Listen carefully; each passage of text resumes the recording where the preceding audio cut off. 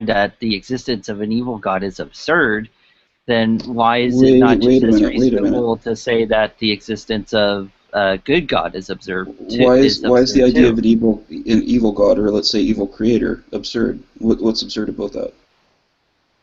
To think that an evil creator is absurd. Look at all the good around us. Yeah, but then you would not be talking about a Christian God, right? It could be, yeah. Leaving that aside for the moment, talking about an evil creator, it could be that this evil creator is allowing certain goods in order to secure greater evils. Okay. Why can't that be? Okay, now reverse that argument. It could be that this all-good God is allowing certain evils for a purpose that he has.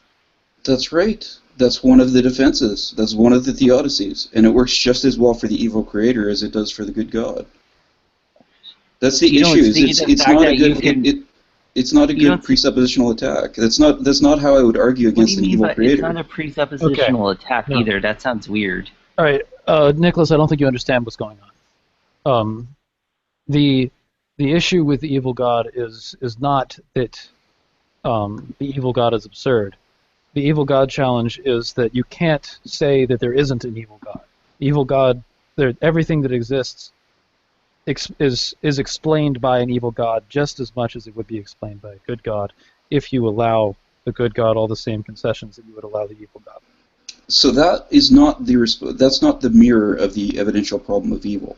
That would be the mirror of an argument from all the good in the world that a good God exists, and that's not the argument that Stephen Law thinks he's addressing.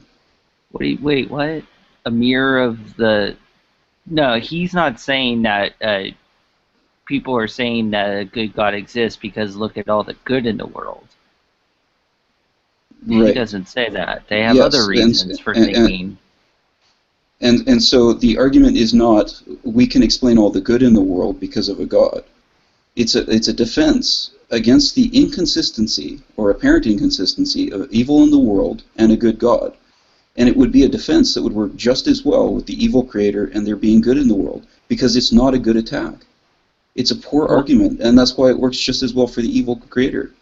Well, that's the thing. I mean, isn't that bad for the existence of a good God that the same type of arguments can be used, only just mirrored or reversed?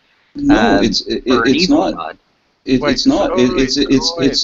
Wait, David. It's not a problem for the evil God. It's a problem for the evidential problem of good against the evil God. It's a problem for the good God because it's not the same. Wait, so I thought the problem was. Hold on. Okay, go ahead. So see, I'm a lay person, right? So I thought the problem was that if we observe this world, if it was an evil God, we would experience the exact same world. So right, and that should be a problem for the Christian. Am I correct? No, that's what Ocean thinks it is, but Joe rightly realizes that's not what Stephen Law is arguing. The argument is that the same theodicies that are used to defend a good God's existence against the problem of evil can be reversed and used to defend an evil God's existence against a problem of good. That's what I was saying. So me and Joe are not saying two different things. Okay, so do you realize that nobody's pressing this argument against the God of evil, and that it's not a problem for the God of good? It's just showing that in both cases, the evidential problem of good versus an evil God and the evidential problem of evil versus a good God, they're not good arguments.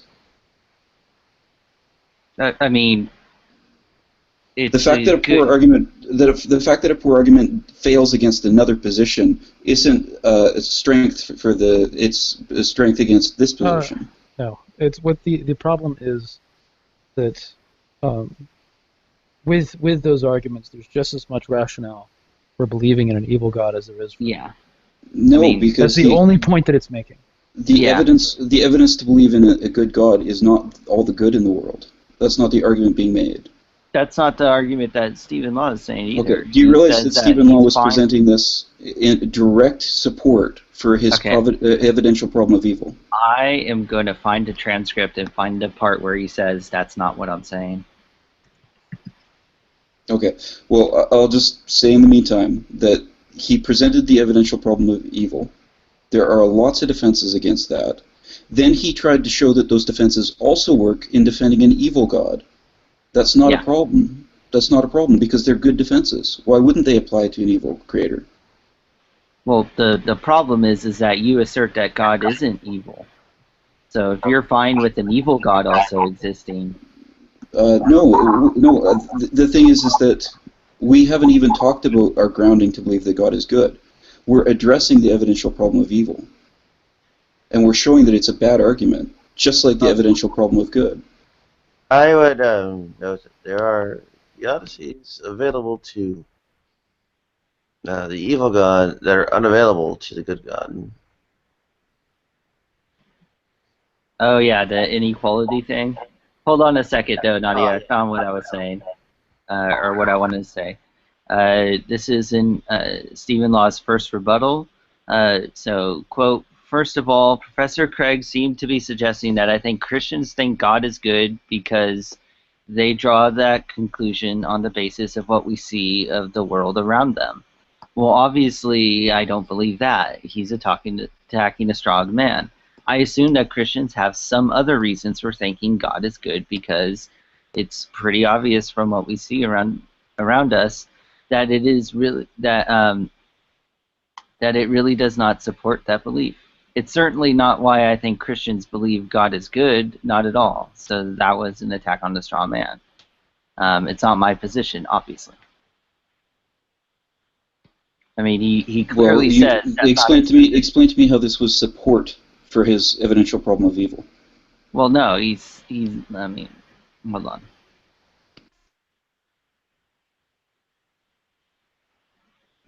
I'd also mention he said that privatio boni is deemed to kind of. Nadia, no one knows what that term is. Remember, what's paratio boni again?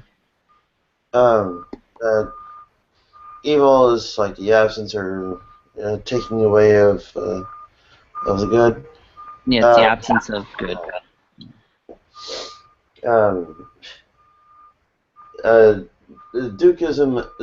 Dukkha in Buddhism has quite a bit more evidential support for it than. I thought evil was anything. And, I thought that evil and sin was anything that goes against God's nature, though. I mean, I know that Saint Augustine is saying that parasite is nothing. It's the absence of it. But I thought there was also a definition where evil or sin was something that directly goes against God's nature, right? Oh, sure. I don't know what that has to do with anything. It would be difficult to make an atheist agree with the definition, though. But yeah, Well, I don't think that an atheist can talk about evil to begin with because it's a theological concept, and you have to presuppose the existence of God. That's what I say. It should just be synonymous with immorality. But anyway. Well, then you yeah, are just you could, redefining the concept, the term, so that's fine. Well, What? this is what Stephen Law said to that argument. The evidential. Nadia, I'm getting a lot of backup that's hurting my ears. Thank you.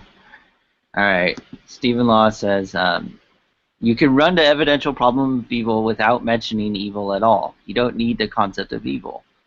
I, as an atheist, don't need to buy into the concept of good or evil. I could be a moral nihilist. All you need is the observation that there's an enormous amount of suffering, far more than can be plausibly explained in terms of God's mysterious ways or higher purpose. Can I stop you That's for all a I need second? to point to. What's up, bro? Okay, so the first part he was saying is, I don't need to buy into evil in order to run this presuppositional attack. The second thing Why he is it a said, presuppositional attack? I asked you that earlier, and because it's an attack, assuming that there is this concept of this God. Now, assuming that presupposing this God, we're looking to see if that's consistent with our observations. So it's not saying, first prove me God exists, and then we'll look at this. It's saying, let's look at if this is even a possibility. So the first thing he's saying is, I don't need to buy into it in order to make this presuppositional attack. The second thing he says is, look at all the evidence for like all the suffering and everything like that. So he's running the evidential problem of evil. Now you can continue reading. I just want to point out what he's doing. Yeah, he is running the evidential problem of evil, but you could do it without using the term evil. You could do it by That's pointing to fine. pain and suffering. My objection was not. My objection was not because I understand this is a presuppositional attack. I don't. Okay, so What is a this is the. presuppositional attack? What's up, Nadia? What is a presuppositional attack? I would It's- appreciate It means it's a attacking- priori, right? Analytic a priori? No, Or not in this counterfactual? sense. No. Well, it could be. Yeah. It has to do with you're assuming certain premises that you have not demonstrated in order to see if following through with those premises entails a logical conclusion or You're contradiction. assuming that the God of theism is all good. Wait, is this like okay? This is a real issue. Is because you don't even understand what's going on here. The definition of God is all good. We haven't made any argument for why an all good God exists. We haven't done that yet.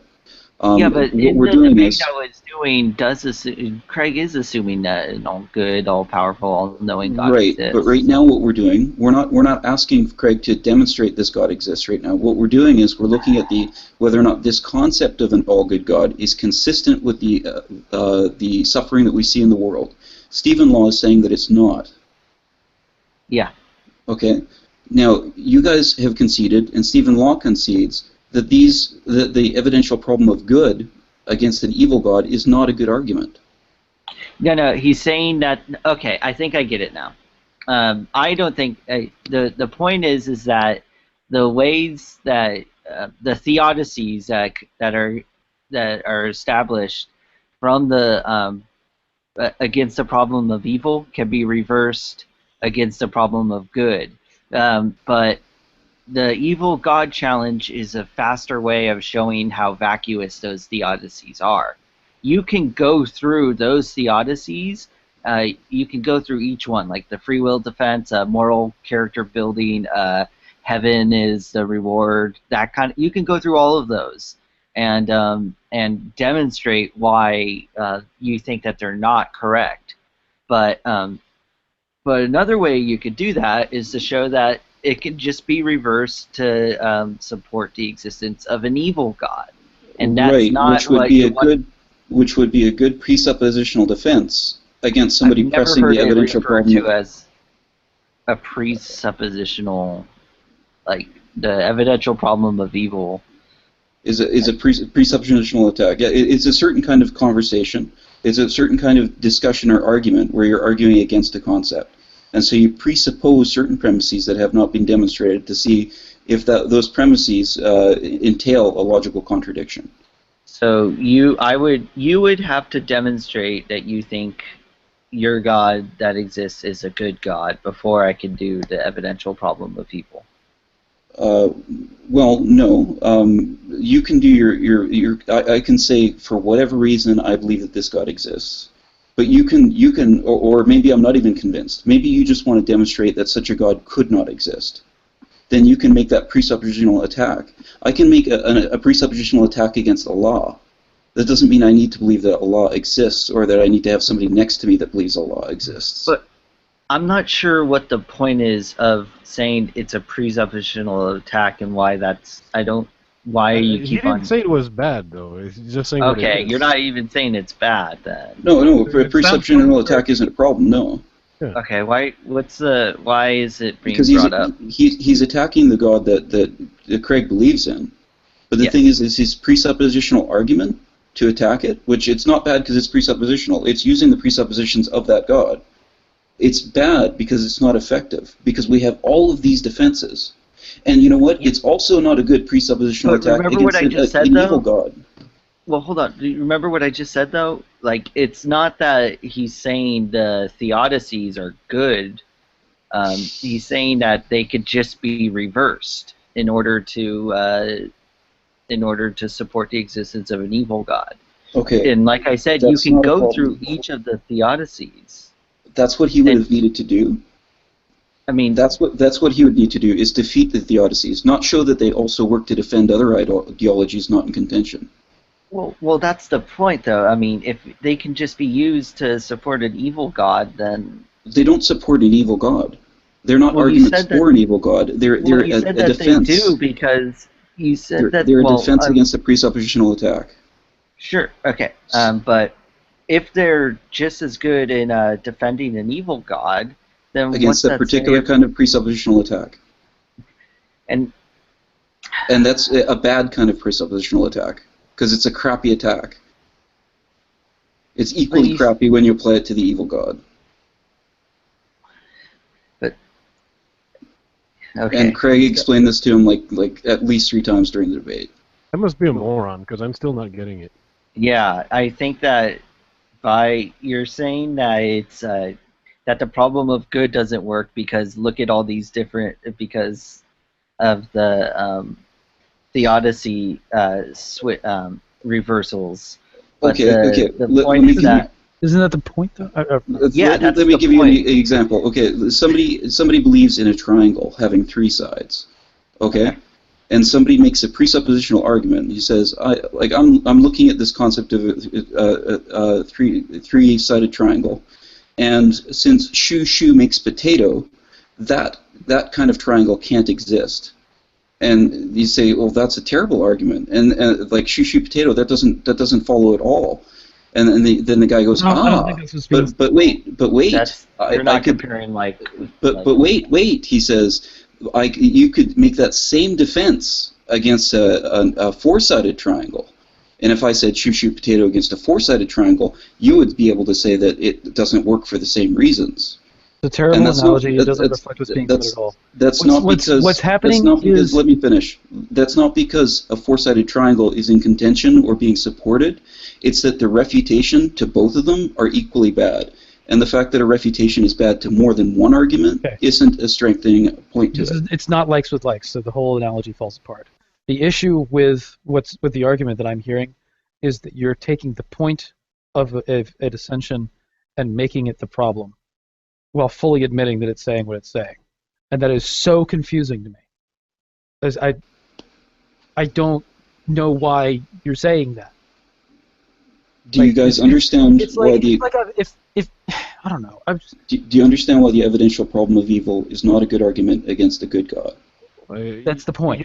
You have said this numerous times. You do understand that So you're that's the taking case. the point of the comparison and saying that it's right, and then making a big deal out of it. No, I don't it's- even need to make a comparison. As long as you concede that it's not a good argument, then Stephen Law shouldn't be pressing it.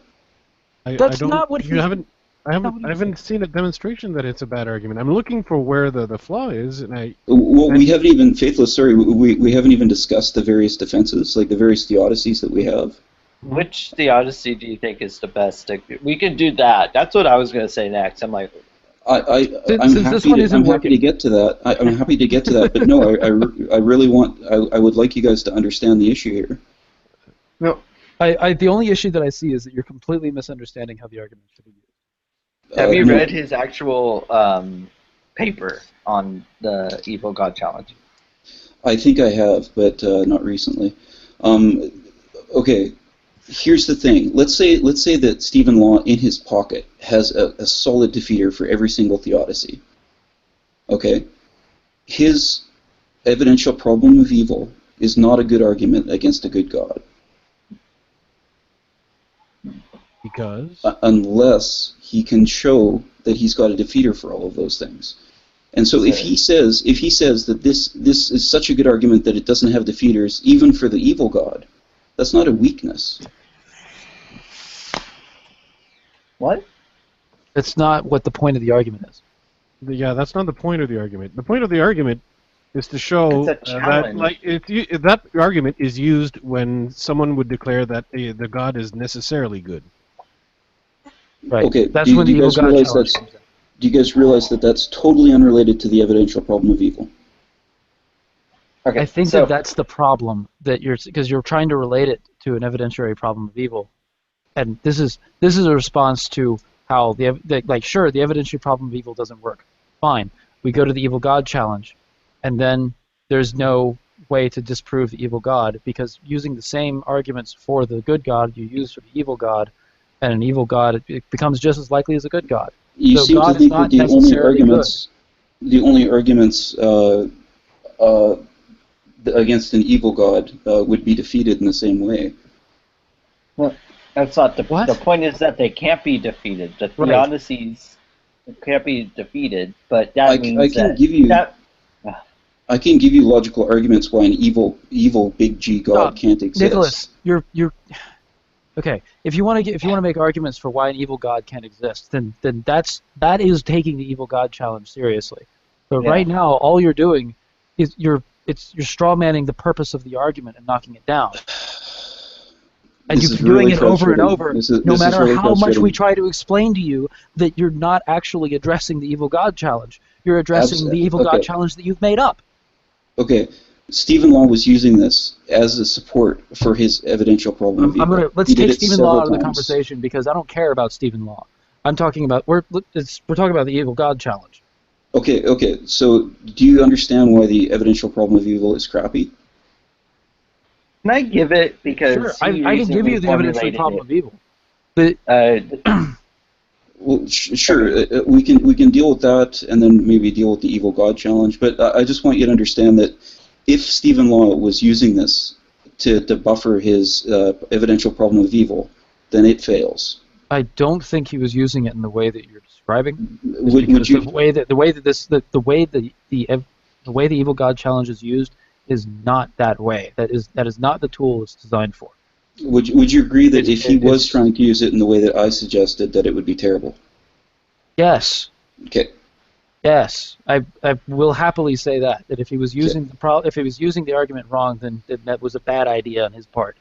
So I so don't care. I haven't seen the debate, and I don't give a shit. Apparently, Joe has, and he disagrees that this is how it would be. yeah, But- it's one of the few debates that I think Craig dropped the ball on. In Yeah, a couple. and I just think that he totally destroyed him. Like his struggle with the evidential problem of evil, which is I guess what's in contention here, whether or not that's what the evil God thing was about.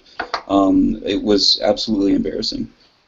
The thing with it, so the evidential problem of evil, the most recent formulation from Stephen Law in his 2015 article about skeptical theism, is that there exist inscrutable evils. Therefore, probably there exist gratuitous evils. God, if he existed, would not permit gratuitous evils. Therefore, probably God does not exist. And so there are theodicies against that, the evidential problem of evil. What's your favorite theodicy, Nick? Sure, I'll go through them. I just want to make sure, because Faithless was especially interested in this argument. Are you on board so far, Faithless? Do you understand the argument? Okay. I think so. Okay, so since this is a presuppositional argument, I don't have to prove that any of these things are true. I just have to prove that they're logically consistent. And if I can prove that they're logically consistent, then your evidence doesn't actually hold. So the first... No, not necessarily. Because if it's an evidential problem of evil, you're talking about evidence, right? Well, it's if you can show something's logically possible, is it really? Yeah, it would show that your evidence isn't actually evidence against that God, because there's that avenue. I mean, because it's not to the possible isn't going to be oppressive, though. You know that. I mean, we can say it's not. When you're making it, okay, you guys don't understand the nature of presuppositional attacks. Well, you're the first person who's ever said presuppositional attack, and okay. The thing about a presuppositional attack is that you're looking for the inconsistencies in somebody's worldview. You could say it's an internal critique, right? Sure. Yeah, that's a really good way to look at it. It's an internal critique. And when you're doing an internal critique, if someone can show you that there is a logical, coherent way that their system can work, then your internal critique has failed. Unless you can demonstrate that is not true. You can make something that's internally logically consistent, but it's not. I mean, that's what video games are. In video games, you can fly around and shoot stuff out of your eyes. Okay. There is an idea. You are attacking the idea. You're saying this is inconsistent because of this reason. I'm showing you this is a way that it could be consistent despite your observations. Therefore, your claim that it's inconsistent is not obtained. Okay. But what's the best, and those are the theodicies, so what's the best theodicy? Right, yeah, so we can go through them, there's lots. The first one, which is very distasteful for a lot of people, but honestly is the best one, is the inscrutability defense. We are finite creatures with finite minds, with such a small perspective on this world, that we could not possibly expect to have all of the understanding of all the consequences of all the things that happen in the world. And so we would never be in a position to judge something as absolutely gratuitous. Something may seem gratuitous to us. Right. Well, it's also known as the inscrutability defense. So something may appear to us from a finite perspective to be gratuitous, where actually it is quite necessary. And you might ask the question of why wouldn't God tell us about these things? Why would He keep this hidden? Well, hold on. Can I just address that though? Sure. Okay. The evil God challenge though could just say the same thing, only reverse it. We're not dealing with the evil God. We'll deal with the evil God later. This isn't a refutation of the evil God. You just said though, what if I was hit in the head and now I believe there's an evil God, and you said, well, look at all I this. will address the evil God next. The evidential problem of good or evil do not affect the evil God. We're not talking about evil God. We're showing you why the evidential problem of evil does not work. Okay, and I can show you. Okay, go ahead. Okay. So to continue on with the inscrutability defense, it could be that if God told us certain things, that certain things would be logically impossible to come to pass. If He told us about the events in the future, that might actually control the free will defense our choices. Our choices. In that He's dictating what will happen, and it cannot fail to happen, or it could be logically impossible for Him to reveal what we're going to do freely, because with that knowledge of what He claims that we're going to do, we might freely choose to do otherwise. So that's just one defense. That's the inscrutability defense, or skeptical theism. And that could be reversed and used to defend. These will all work for the evil God. These will all work for the evil God. Okay, get it out of your head that the evil God is a help for you in the evidential problem of evil. I mean, you just affirmed that evil God. Okay. Okay. So I'm showing you why the evidential problem of evil is not good. Okay, skeptical theism, what you just described, is it can lead to moral paralysis. It can also lead, it's pretty much what's called the Pandora's box argument. By using skeptical theism, you can use skeptical theism, but it's a position of agnosticism. It's not necessarily a defense. You're just saying we don't know. Well, it is, but it's also saying that we have absolutely no grounds to make that judgment. I mean, we can't garner evidence. You're just saying we don't know. Well, yes, this first event shows that you don't have evidence for your position. Okay. No, go ahead, Nadia. The kind of thing you're saying is in effect a critique of all evidential argumentation. It could be. It might work for a lot of evidential arguments. But theodicy is the keenest one because we're trying to explain why there's this apparent inconsistency. It's not arguing that it's inconsistent. It's arguing it's less likely the case than otherwise. It's arguing that the existence of all this evil is inconsistent with the existence of a good God. No, it's arguing that a good God existing is less likely than not. Because what's the key premise there? Because of the evidence. And why is it evidence? Why is it evidence? Why is it evidence? What's the key premise this all hinges on? Yeah, there are things that would confirm or disconfirm the purposes. Well, I think you're avoiding it, so I'll just say yes. Obviously, it's to show the inconsistency of this with the possibility of such a God. Is the argument. So anyway, that's one defense, and so the first defense, which is not very satisfying, but it shows that you actually don't have any evidence. The second defense is that we can have the free will defense, in that through God, a man acting in certain ways, and God has allowed us this moral freedom, there are consequences. This is why it appears they're gratuitous. So a lot of the things that are brought in, we can define through man's action or the outworking of man's action. 3, which is my personal favorite, is the greater goods defense, in that it may be that in order to secure greater goods, God has to allow certain lesser evils. Okay, but you don't know that. You probably shouldn't have started with skeptical theism. No, well, these are presuppositional defenses. I don't have to prove any one of them. I'm just showing that your idea doesn't follow. You're saying that it's possible, sure, but I mean, I showed that you didn't have evidence. Apparently shows otherwise. I showed that you didn't have evidence. Okay, the whole point is that gratuitous evil is that this evil is so staggeringly. I mean, people are going through such a staggering amount of pain and suffering.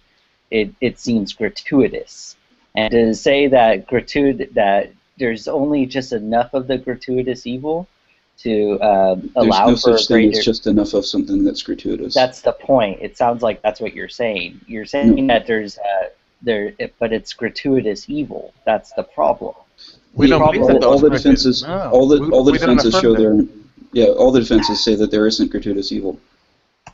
Well, I mean that's a thing, but the evil is so. I mean, how is like a baby going through like pain and agony because he's born with some birth defect? How is that baby going through so much suffering?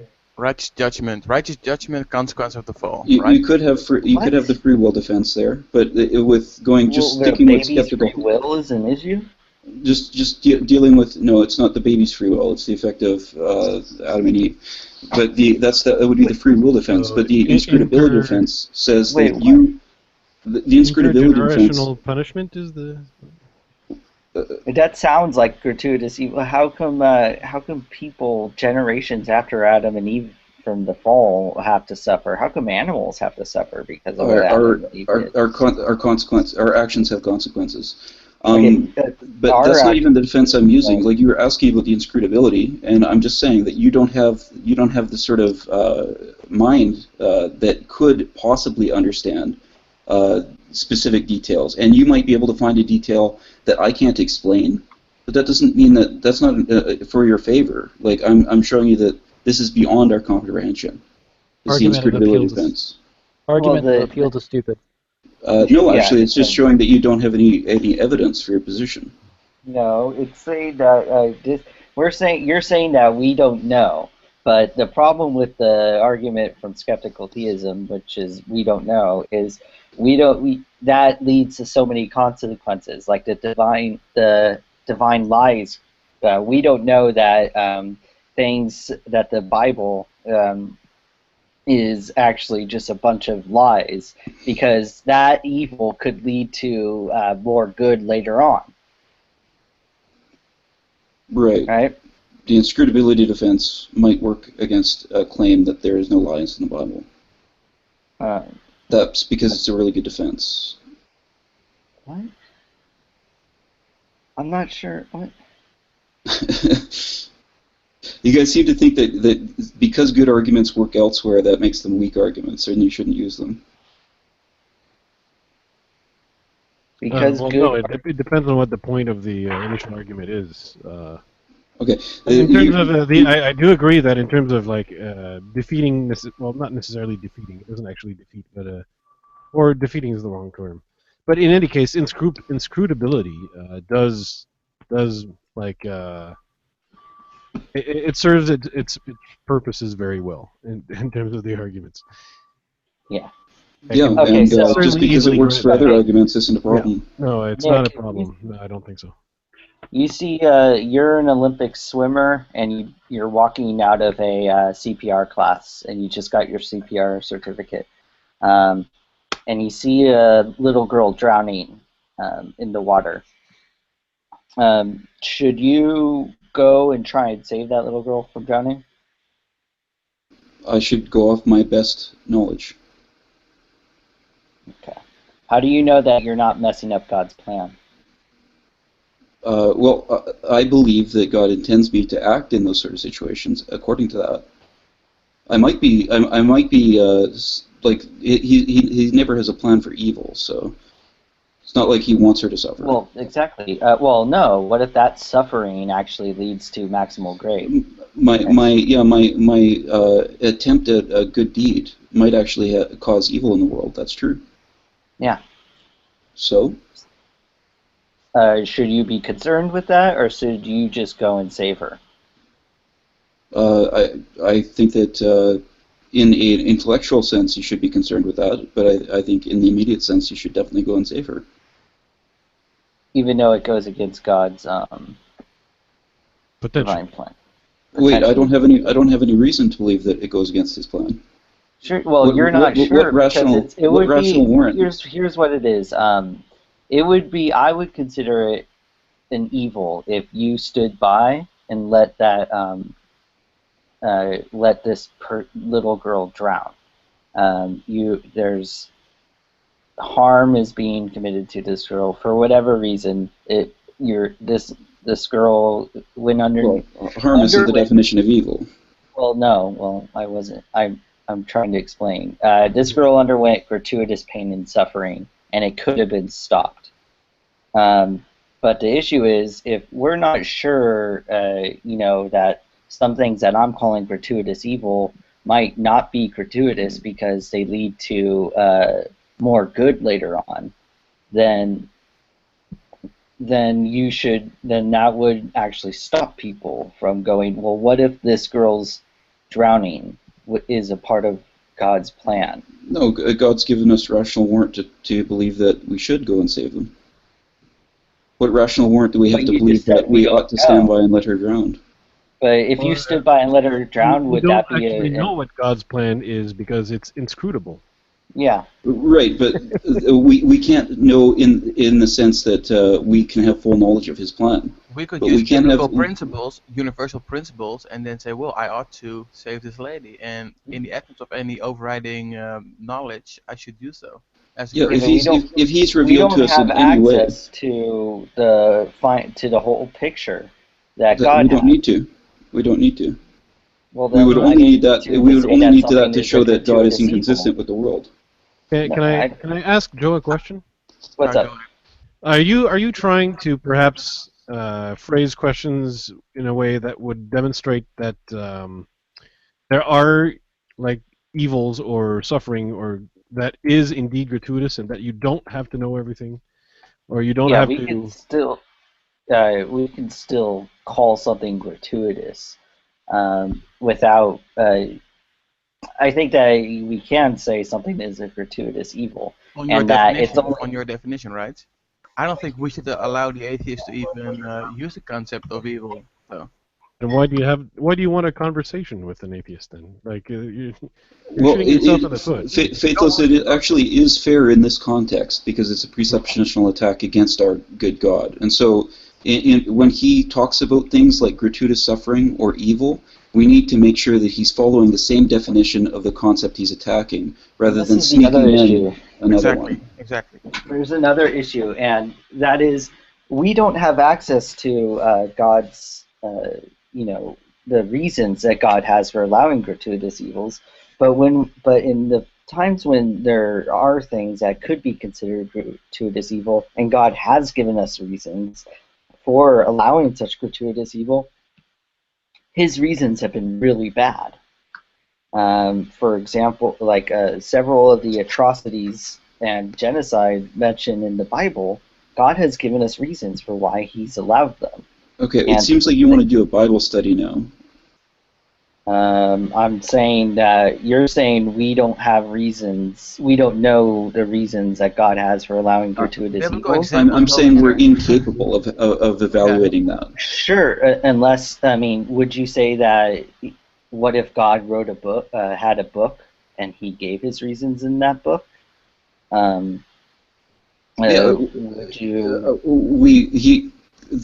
well, no, there would be a lot of evils that we would be unable to comprehend. There would be no book that he could write that we could read to It couldn't understand be. The everything. It couldn't be Bible, gratuitous on isn't. Christian theism. It couldn't be by definition. Like a bachelor could not be Okay, married. David, if you're gonna interrupt all the Oh, time, I'm sorry. Go then ahead. He's try to helping. get He's helping. closer to the mic. You've given us reasons why you don't want to get closer to the mic, but if How about this? How is this better like there this? we go. Yes. Okay, sorry. Go ahead. Go ahead. Um, now, Joe, the thing is that perhaps God could give us a reason that we could understand, but we could never eliminate the possibility that there is a good God or a good reason. Okay, but you're going against what, like, I mean, the issue with that though is you might be going against Scripture, or you're saying things that are contrary to Scripture. In what way am I Right. saying things that are contrary to Scripture? Well, say God does something in the Bible, and then He actually says why He did it, and we can, through moral intuition, through common intuition, decide that those things are not goods; they're actually evil. That would be and- impossible. But also, yeah, I would say that you don't know that it's Nicholas's position that Old Testament stories are literally true. Well, that's the other issue, though, is why would this book be considered like as a moral compass if it gives incorrect information about God's reasons? It If we doesn't don't give know any correct God's information. Sure, it does. It really doesn't, because you have to understand that Scripture needs to be interpreted by ecclesiastical authority. It's not just whatever it seems to say. Okay, But that's so a whole different issue. That's what do you going think into of? a No, Bible no, study. it's not, because you're saying what you're saying is that God has reasons that we don't know of. But so far, but when we do look at the reasons that He has given us, I think those reasons are bad. So, I mean, if that's the case, then He has allowed gratuitous evil, and He's done so for bad reasons. But my position is that you have not been able to assess his reason properly. You don't have here's the an capacity example. to do that. Even so, we can't even rely on our faculties are such that we can't even rely on the Bible to figure out God's reasons for allowing gratuitous evil. We can look at certain things, but we could never know an absolute from our own reading of the Bible. No, you could never know from personal reading of the Bible. You could not know an absolute about God. You could get you could learn things that could be right, but it wouldn't be like the Bible is not a deductive proof for something. And we don't even need to discuss the Bible, because what we're doing is we're examining whether or not the evidential problem of evil is good or not. But you're saying that He has reasons that we're not sure of, and that's just a statement of agnosticism. But when we do look at the reasons He has given, they're bad reasons. That's the point. No, and I'm saying that you haven't understood the proper context of those reasons. Well, let me give you an example then. No, because all I have to do is say there's a larger context around that you're not understanding. Okay, well then that's going against what the Scripture says. Absolutely not. It's no, it's not.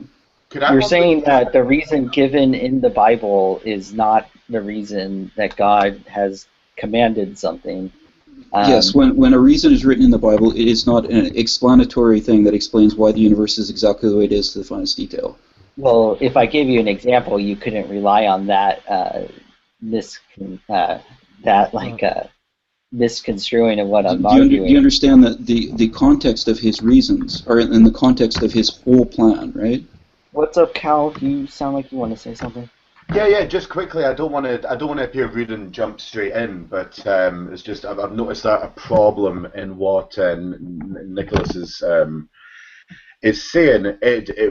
Like I didn't really follow what was going on before because I kind of jumped in like halfway through. But what you're saying, Nicholas, about the Bible is that you can't you seem to be making a a statement of certainty that any interpretation of the Bible that anyone that one might have is going to be wrong because you haven't fully understood the moral lesson or what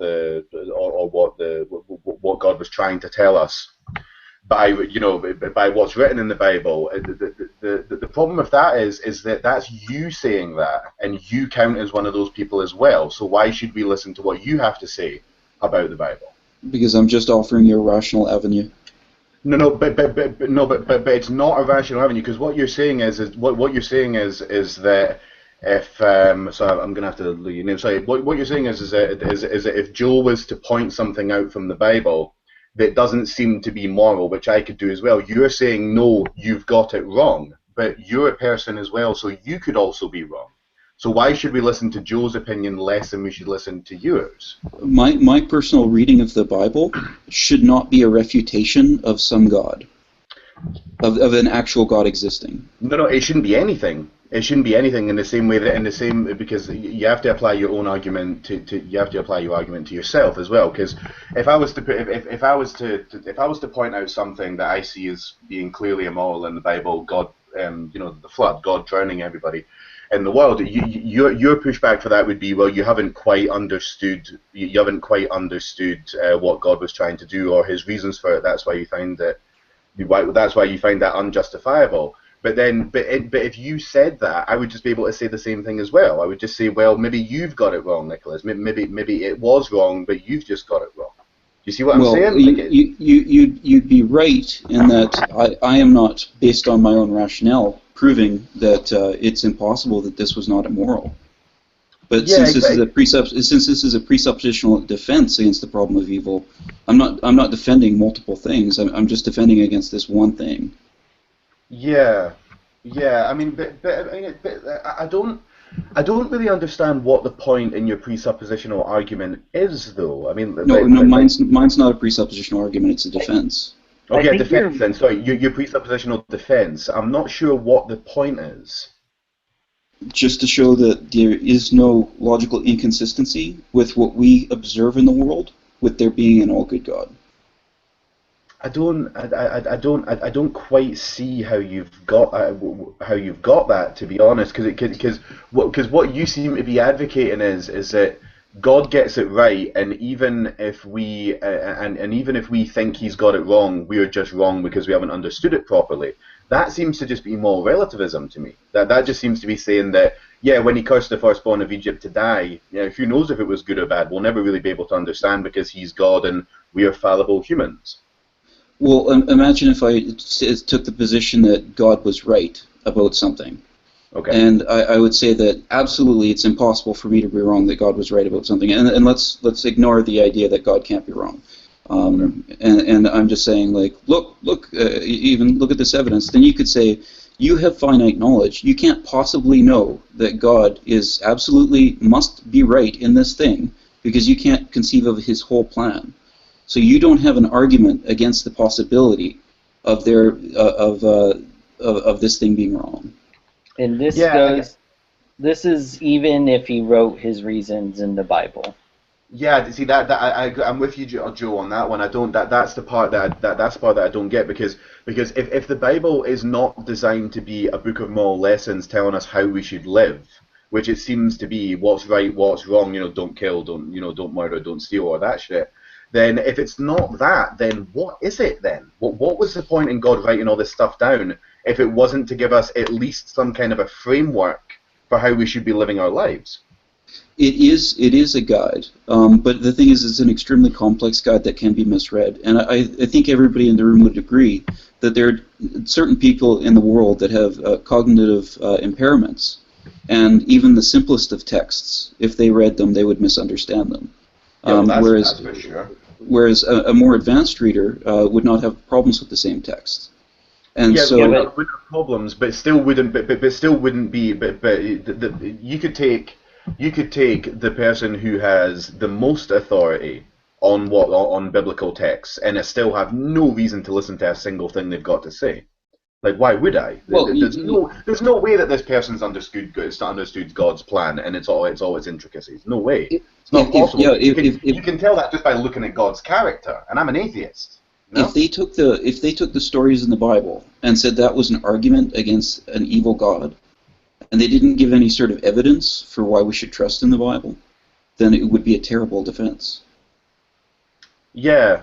I think I'm more just kind of arguing like literally what you just said about the Bible. When it comes to what you were talking about with your presuppositional attack, I joined the party halfway through for that one, so I haven't really got much to say about that. But that's all I wanted to say. So I'll let you and Jill get back to it. Sure. Well, the example is the fact that something like God commanded the genocide of the Amalekites, for example. But God gave a reason for why he commanded that genocide. And the reason was purely retribution. It was retribution for what Amalek did hundreds of years earlier. What he did to the Jews leaving Egypt. And so, okay, well, for one thing, that's not true of the text, but we don't even need to get into the text. Deuteronomy 25, they specifically did not. Let me finish. They specifically did not go into the land of the Amalekites. They specifically did not go into the land of the Amalekites for several hundred years because the people had not reached their iniquity. Yeah. Yeah, so it wasn't just their king several hundred years earlier. The Amalekites did stuff to them several hundred years earlier, and God said, for that, when you guys become an established nation, you guys go and bust out a genocide on the Amalekites. So what? Well, here, what do you mean, so what? Transgenerational punishment, so what? Yeah, things do have effects, and the other thing is that it's... God is a God of covenants, right? So that will be righteous judgment. So and besides, it specifically references them reaching their iniquity, so it's not solely based on the children. But even so... Yes, it is. No, it's not... Okay. They have not reached their iniquity yet. But the thing is what that... do you mean, who's they? The Amalekites had not reached the height of their iniquity yet. Now the thing is... What do you mean the height of their iniquity? He's saying you guys are going to be going... he explicitly says in Deuteronomy 25, 17 through 19, not explicitly, implicitly, excuse me. It clearly implies future retribution for what Amalek already did hundreds of years ago to the people leaving Jerusalem. And whoa, you're typing really, really intensely. I'm just looking for the exact quote because it's like two verses. It's like two verses after what you're reading. So Nicholas is a passionate man who types with sledgehammers.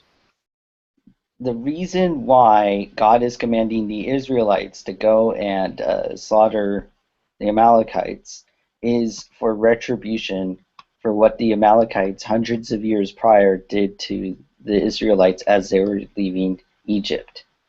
So unless... Okay, well, I apologize. I was confusing it with Genesis, where the iniquity of the Amorites has not reached its full measure, which is a very similar story. So I apologize. I did confuse the two. Even so, there being effects... There being effects on our children is not an issue for me. It goes against Ezekiel 18, doesn't it? No, that's referring to man's law. Okay.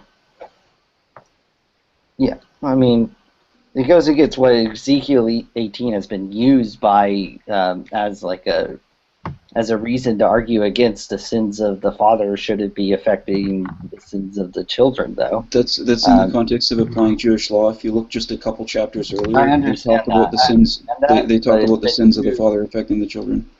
Yeah, it's been used to argue that you can't punish the children of like the crimes that the parents have done, especially the humans. When I say, well, I mean, humans can't, but apparently God can command humans to do that. I mean, that's the other issue there, too, is that God is commanding Israelites to go and kill men, women, and children and animals. That's also something, and he's doing it for revenge. transgenerational revenge. So, Joe, That's are not a you good reason. are you moving to this and wanting to do Bible studies because you No, realize no, that this your isn't a presuppositional attack hasn't worked? no. This is Okay, the then point. why are you Here's drowning us in details? Well, here's the point. The point is that you're saying we don't know God's reasons for why there are gratuitous evils. But when there are examples of gratuitous evil in the Bible, and he does give us reasons, his reasons suck balls. That's not gratuitous evils. It's not gratuitous evil, the indiscriminate killing of an entire people. No good Okay, reasons according to you, though. To you, Joe. But who cares about Okay, David. that? I'll just say that without a way to measure this and show that there's gratuitous evil, that it doesn't matter.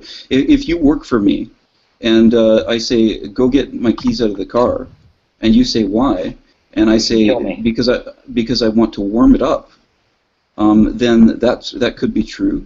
But it could also be true that I also have alternate reasons, like I want to warm it up so that I can drive somewhere. Like the getting bogged down in the details, I'll tell you that there are apologetics for all of these. These aren't. The reason these why aren't we real also got problems. bogged down in detail was because you were thinking of another thing in the Bible as well.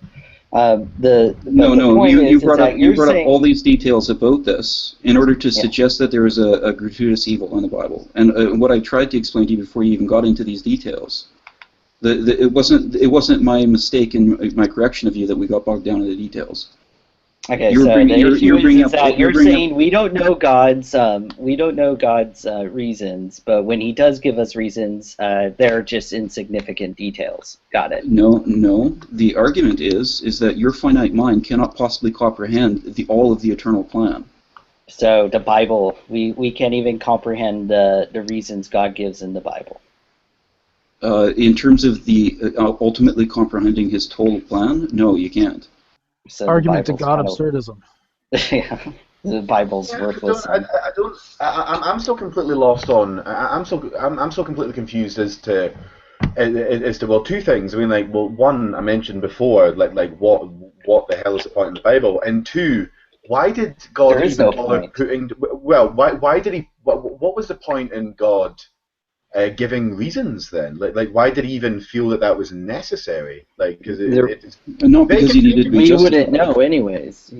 There is no point to apparently. Well, things can And be if we go revealed to into us the from details God. too much, then we're just trying to have a Bible study instead. We're not trying to. Yeah, right. If you're trying to get bogged down in details about Old Testament stories, then yes, you're trying to have a Bible story. Like here's I don't the thing: think that is Joe. with, Joe, I think you're misunderstanding what he means by having a Bible study. Okay, sure.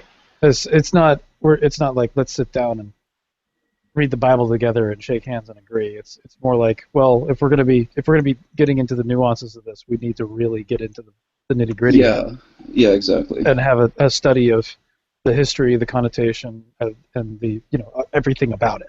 I don't Really understand get what's how going on. that will justify transgenerational punishment. To be honest. Well, yeah. If the meat of the matter, if you can define what the meat of your problem is, and get away from transgenerational punishment is wrong.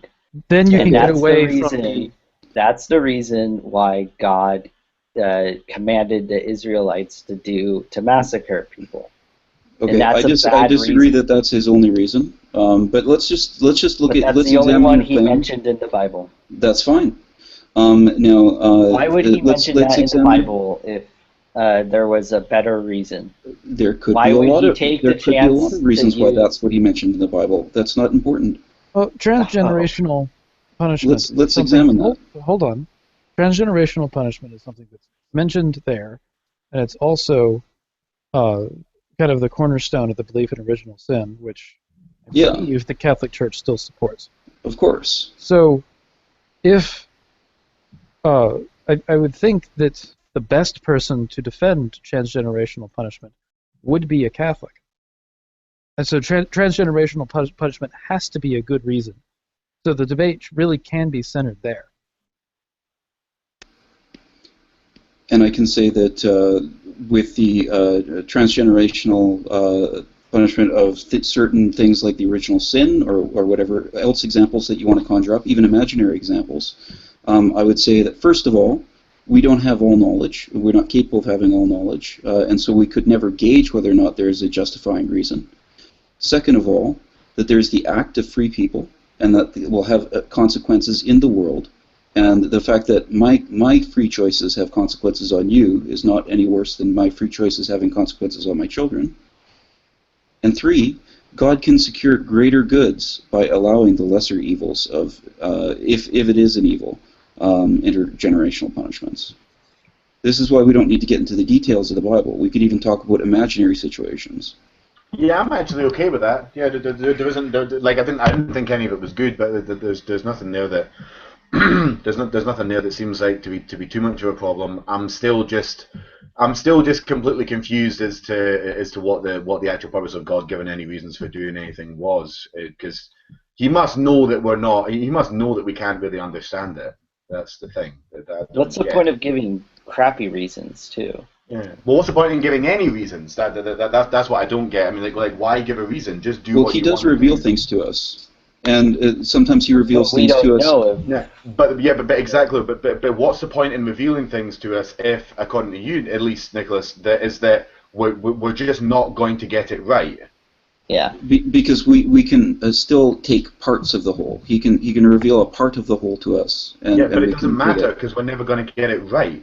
So it doesn't matter. But we can do this. We can do our small part right. Yeah. But, well, can we? Sure. But that doesn't. Well, that's not what you've been saying. It's not because we understand God's eternal plan.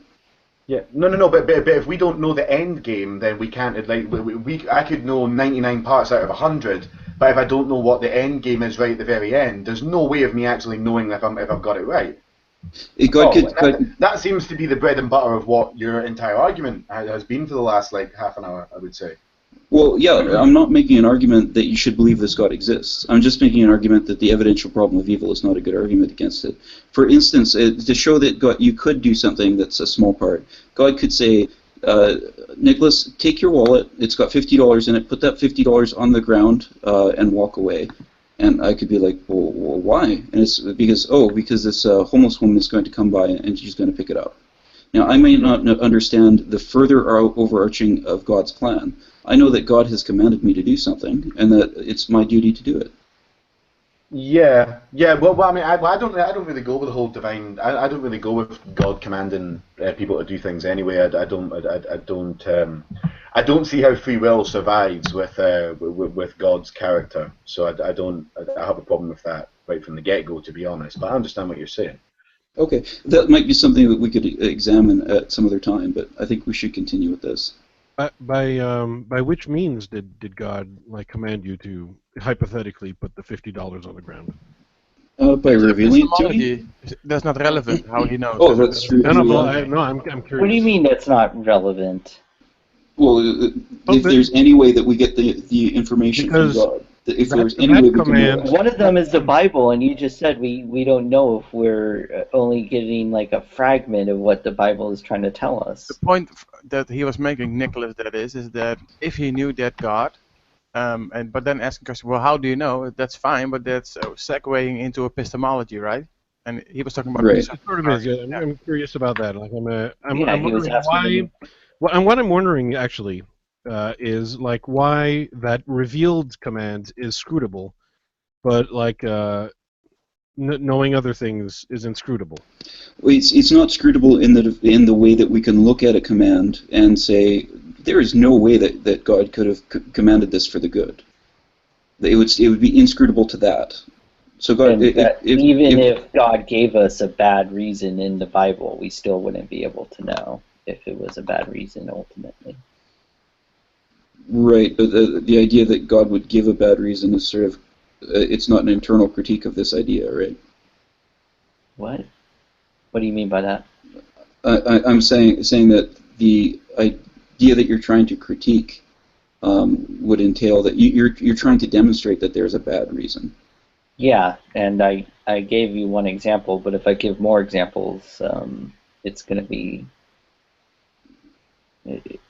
it doesn't seem like examples of God giving bad reasons in the Bible is something people want to talk about. So No, I certainly don't want to talk about Scripture because Scripture is easy to misinterpret. I must say that I'm very impressed with Nicholas just hitting out all these softballs that you guys are throwing at him out of the park. I think it's pretty cool. yeah, but you're impressed with William Lane Craig, so I don't know what that means. Okay. I'm enjoying it, but I would feel better if I felt like if people were getting what I'm saying. I'm not sure that anybody's really getting it. Keep in mind, You're trying David, to that use I'm never skeptical trying theism to and- disprove or correct someone or whatever. I'm just looking to learn. So that's why, for example, I'd happily I played devil's advocate and like prodded Joe when I thought like his position was unclear or going somewhere else, somewhere not relevant or pertinent rather, not relevant. Sure, yeah. Like I I'm not appreciate interested that. in winning debates. That's not what I do. I don't debate. I'm asking questions because I'm interested in what the answers are. Yeah, and I'm only defending this because I think that this is the right defense against this argument. It's not because I'm trying to fool anybody into anything. I know, but I don't debate. I'm just right. I feel I have to mention this because so many, especially in the great debate community, so many people are used to people asking questions because they're looking for gotcha questions. Yeah. So like people are on the lookout for those, if my question sounds like a Godstruck question, I suppose it's a coincidence, but usually it's like something I'm wondering. And I'm like, hey, maybe you have the answer for that, you know. Yeah, So no, Faithless, you've definitely been a contribution to this whole conversation. I have to admit, from your name, I kind of assumed that you wouldn't be helpful, but you definitely have been. Yeah, well, I just kind of, I just kind of like it when everyone can act like adults and they can disagree but not have to fall out and block each other or storm Cal, out. you shut the fuck up. I'm tired of your shit. I There would, we but go. Ocean's such a weenie. Clusterfuck incoming. Clusterfuck incoming. That's what I see now. I'm used to that, but no, that's this is great. Like what's going on right now. This is very, very friendly, and it's the best way for it to go. But no, I'm definitely not looking to debate anybody. It's it's not even 12 o'clock in the afternoon where I am. It's far too early for debate. The only thing that's missing is a giant hookah in between all of us. Oh yeah, for sure. But yeah, if we're to wrap this up, it would be that we have several theodicy defenses against the providential or evidential problem of evil. They're good defenses, and those are what you need to attack. Now, there's another question about the evil God that hasn't even been addressed in any debate that I've seen William Lane Craig but we could address that if that's what you guys want to do. But that I want you to understand that's totally different than the evidential problem of evil. I'm quite familiar with William Lane Craig's arguments. What do you mean? What do you mean the evil God? Like flesh it out a little bit, Nicholas, because I might. Well, Nick, I'll argue with you that if I'm an atheist or agnostic, but I will argue that if there is a God, then it would have to be evil. Sure, I'd love that. I won't do that right now, though, but go ahead. Sure. So there's some disagreement about how this came up, Cal. But basically, there's the evidential problem of evil that's supposed to disprove the existence of a good God. And so we have defenses, and there's a philosophical term called theodicies for this. Mm-hmm. Now, there's this evil God challenge that's saying, hey, what about this evil God? And the good in this world does not disprove that God. Okay. Right? That's the evil God challenge. Have I represented that correctly, Ocean and Joe? I think so. Is that a William Lane Craig special? Like, does he come up with that himself, or did someone else do that first? Stephen Law came up with what's called the Evil God Challenge. And the point of the Evil God Challenge is to show that any of the theodicies that are presented to defend good God from from the evidential problem of evil can be reversed and used to defend an evil God from the evidential problem of good. Now, Joe, can you ask me who's pressed the evidential problem of good?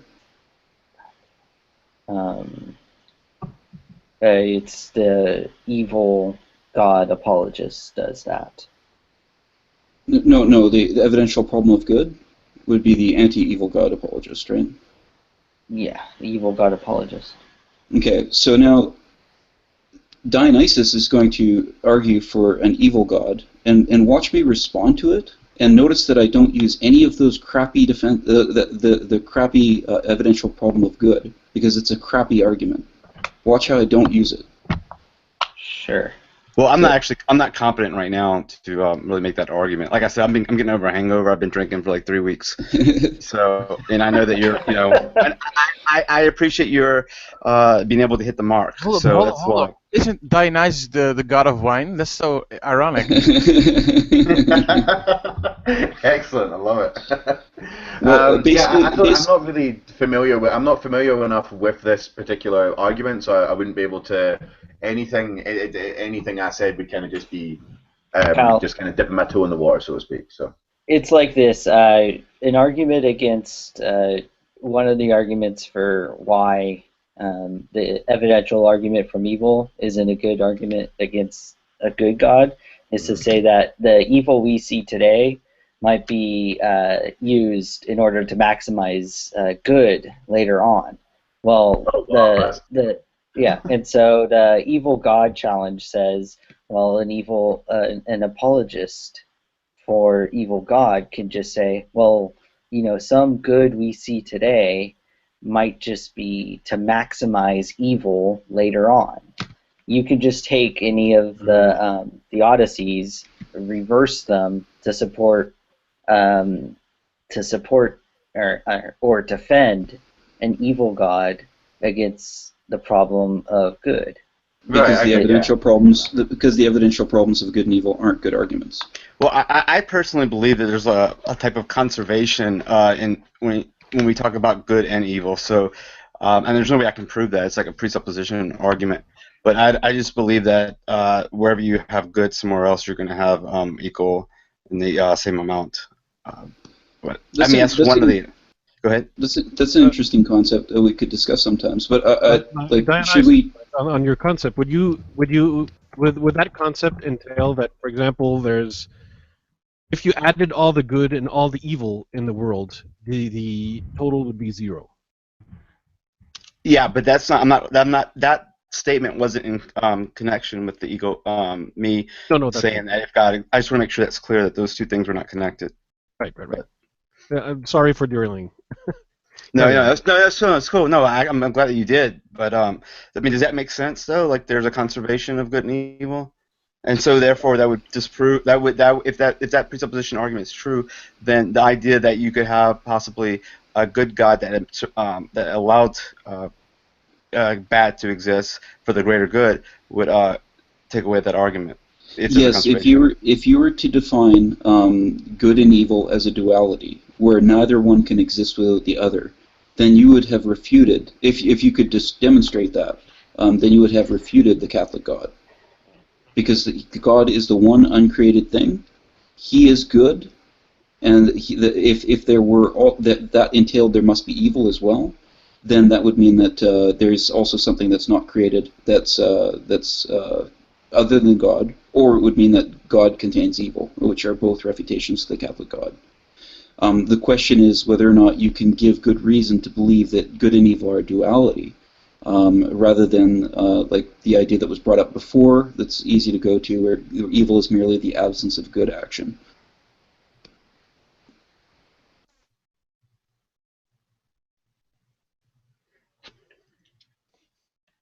But I just want to help you guys understand that despite what Stephen Law is claiming, several times in that debate, he was trying to use the evil God challenge as support for the evidential problem of evil.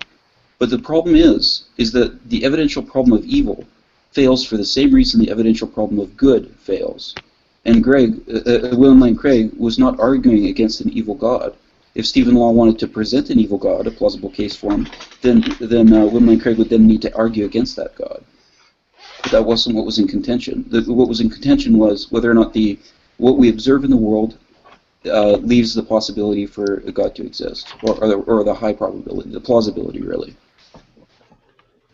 Yeah, and notice how this is analytic, That's not a what priori, right? That's very important to notice. that's not what Stephen Law was arguing. Are you saying that Stephen Law then started arguing for the existence of an evil God? No, I'm saying that he was using the evil God challenge to try to buffer his evidential problem of evil. He was using it as a point to show that the theodicies for against the evidential problem of evil suck. Because what Why are do you they suck? doing? Are you about to light something on fire? I'm sorry. I'm sorry. Some men just want to see the world burn.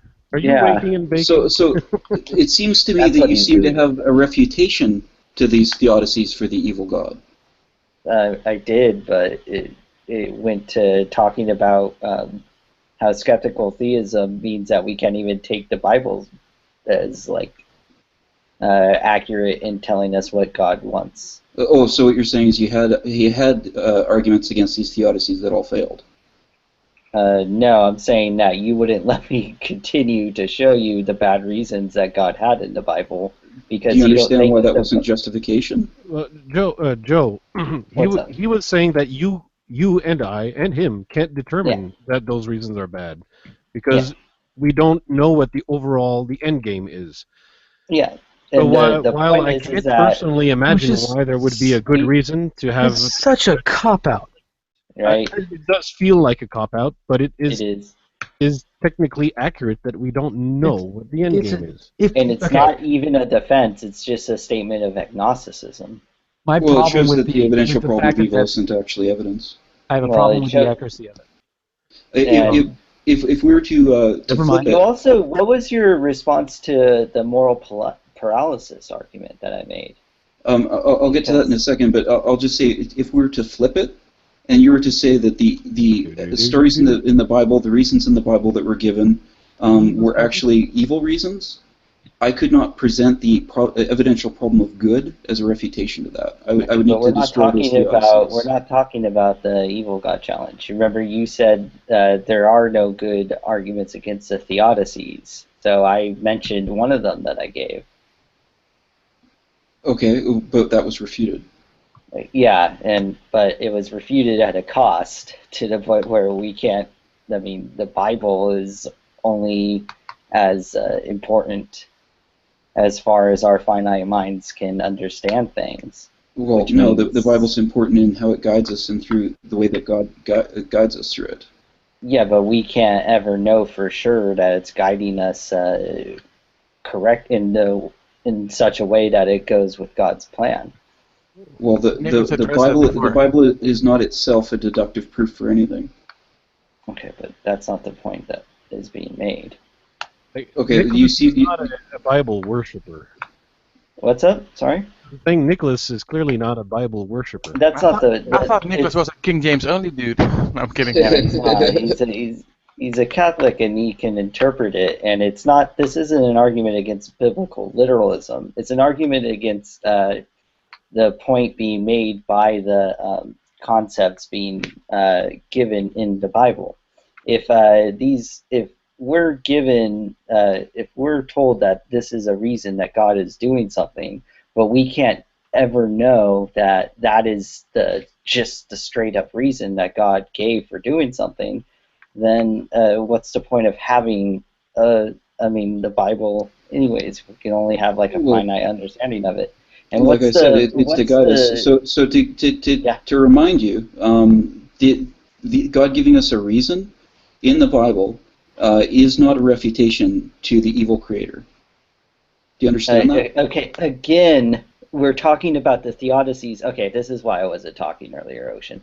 Okay, again, we're talking about the theodicies. We understand that you don't understand the evil God challenge. So we moved on, and now we're just talking about what are good reputations to the theodicies that are defenses against the evil, the evidential problem from evil. Yes, and like I'm trying to explain to you. Like you said, we're over the evil God challenge. Now we're talking about the theodicies. I'm trying to explain to you why we can have reasons revealed to us, but they wouldn't be grounds to make a deductive argument of absolute knowledge. Okay, but that's not what. Okay, never mind. Never mind. You This isn't realize that working. the evidential problem of evil is a deductive argument, right? No, it's not. Evidential argument from evil is an inductive argument. Ugh. What? You guys don't think the evidential argument from evil is an inductive argument? Do you understand the difference between an inductive and a deductive argument, Joe? Okay, you know what? Probably. Okay, if you put the word probably in something, you're making an inductive argument. No, I'm not that's using the wrong. logical problem of evil. An inductive argument is where you have a series and you make a generalization from that series. Deductive argument is where you follow a valid rule of inference from true premises to a true conclusion. Yeah, the truth of the premises necessitate the truth of the As in a conclusion. syllogism, With- for example, with- a syllogism. That's right. You guys yes. are saying that the evidential argument from evil is a deductive argument. I just want to make that clear right now. That's right. Yes. Premise one. Okay. Hold on. No. Okay. Go ahead. Okay, go ahead. What's premise one? Inscrutable evil. There are inscrutable evils in the world. No. Of the evidential problem of evil. Yeah, there are What's- inscrutable evils in the world. You mean gratuitous?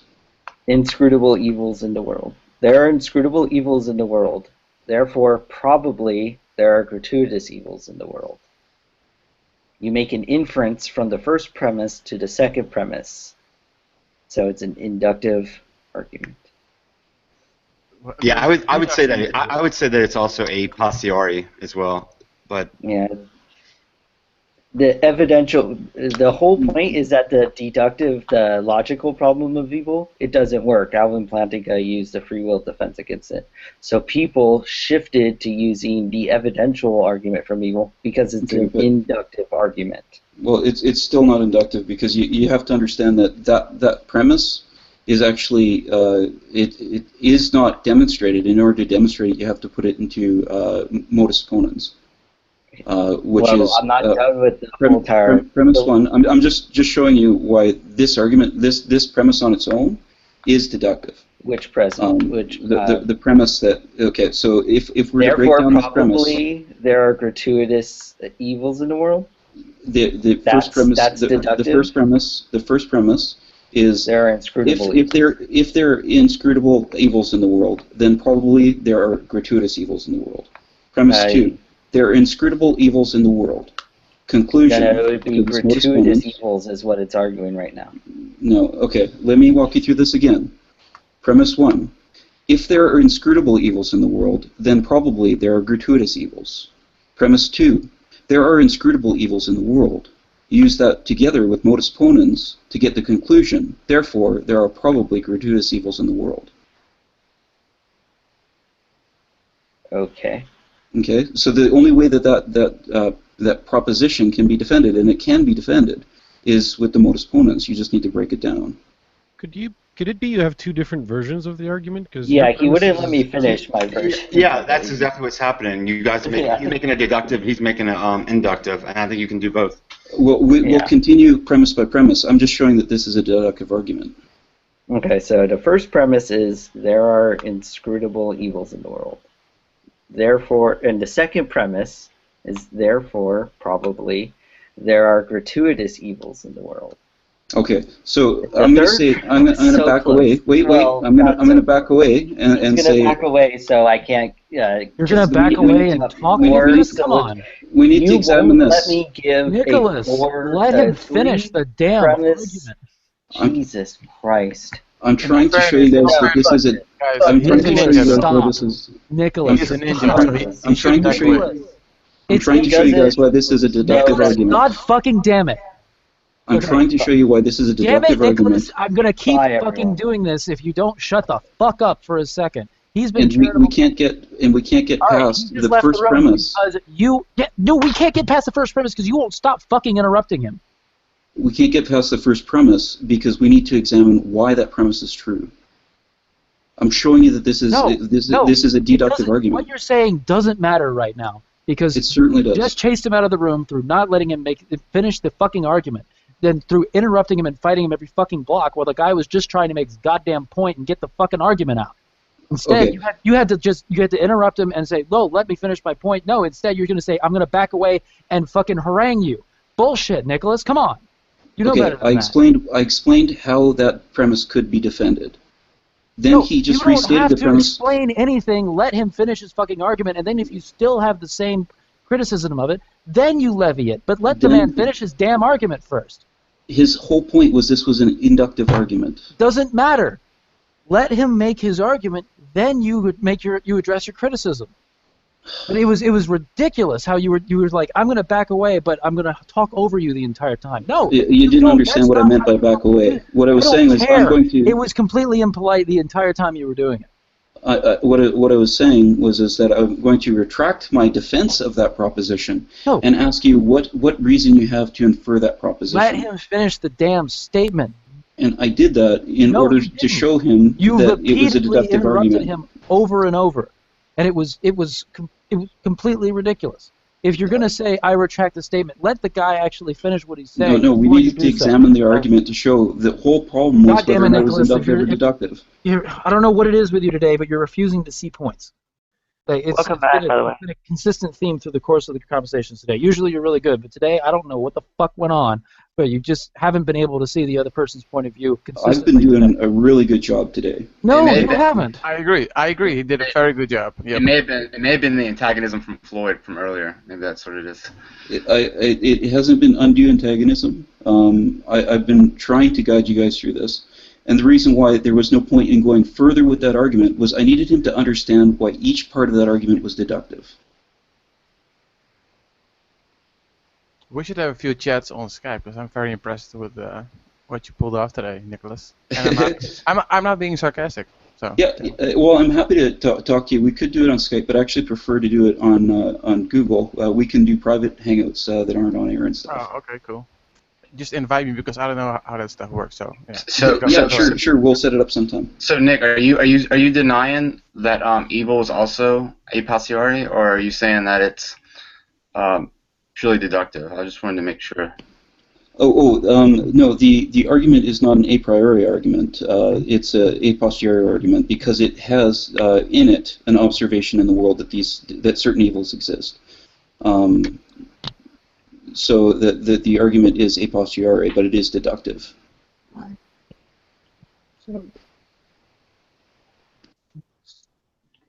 So, fellas. Let me make sure I understand. So when I use like the word a priori or a posteriori, I would say like when you're using that in that way, that would imply that there's induction as well, wouldn't you? No, because induction is the generalization from a series to a particular generalization, like a rule. And so we can have grounding in a deductive argument that's based on observation. Like exactly. For instance, like the clown argument. All right, you guys gotta stop interrupting each other. I swear. So I could say that if I see Dionysus carrying an umbrella, then he thought that it was going to rain today. Premise 2, I see Dionysus carrying an umbrella. Therefore, Dionysus believed it was going to rain today. So that's a modus ponens argument, and its second premise is based on observation, and so it's an a posteriori deductive argument. Whereas an inductive argument might be if I see I see Dionysus carrying an umbrella today, I see him carrying an umbrella tomorrow. I see him umbrella calling. Okay, I assume that Dionysus carries an umbrella. But I thought like the process is still deductive a priori, even though there are some things you can observe in this world, just like with the evil in this world. But the argument is still a priori and analytic, or deductive. Sorry. Yeah, it's deductive. It's not a priori because unless you're presupposing that evils exist in the world, and I think that's. I have a question. Since I kind of just got in here, I heard some of the conversation that Nick that you have with Joe, but I was wondering when you guys started it, and that part I did not see. I'm just curious why uh is it easier to engage someone as far as trying to get an understanding of their argument of evil instead of questioning their foundation of what evil is to them? Yeah, because like Stephen Law correctly said, he said, I don't need a conception of evil in order to press this argument, because he's showing the internal inconsistency with a particular worldview. So since I've defined evil in a particular theological way, he can say that, like, okay, let's look at the evil that's defined in this way, and let's examine if it's consistent or gratuitous. And if it's gratuitous, then that would disprove an all-good God. So you could take the argument, if somebody was pressing, look at all this evil in the world, this God must not exist, but it's even actually a stronger defense to show that the argument doesn't even hold water to begin with.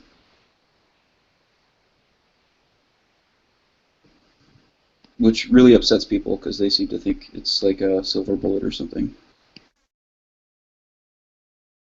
And quite honestly, using the evil God challenge as a supplement to the evidential problem of evil is like that's what was so embarrassing, and I think that's why people were getting so upset with me. Well, don't worry, Nick. If just in case everyone is happy with you, I will be upset with you. Right? Even though Nicholas is a separated brother, I still think he did very well. Well, we long for a reuniting, brothers. I agree. Oh, Are you familiar with Peter Kreeft? Yeah, I like him. Yeah, me too. David, you're new to Google Hangouts, right? Yes. Okay, dang it. Okay. Yeah, Dang I it, was dang trying it to how? have a private conversation with you about something. Oh But yeah, I mean, you can just add me, and then later I'll check I mean, something should notify me, right? So I'll accept it. So. yeah, I know when it highlight blank. That can only mean one thing. You can probably find him through my. I just added him to my circles earlier today, so he's in my circles. Okay. But okay, so who we got in here? We got Nicholas, we got Dave, we got David, we got Baltazar, we got Dionysus, we got Faithless, John, Commando, but he doesn't. Impressive, I think. Baltzar is also pretty. I'm surprised why Baltzar has been silent for a long time. Cause... Yeah, we all love Baltzar. What is that? Why does he have I'm just listening to a very good conversation, and I don't. What is your picture? What is who? What? He's an artist. He does little doodles. So how do you explain that one there, Baltazar? Do you doodle? I do doodle too. It's a Christmas. I was just wondering when you talked about why an evil god is not a good argument. And I was thinking about an analogy because it seems that it makes no sense for most people that think this argument is good. So it would be very useful if you could come up with some kind of analogy to this, in another context. Like I was actually thinking about. I think this is perhaps a bad analogy. I just got into my mind now. So the claim is that let's say the Christmas man brings 20 gifts every Christmas because he has a bag that is fits 20 gifts.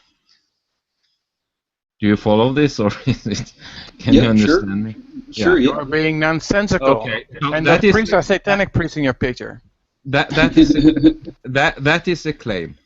So the God of the evil argument is to why it's a bad argument is to try to disprove this presupposition by saying, well, you can just turn the bag around and you can put 20 gifts in it, and that should be then, no, I have disproved that the Santa Claus comes every Christmas with 20 gifts. Yeah, it kind of is similar. I just want to say that the reason why we're talking about the evil god supplement not being a good argument is because it's specifically dealing with the presuppositional attack against an all-good god of the evidential problem of evil. On its own. And I mean, in my example, what they should do is to disprove by evidence that the Christmas man don't exist, or bring up some evidence. Yeah, and if they leveled some sort of an attack against the Christmas man, and then I gave a good defense, and then they showed that that good defense would also work to defend the evil Christmas man, that wouldn't be a problem with my defense. Like, that's not a weakness in my apologetic. Yeah. Yeah. Now, a much more interesting question would be is if somebody were pressing the evil god idea, then that would be something to argue against. But of course, Stephen Law was not arguing against that. He was just using that example to try to show that the theodicies didn't work.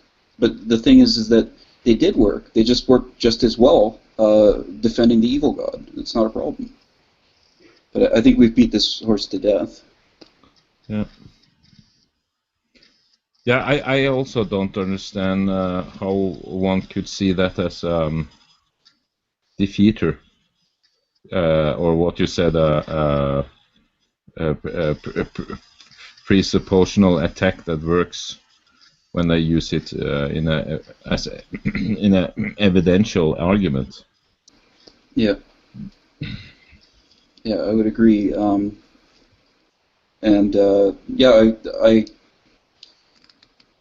Ocean was trying to call me out on being too hard-lined. I will go back and I'll watch this tape, but I will say that right now I think that my conduct was very good. And the reason why I kept on stopping him was because he had not conceded the point that that premise would not stand unless it was in deductive form, or there was a deductive argument for it. Still, you let I say you took it better than I did. I do agree with Ocean in the sense that I think that Joe should have just been allowed to make his claim first and then pounce afterwards. He might be addressing what you're arguing against, because like you wouldn't stop interrupting him before he was able to get to his point, and every single time you started addressing him, he was saying he would sigh. It's like, I'm gonna get there, but you're not letting me get there, and it was very obvious to me that he was trying to deliver a complete argument, and you just wouldn't let it happen. That was a rage quit. That was a rage quit if I ever saw one. It was a legitimate rage quit, though. Like, you can call it a rage quit if you want, but it was a rage quit due to antagonism. Well, I'll say that Joe leaving, in feeling that he was antagonized and basically feeling that he had enough of it, I think that given his position, that's about the most respectable thing he could have done. Like, he could have turned around and been uncordial with me or something. No, instead I did that for him. Like that, because I was very frustrated with how you were.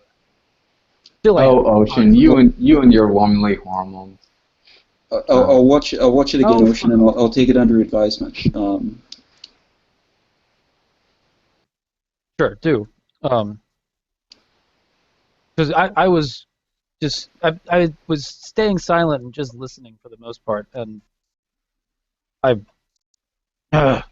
after a certain point, I couldn't take it anymore. But you were banging your head in the side chat, like, oh, I can't take this. I was banging my head. I was also slowly sawing off my head. No, Dave. That's not an accurate. That's not an accurate description of what Ocean was doing. He was like the Exorcist, like just eyes rolling back, like ha ha.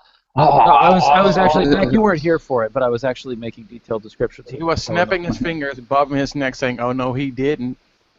So we had reached the point where we were just repeating the same things over and over because I think there was some disconnect where we couldn't like communicate what or made the other side, if you will, understand what we're actually talking about. So there was It was some sort of barrier in communication that made things frustrating at some point for everyone, I think so.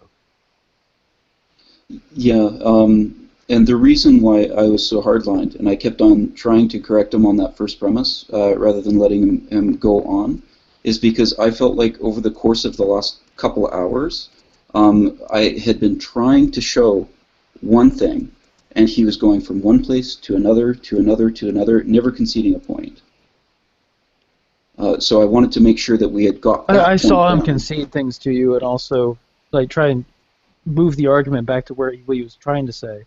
There was an issue of the two of you talking past each other, where you were saying that there was an issue with his argument, but he wasn't using the argument in the way that you were trying to address the problem.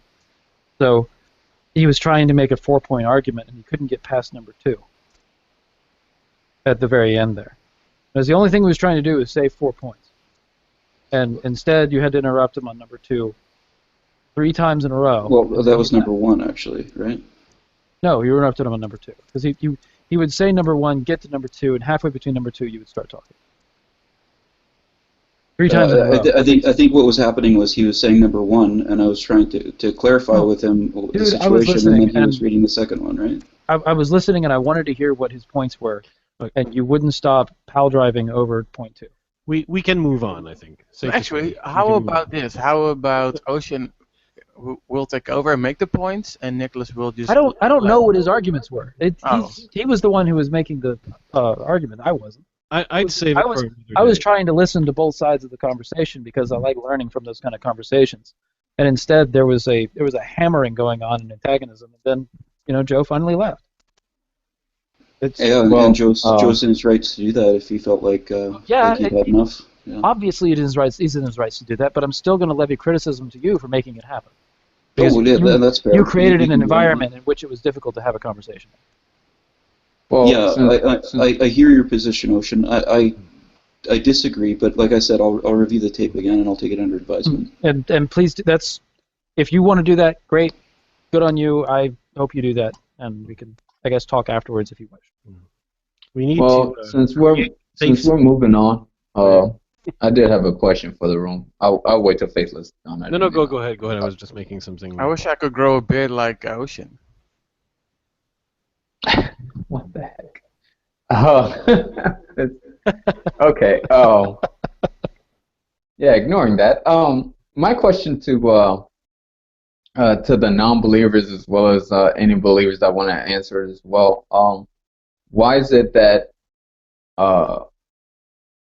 Why do you feel as if it's a cop out when as Christians who believe in the Gospels and because it is an internal critique and they don't need a definition of evil, is what Nicholas said.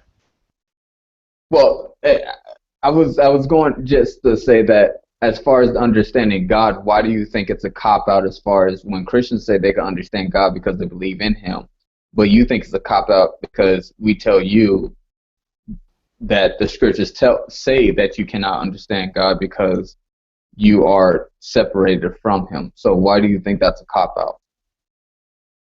For any non-believers that want to answer. I can answer why I think that they think it's a cop-out, unless somebody else wants to respond. I think what they're saying is that, hey, wait a minute, you're saying that the inscrutability defense shows that you can't show that a particular act is evil. So you can't scrutinize an act to show that it's evil. So how can you have grounds to believe that an act is good? Are you not scrutinizing it to believe that it's good? But of course, the theist position is not that they're scrutinizing the action that God is doing and then declaring it good.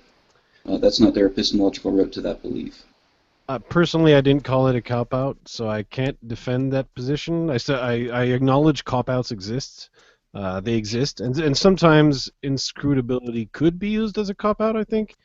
But it's a case-by-case, like a situation-by-situation type of deal. I can't like say it's always a cop-out or never a cop-out. Like, it depends on when it's used. I think before the argument, though, I would like to hear like definitions of good and evil before. Is that may be part of the problem? Go ahead. Yeah, that's really important. Now, the classical theistic definition of good is acting according to God's purpose. So God has set a certain design into us, and that it is good, it is morally favorable that we ought to follow certain duties. And so evil would be to transgress against that, or separation from that natural order. Is the classical definition that we would deal with in the literature. Yeah, and I think there's like really good like metaphysical systems that would see. It's kind of hard to argue against your metaphysical system without putting one in place, like my own metaphysical system. But I mean, since it's not mine, since I have to go back and learn it in order to regurgitate it, that's where the problem's going to be in the argument. I can tell already. Okay. But yeah, your argument is, I mean, like your understanding it in your logic, deductively, is sound. So, but I mean, I'm just gonna wait. I'm not gonna go any farther. Sure. So if I were to define evil as interrupting someone in the middle of their argument, that we would not have the same definition? That's right. We definitely have different definitions. Well, I was going against okay. So I argued just now that the conservation of good and evil, which that's why it's kind of hard for me in good faith to argue the evil God, or that there's more evil in the world than there's good.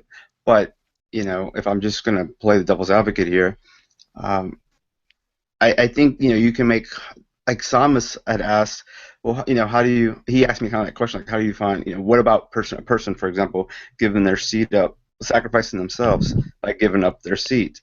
Well, that's neutral. It's not good, because you're sacrificing your life and being disrespectful towards your own body in order to respect someone else's body. So that's a neutral claim. I mean, that's a neutral fact. But the fact of the matter is, like, from our a posteriori knowledge, is that that's not what actually happens. It's either neutral, or more people die than will stay alive in most situations, I find, or the overall outcome will be terrible versus what the good things have come out of that. But how do you quantify that? In a Google Hangouts, I mean, like I said, I think that comes from experience. But that's how I would define it. All right. So with that being said, as far as that question being answered, do you think it is better for the individual who has a problem with God, or any person who does not believe, to actually know what they're arguing against, so that they have a better understanding of who they're going up against? Because it almost seems like when a lot of non-believers try to pick a fight with the Christian God and have all these quote-unquote arguments against the God of the Bible, they don't understand his character at all. No, I'm not. See, wait, I was like, I am acknowledging that you can make a deductive argument and be right about it, but I am denying that argument altogether and saying, like, that metaphysical system doesn't work. Like, it does on paper, but so does mine. And so, where are we at then, right? Yeah. So what you're saying is that my argument is in valid form, but you don't agree that the premises are true, and so you don't agree with the conclusion. It's just whose metaphysic obtains. So I think at that point I would probably want to examine, like, I might make arguments for my own metaphysic, but I probably want to examine what you mean by good and evil. Further diagnosis. Sorry, go ahead. No, because I wanted to get back to Mac's first question before addressing his second.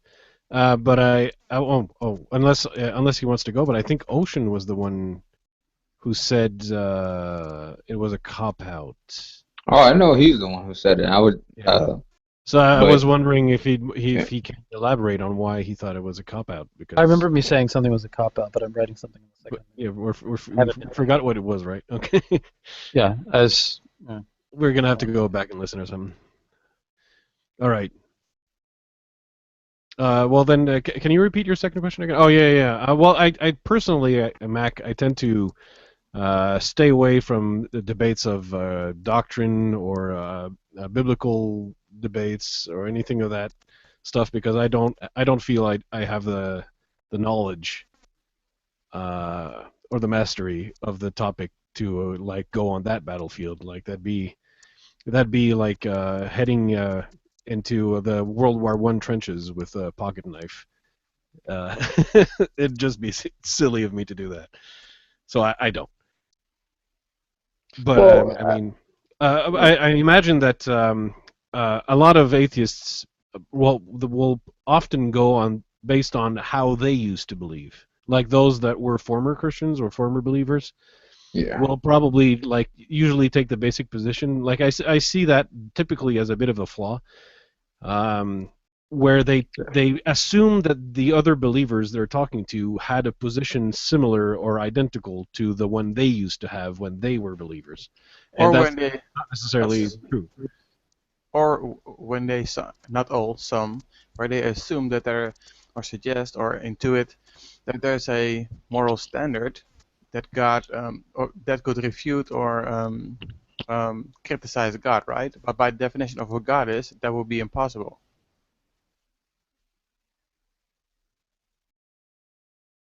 See, but here's the thing, because as far as Ocean, out of everyone in here, Ocean is probably the most on paper wise. I'm gonna put a disclaimer on that one. Oh yeah, I'm a dumbass. Oh yeah. No, really, I am. Oh yeah, I'll grant you that. I'm the most on paper wise. Oh well, you have a beard. I mean, so do I, but yours is longer. Maybe. He's the only one as far as he actually studied, religion, and has some understanding of the Christian God. I have the degrees to back it up.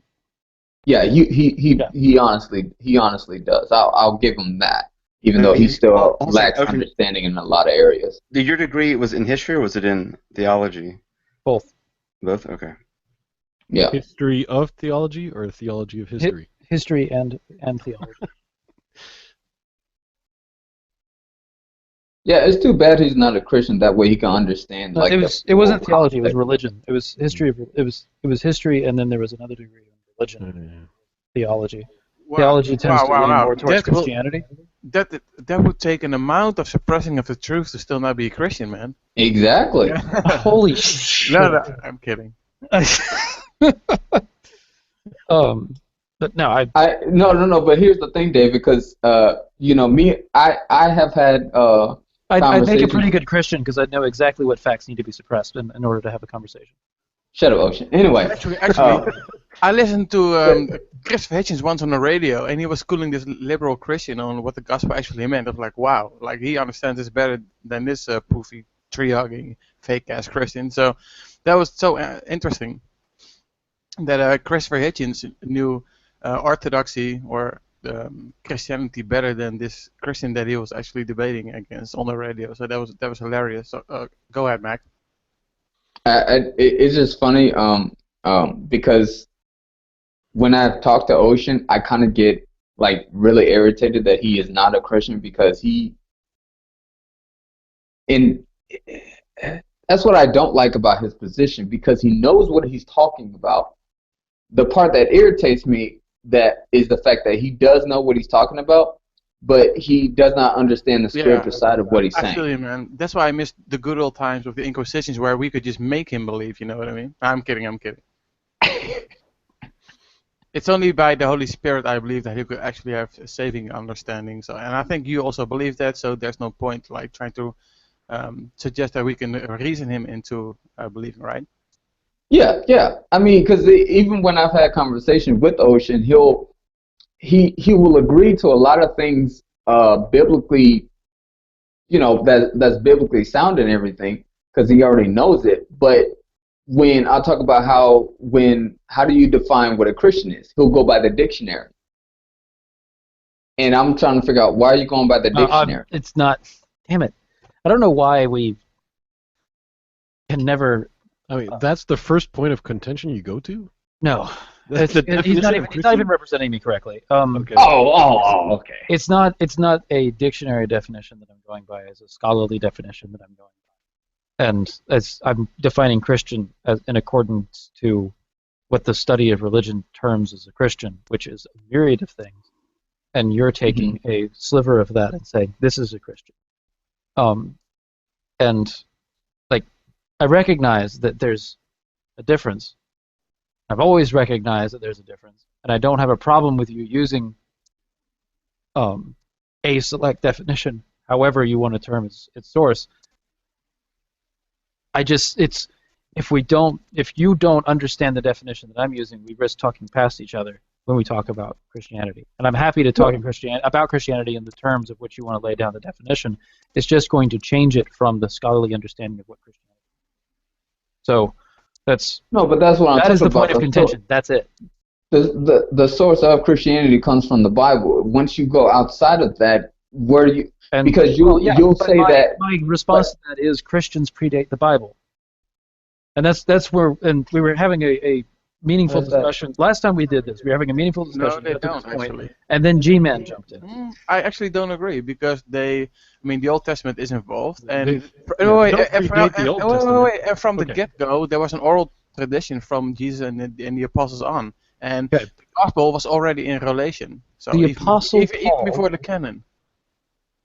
Yeah, the Apostle Paul wrote books that existed after Christians. Wrote letters, actually, but letters, whatever. We call them books. It's the books of the Bible. Paul's letters are among the books of the Bible. Right. So, they were letters to the church, and they were in rotation, and they were authoritative. And right. Letters to the church, which eventually became Scripture, which was later compiled into the Bible. Christians predate that. Well, but from the first Christians on, they were dealing with the heritage of the Old Testament. Yes, they were dealing with the heritage of the Old Testament. Is the definition of Christian in the New Testament or Old? And sorry, what was that a question? Is the definition of Christian in the New Testament or Old Testament? New Testament. So Christians would predate that definition, right? Well. So does the definition in the Bible come from Christians existing, or does it come, or do Christians come from the definition of the Bible? Because in that case, there would have to be no Christians before 300 AD. What the heck, man? I think it's so obvious that Christians, even if you go to the absolute source, that would be Jesus Christ himself. He laid out the gospel, and he lived it. The definition comes from Christ, not from the Bible. Right, but my point was the oral tradition was there from the get-go, the gospel. And even though it was written down later, the definition was there from the beginning, so there is no predating. What? What do you mean there is no predating? Do you know what I mean, Mac? No. Say that again. Okay, so you were suggesting that the definition of Christian was there before Christians? No, I'm saying that the definition. Then I did misunderstood you. Okay. The definition of Christian only existed after there were already Christians. Sure. Oh yeah. Okay. Okay. So. So the definition of Christian came after the existence of Christians already. So if you're going to be defining, if you're going to say that Christians can only exist as defined by the Bible, then Christians that exist prior to that definition's existence aren't really Christians, and therefore the definition is meaningless. Because hold on, because if we're going to go, Christians, no, it's not meaningless. That doesn't make sense. Could you say does the definition come from? Post-biblical Christians are defined by the Bible? Well, and pre-biblical. Okay, never mind. No, because it's like two questions. Do you understand my argument? Shed of Ocean, you don't get no backing on this one. Anyway, hold on. No, I want to ask. I'm trying to ask for the sake of other people understanding what I'm saying. Faithless, do you understand my argument? No, I do. Okay, cool. And I agree with it because, obviously, the definition of Christian that appears in the Bible was written down a long time after, there were Christians that had already died by then.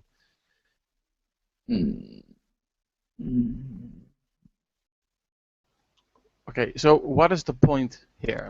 What would what would attack Christianity? Holding the definition of Christian hostage in the Bible would mean that any Christian that exists before the definition exists isn't really a Christian.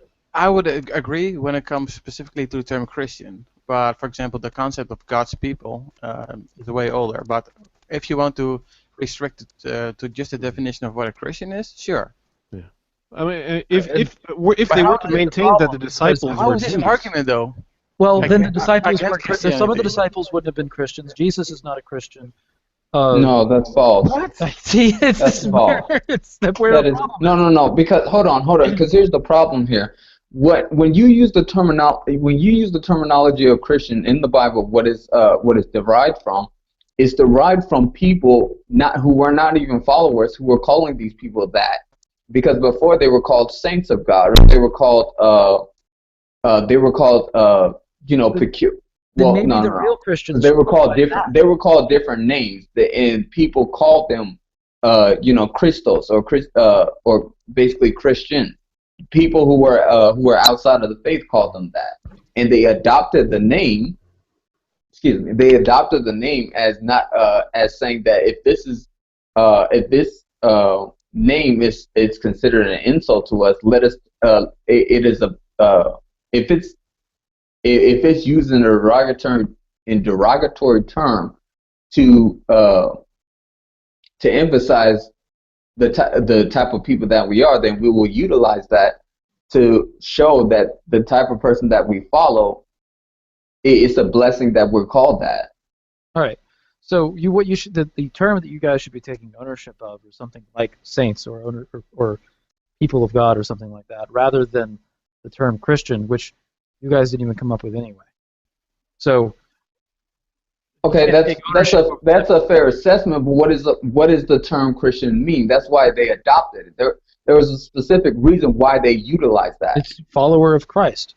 Which Okay, so hold on. Which when you take that into the scholarly realm, it is any movement that is based around the idea of Christ and following. Right, but which means from that, once you do, you have a number of ideologies that wind up under that slim definition. No, you don't. Hold on. If you have follower of Christ being the only metric, you then have Mormons, which have Christ as the centerpiece of their religion. No, it's not. Christians. Hold on. No, it is not. Further, Christian Mac, atheists. We're talking on a scholarly level here. We're not talking about like what you yourself believe. Yes. But Mac is going to say that what he himself believes comes from the revelation of God coming down on his lap in a shiny cylinder. Oh. Yeah, no. You should go tell the scholars. That's not, no. That's... Which, if you have revelation from God as to what Christian means and you can prove it, by all means let the scholars know. We'd be happy to have it. Again, hold on, because this is the problem here. Go ahead. This is the problem, because scholars should not even say that Abraham is a Jew. I think it's a moot It doesn't point. have anything to do with what I'm saying. Yes, it Before does. he received the covenant from God, he was not a Jew. But after he made the promise with God, he would have been. Saying before that he was a Samaritan? That's pretty much the scholarly position. Well, hold on, because he will be the same as us, as Christians today. He will be a follower of Christ, but technically he will be a Gentile because he's the patriarch. He's the starter. He was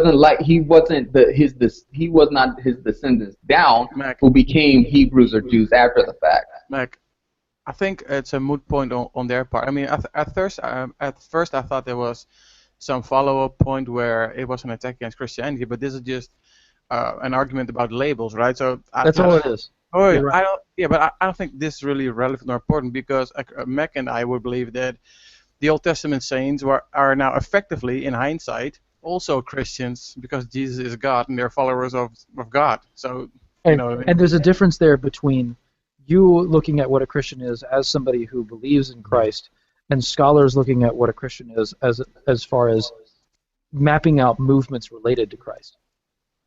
Well, the definition would be biblical. I think Balthasar gave a case in point. And there's a biblical definition, fine, but that not all Christians necessarily accept the Bible. As far as people who accept Christ or follow Christ, the Bible is not necessarily relevant in all of those movements. The Word of God is an authority to Christians. That's that's defined in the Scriptures. That is if you deny that. But the Word of God is the Word of God the Bible? That is a question that some Christians have answered no, in some movements that scholarly must be considered Christian because they're religions that center around Jesus Christ. This is semantics, though. It's about That's about the really meaning it's of the a scholarly word. It doesn't definition. That's matter. all it is. And It is like, no attack against Christianity, though. I don't no, care it's about not. It's not about No, this designed. it's topic. not. It's Oh, not. okay, that's cool. Then I It's don't not care about this supposed to. topic. Go ahead, All guys. all it is just a discussion over what a Christian is, and it can be multiple things. And from the study of Christianity, you have to include these other things that consider Christ the center of their religion that wouldn't necessarily be considered Christians by other Christians. Okay, cool. And if you let the Christians necessarily define what Christians are, no one's a Christian because every single denomination denies. Like, if you can find a denomination that denies the other ones, all of the other ones, then you can find another one that denies all of the other ones, and no one's a Christian. I would circumvent Okay. the true Scotsman fallacy by pointing out that through hermeneutics and exegesis there is an objective frame of reference or meaning what a Christian is from the scriptures about it. Oh well. But the scriptures okay. Some of these scriptures are taken into consideration by Christians. There are other Christians that only take the Gospel of Thomas, which means That's they a Gnostic reject all of gospel it. that was Hold on. written 200 years later. That is not even. Arguably, it was written before Mark. So No way. this is where there gets to be all these kinds of disagreements because it is either the last gospel or the first gospel. It's the margin of error on Thomas is so fucking wide that there's no real way to pin down when it was actually first written down.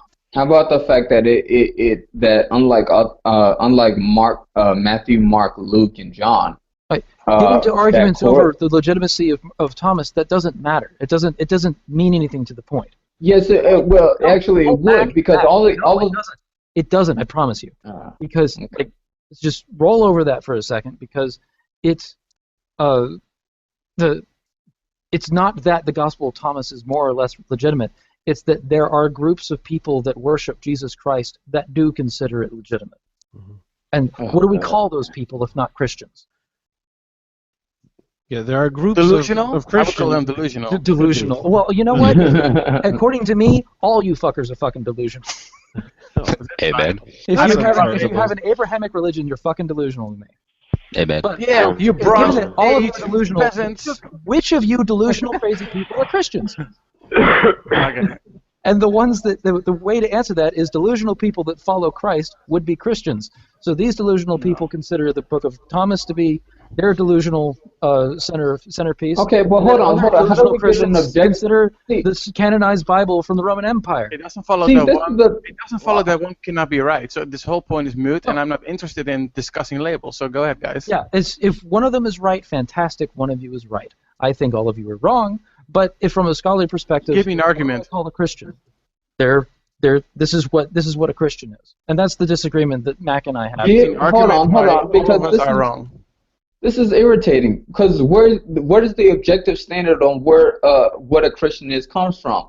If you're gonna go by the scholars, even the scholars would agree that you have to go by where this actually came from.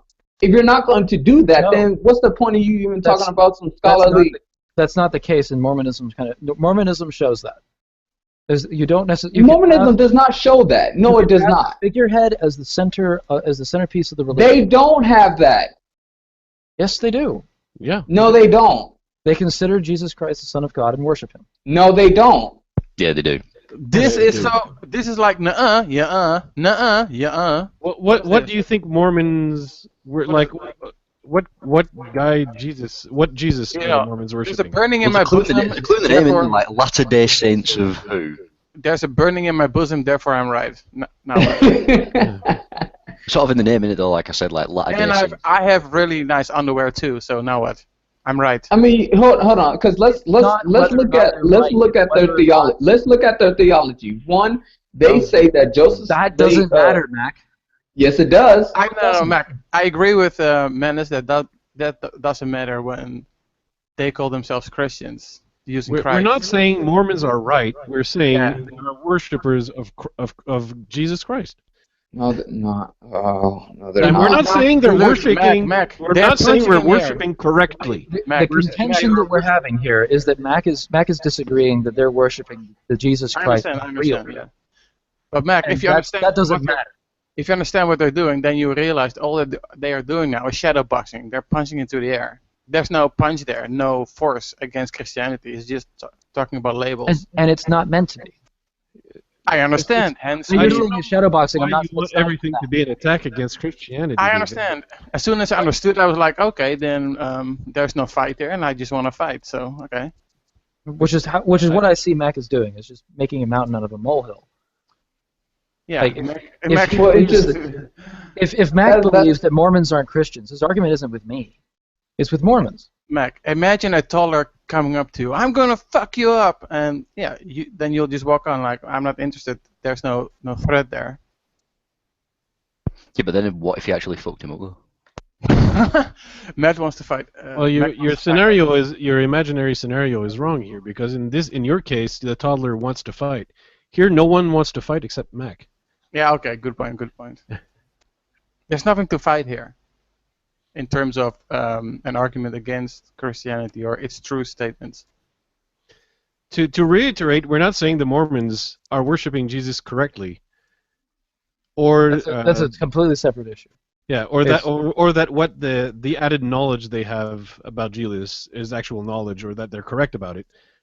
It's just a label that says these people profess to worship Jesus Christ, and therefore, for scholarly purposes, they'll be classified among the numerous groups that are called Christians.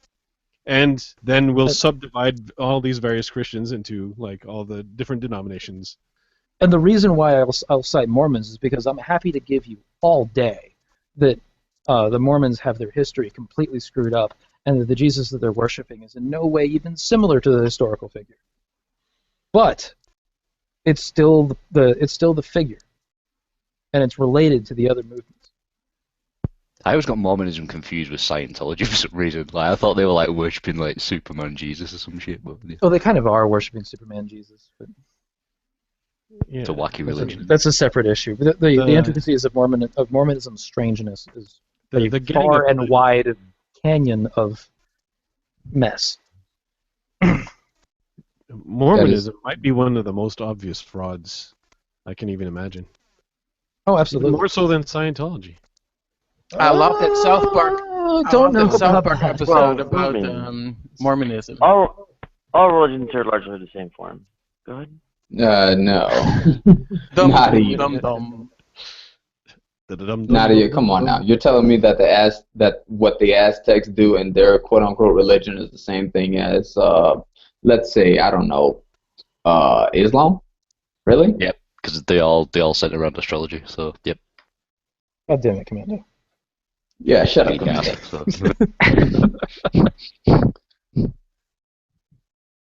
How many times I gotta smack you to get it right? 1 smack, 2 smacks, 3 smacks. Is that Dave Chappelle? Yeah. Ah, nice. Yeah. But yeah, as I was saying, Nadia, what since you just made that positive claim, do you have any ways of backing that up that saying all religions are the same? Well,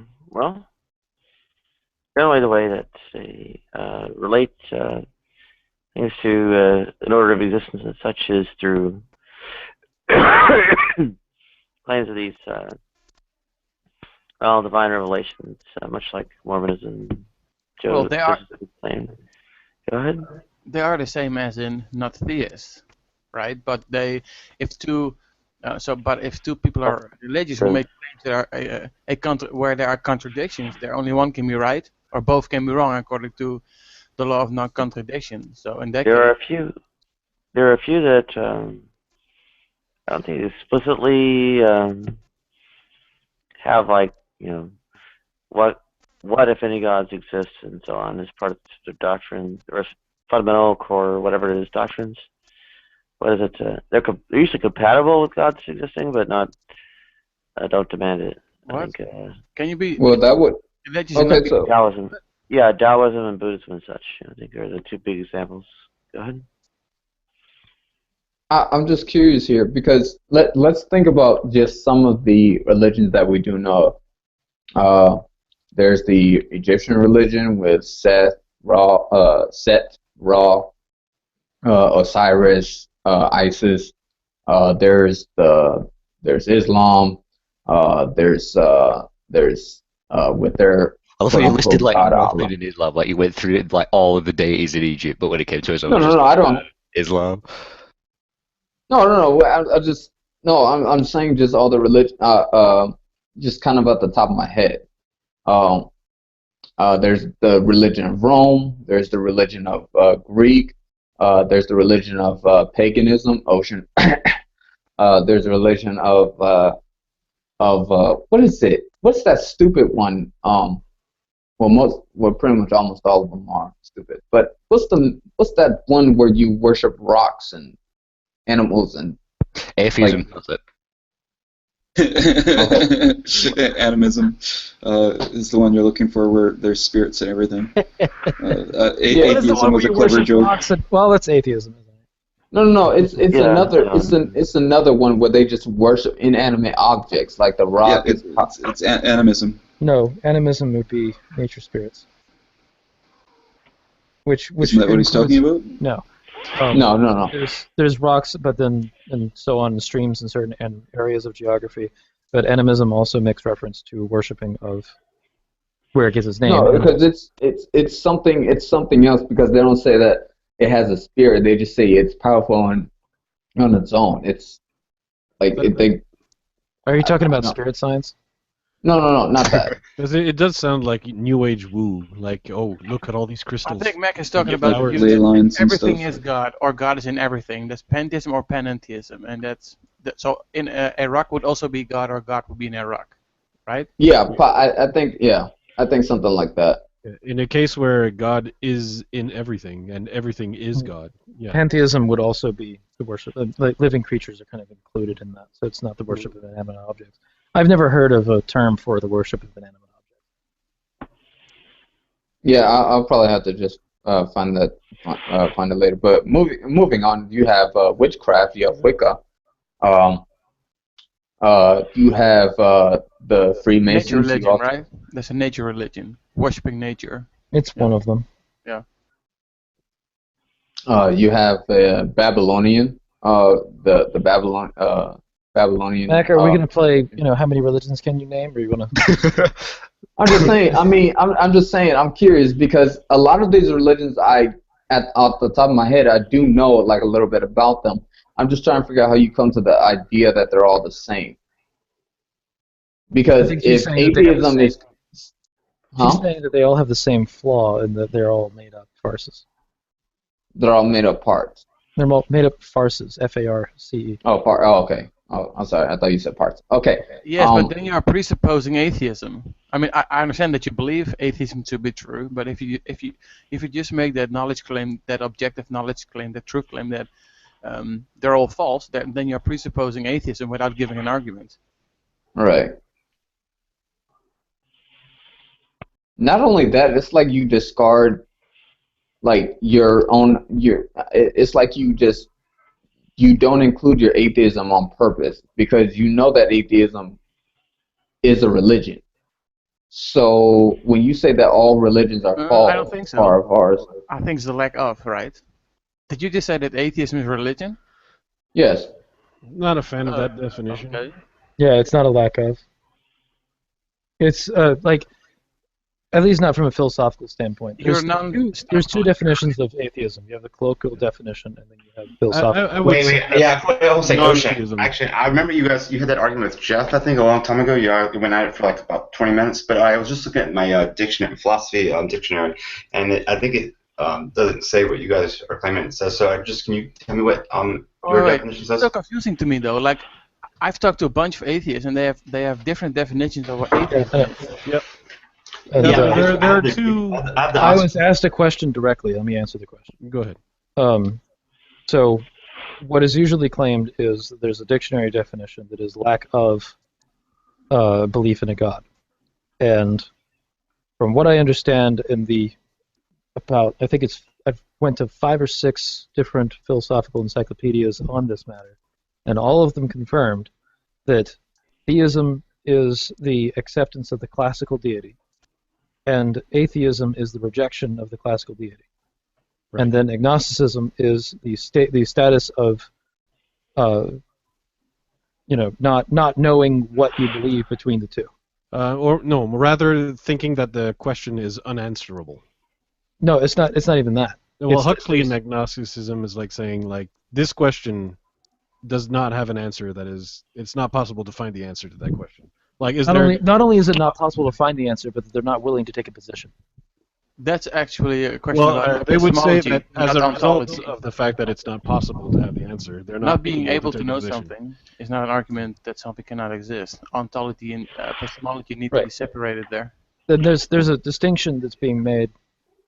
Like, because I understand that you're talking about Huxley. I'm also talking about Huxley, but at the same time, the explanation that I read from Huxley was that because the question is unanswerable, that he's not a theist and also not quite an atheist in his belief. Right. So, but in his belief, like he was defining atheist as someone who rejects, who rejects the classical theory of right. God. And this and by him having that position, he takes the status of I am not this, I am not this, I am in between the two and not willing to take a position on either of these guys. Right. So one is not one or the other. One is one or the other or the middle. I can read it out for the audience. I can accuse to discuss my All right. So in my case, I mean that there are no such things as God, souls, afterlives, heavens, or hells. Right. Adam, and now I want to give me an argument. Isaac, Joseph, David, Saul, Moses, Jesus, Muhammad, and the Buddha never. Okay. And now give me an argument. Oh, hold on. Before we get into that, Rustin, Dionysus asked the question. Please, what is the book that you have in front of you say? Yeah, it says atheism is ostensibly, the doctrine that there is no God. Some atheists support this claim by arguments, but these arguments are usually directed against the Christian concept of God and are largely irrelevant to other possible gods. Thus, much Western atheism may be better understood as a doctrine that the Christian God does not exist. And Gnosticism. Amen. Yeah, that's basically what we said. And Gnosticism may be strictly personal and confessional. I have, in quotes, I have no firm belief about God, or it may be more ambiguous claim that there is no one ought to have a positive belief for or against the divine existence. So that sounds like as I explained it. Yeah, I was just making sure that was clear. Okay, cool.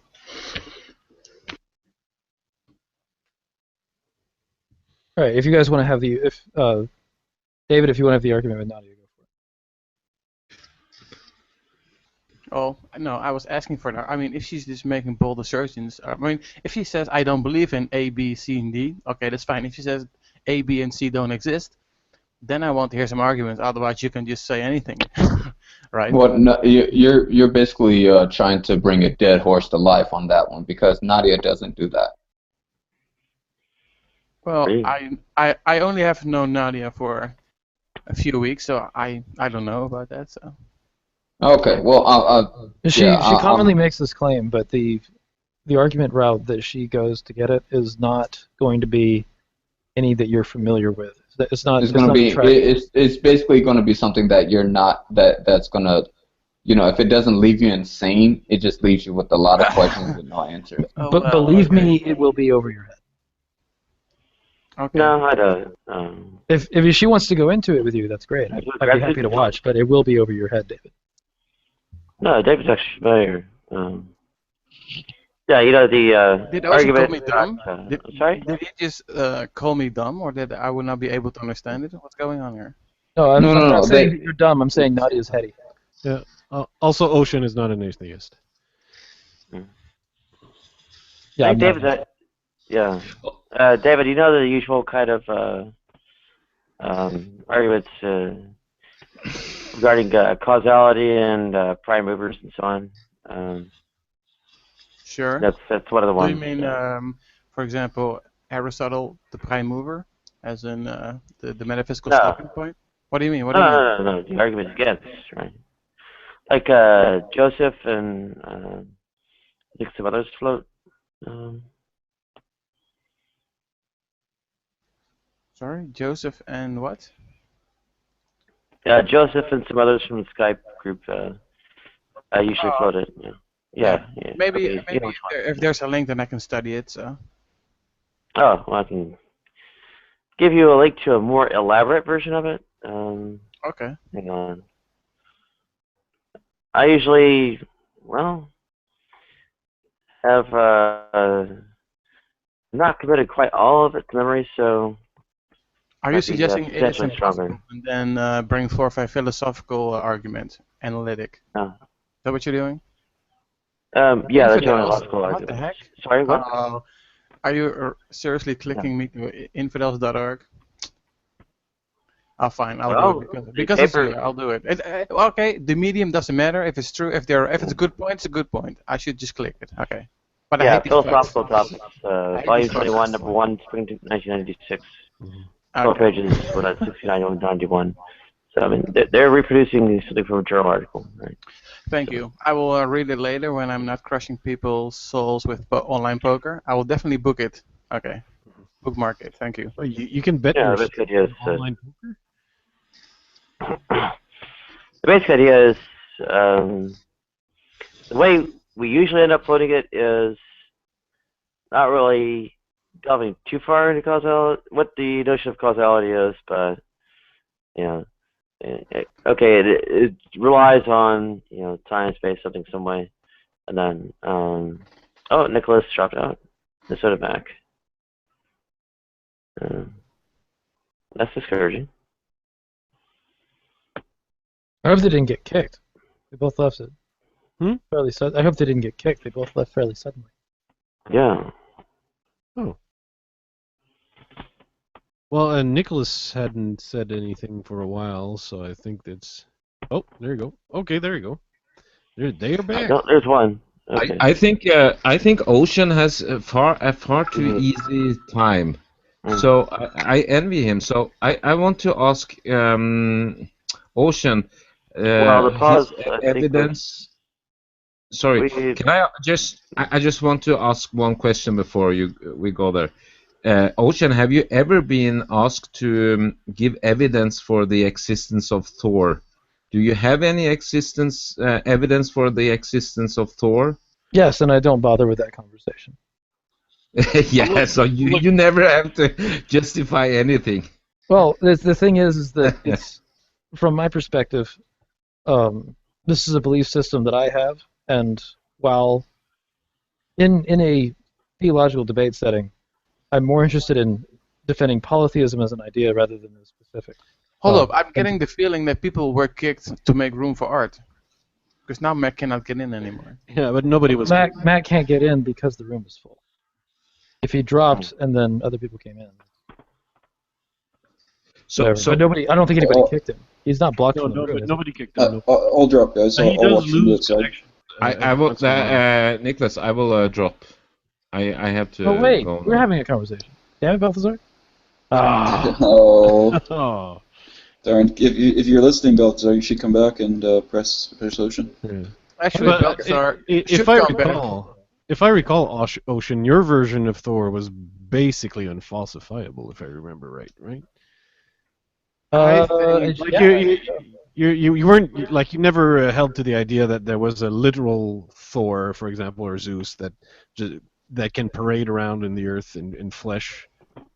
No, I think there's a literal Thor, but I don't think that there's one that walks around in flesh. I actually want Balthazar to come back because he said that Ocean had an easy time, and I was under the impression that he was about to jump in and tag team Ocean with the rest of us. So I want him to come back. Well, one of the reasons why Ocean will have an easy time is, like, he doesn't have revelations from Thor that he doesn't like. By which I mean you're not like trying to, like, limit gay rights, for example, or prevent people from using contraception because Thor said it wasn't cool. Oh yeah, I'm not trying to stop anybody from. So I think that's one of the reasons why a lot of people, like, since Ocean's beliefs don't affect anyone around him except himself. Well, there is also the thing that Ocean doesn't like go around and say, "Oh, atheists, you have no morals. Can you prove by which standard you can have good?" No, I do that, Art. I do that with you. Like Alaska, like you Alaska, like, I do that. However, I do it in a way that but that I also acknowledge. Well, I don't really have one either. Yeah, right. Welcome, Mr. Grimpy. Mindfuck. Oh fuck, Grimace here. God. I will argue with atheists that try to defend a they're trying to defend an objective. Who is Grim TV? I haven't seen this guy before. Is he Oh, a- dude, he's an anti-vaxxer, anti-HIV, electronic universe. There's no nuclear fusion in the sun, and tons of Oh, other. is he going to rain on my parade? Let him Is he do his party own thing. pooper? If he's Well, also, I can't be arsed about this. He's not a party pooper. He's just okay. Well, My husband died from welcome then. Welcome. Well, combination of HIV, hepatitis C. What's hepatitis C? What the fuck? But to yeah. kind of combat what you said about me earlier, or I think it was Faithless actually, about my religion not affecting anybody around me. That's generally true, except when it comes to environmental issues. I do get a little bit of a religious fervor when it comes to protection of the planet and that kind of thing. Well, of course, you're a tree-hugging hippie, of course. Yeah. Well. I'm reading the side chat, and I want to ask Mr. Grimm the same question that Nas asked JC. Are you kicking knowledge? Are you trying to kick knowledge? Well, here's actually the best question to ask Mr. Grimm right now. Do you have a mic?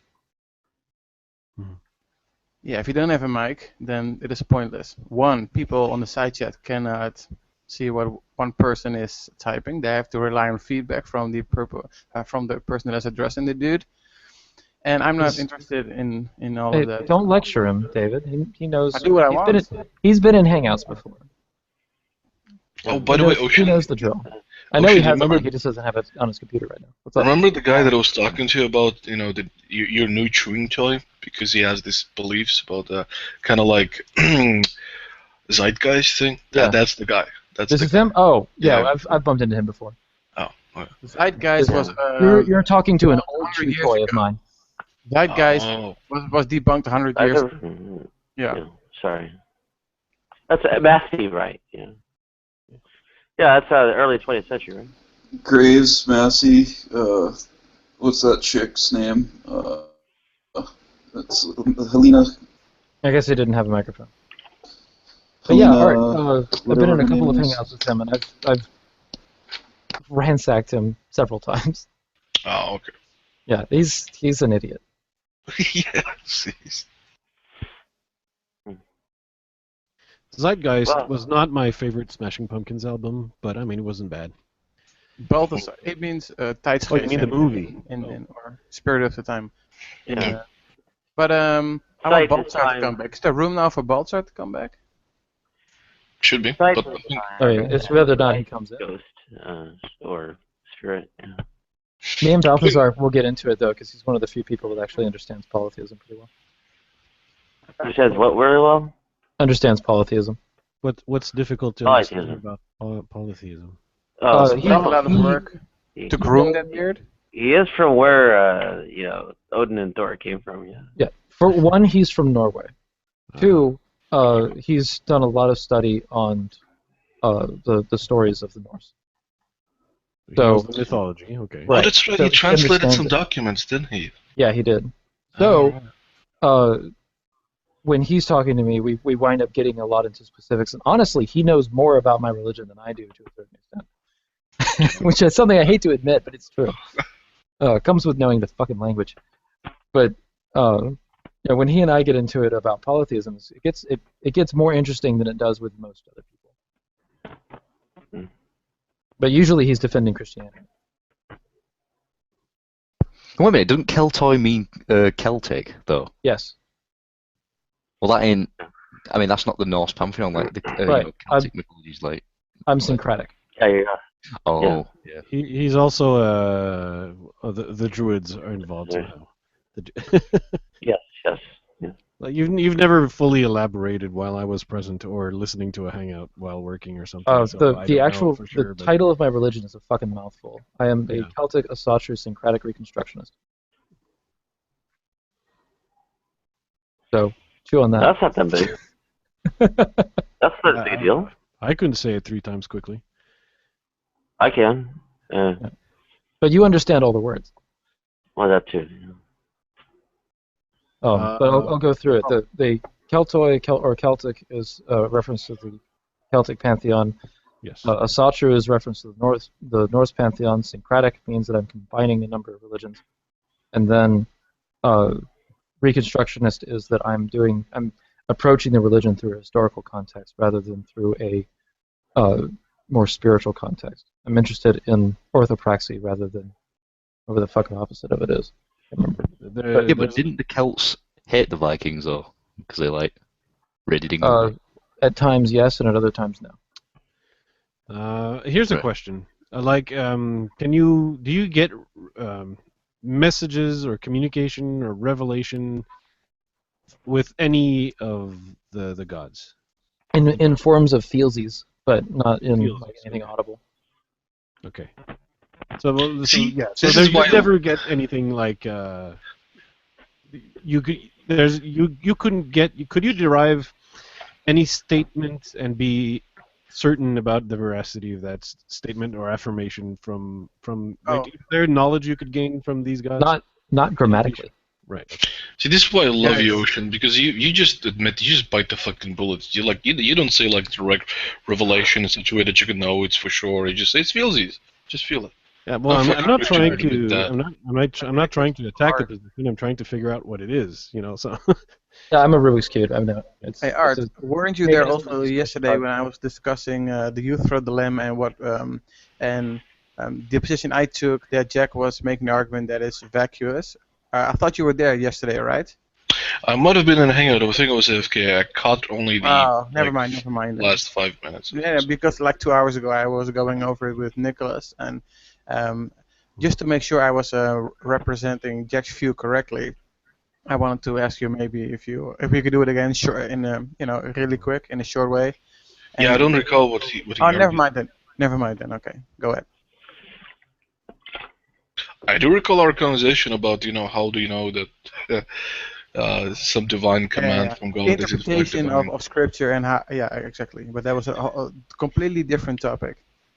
Yeah, but I think get that to finish. God damn it, actually. And the Veckel chimed in, and Dex and Bob, and kind of went so many ways, and I didn't because get to finish. Simons was just screaming over people until I had to boot him. Unlike Veckel. Yeah, but I'm biased. I'm a Christian, Oh, exactly. Yeah. Yeah, If you're gonna be a mod, you gotta get rid of that. I was joking, obviously. I know, right? But no, it's true. I'm saying it seriously. I've seen Christians act that way as mods before. I've seen atheists too. Yeah, so do we. So do atheists, of course. But it's our common human bias. That's why we sort of prefer unbroadcasting first, right? Yeah. Yeah. And that's why I'm the best mod, because I hate all you fuckers. Yes. Equal hate for every human being. Yes. Okay. Makes sense on atheism. No, I'm kidding. All you atheists are haters, God haters and man haters. Mech, right? Am I right, Mech? The atheists hate my gods, and you guys hate my gods. Yes, so you are. Oh, that's so sick, by the way. I've seen, in Hangouts and Paul Talk and in Second Life where I was debating, I've seen atheists go at each other's throat, like, viciously. Oh, yeah, we can. Unlike you Christians, right? Yeah. Unlike fucking theists, right? Come on, man. You guys You're not a real Christian. You're going to burn in hell. You're not saved. Yeah, that's exactly what you guys do. To be fair, though, pagans do the same fucking thing, except it's even worse. That's nothing, though. Just look at the Shia and Sunni. Odin said this to me. No, Odin said this to me. No, Odin said that to me. Odin whispers in my ear at night. I've seen that. But god damn it, guys, shut the fuck up. Odin didn't say shit. Grim seems to say you had been kicked. I don't know if you... No, he left voluntarily. He typed in yawn and then left. Oh, yeah. Who did? Mr. Grimm. Yeah, and it says that he left voluntarily. Yeah, He's in the YouTube live chat saying he was. Never mind. He said he was trolling me. Sorry. Mission I cannot be trolled. Successful. I'm the Uber troll. I cannot be trolled. That's pretty funny. Just to let everybody know, because pretty much everybody was in the room earlier, I was looking it up, and my education in college gave me bad information on what an inductive argument is. In every example I was ever given, an inductive argument was one that went from a series of examples towards a premise, towards a probable conclusion. and that could be like a single element in the series. There could be one line to it.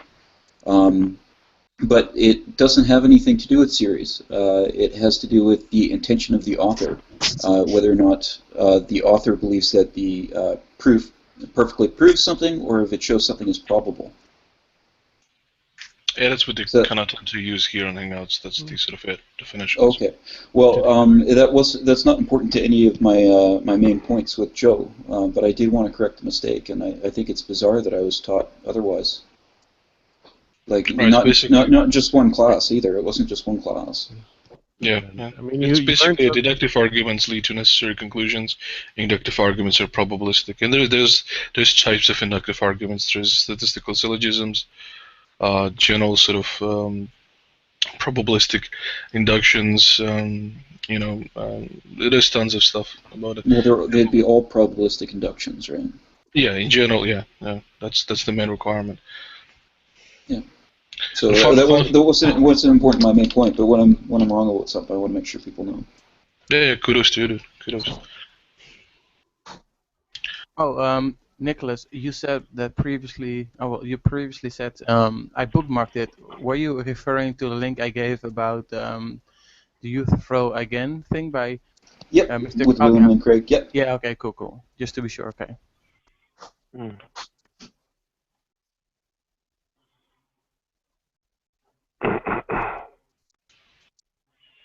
Oh, yeah, you get to throw. Does William Lane Craig do the appeals to the God's naturists and such? I seem to recall something like that. Yeah, and Kuhn says that makes the good meaning less like vacuous, and Jack was using that argument, and I said that I ran the argument that Craig did, and I gave the link to the link of that to Nicholas, so that we can maybe go over it sometime after he checked it out. Okay. Now there's not sure why that doesn't. Well, where would you regress to after? I mean, basically just substituting the God's nature and some such, right? And could you actually have an indefinite chain of regression?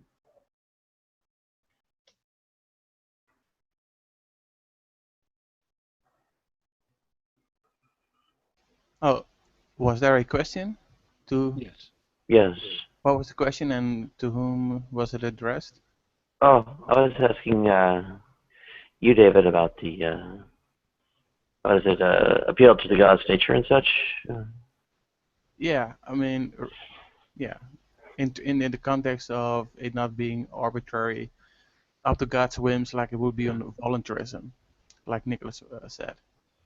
He would always order the same thing because of his nature, and he's by definition on classical theism the highest perceivable being. So if his nature were to change, therefore him ordering something else, then it wouldn't be the God that we're talking about. Are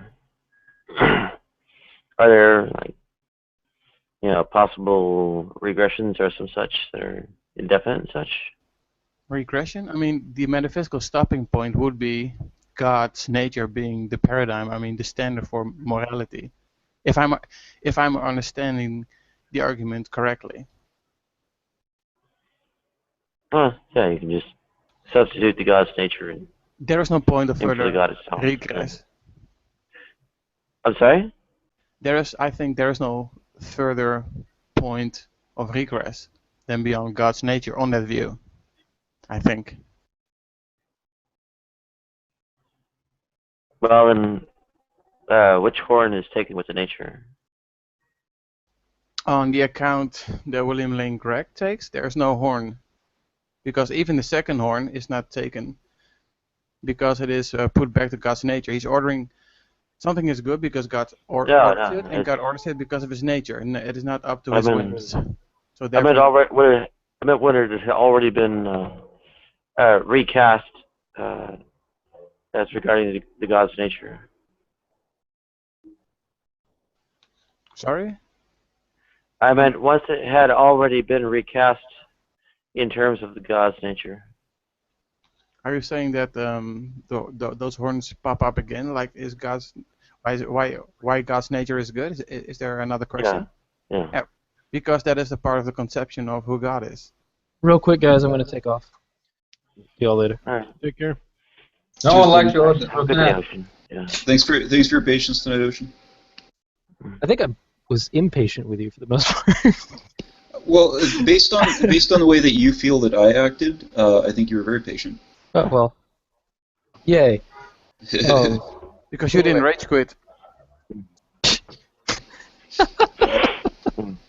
I don't even I'll see you guys later. I don't even hold that against Joe. If that's the way he felt, then that's right for him to do. He didn't take the bait. I was trying to draw him further back, and Ocean Oh. didn't take the bait. I'll just whack you in the head. I cannot throw Ocean. I'm pretty untrollable. Anyway, I'll see you guys around. See you. All right, cheers. Yeah, I think the being part of the conception and such would render it an analytic a priori sort of identity there, which I have no clue what you're saying. Not to be a douche. I don't want to be rude. I don't understand a word you're saying right now. I'm sorry. Oh, I'm sorry. Analytic, only... The conception of God is indeed a priori, analytic, yep. Right. Classical theism, yep. Right, so then you just have an effect of just defining the good as that which is aligned with the God's nature and... Yes. Yeah. And the objection was then it's a tautology and vacuous, empty of meaning, and I disagreed, and I laid out my reasons why I do disagree, and that's why I was asking Nicholas if I was missing anything, and if the objection was any good, etc., etc. So that's why I really want Nicholas to check out the link. So. Yeah, I will. I'm just working on something for Joe right now. Not now, obviously. Whenever you have time, I didn't mean to. That would be pretty rude. Like, hey, check this link out right now. Drop everything you're doing, Nicholas. Do my bidding, Nicholas. No, not like that. You're not a real Christian if you don't help your brother out, Nicholas.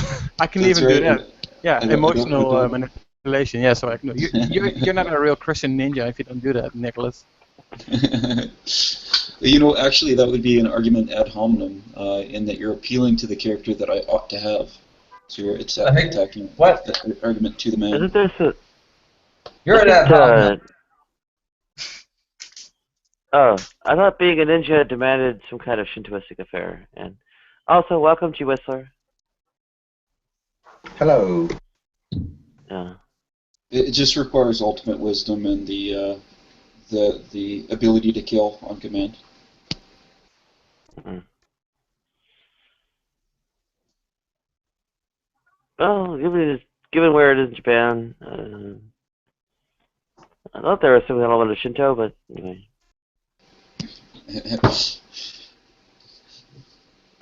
Samurai are big into Shinto, and yeah, you would see Shinto in a lot of ninja lore, but ninja lore actually extends even to China, so a lot of different stuff going on there. That's because a lot of ninjas aren't never seen when they commit Shinto. That's right. You think the background of the screen on Google Plus is black, but it's just a bunch of ninjas. Yeah. Well, extend to China too. Well, I know there was some contact. I mean, what is it?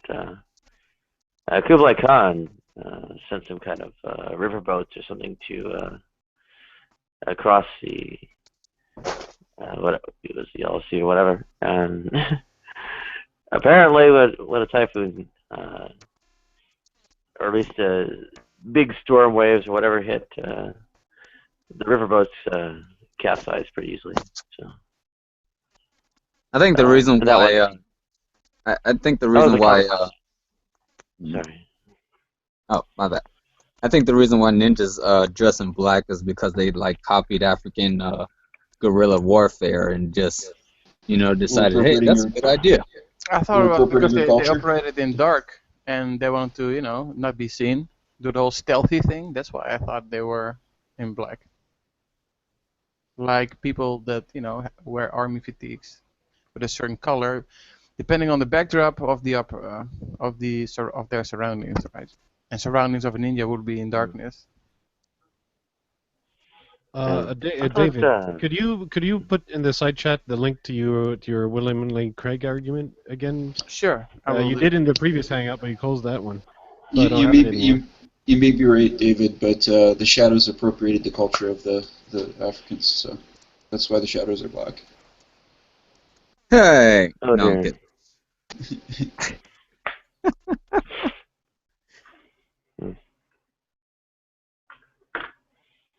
Yeah. I don't know if too many cases where the Japanese went over to China, but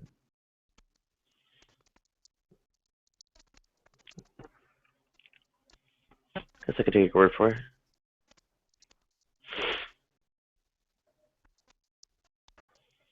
Oh, did I lose my connection? No, we can hear you. Okay. Fingers crossed. There you go, Fabulous. Okay, I'm going to hit the gym. Thank you guys for interacting with me. It was very nice. Talk to you guys soon. Have a great day. Bye-bye. Cheers, buddy. Later. Absolutely. Have a good day, David. And my system's really lagging.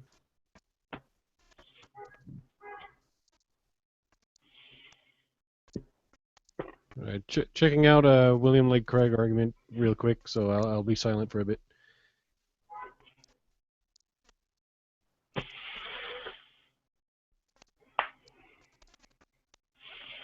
Yeah. Let me make a run to the bodega. I'll be right back. No one wants to play with me.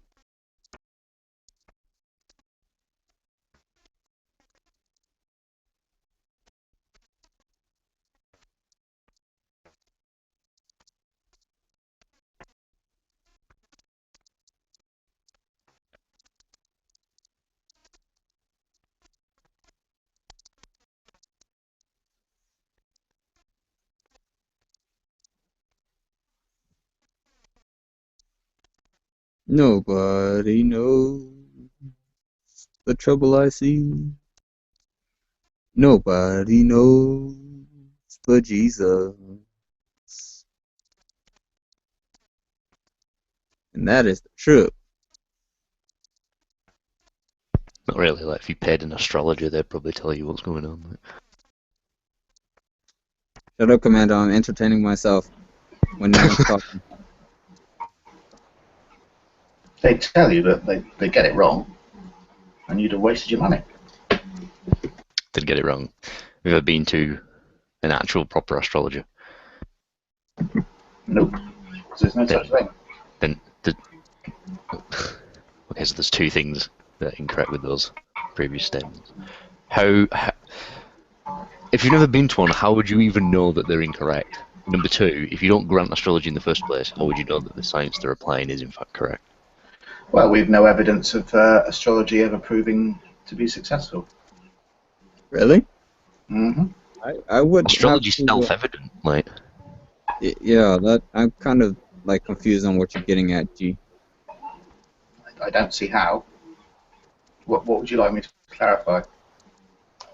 Well, you just said we've no evidence for astrology. That's an incoherent statement. Like, astrology is a foundational science. It doesn't require evidence. It's not incoherent.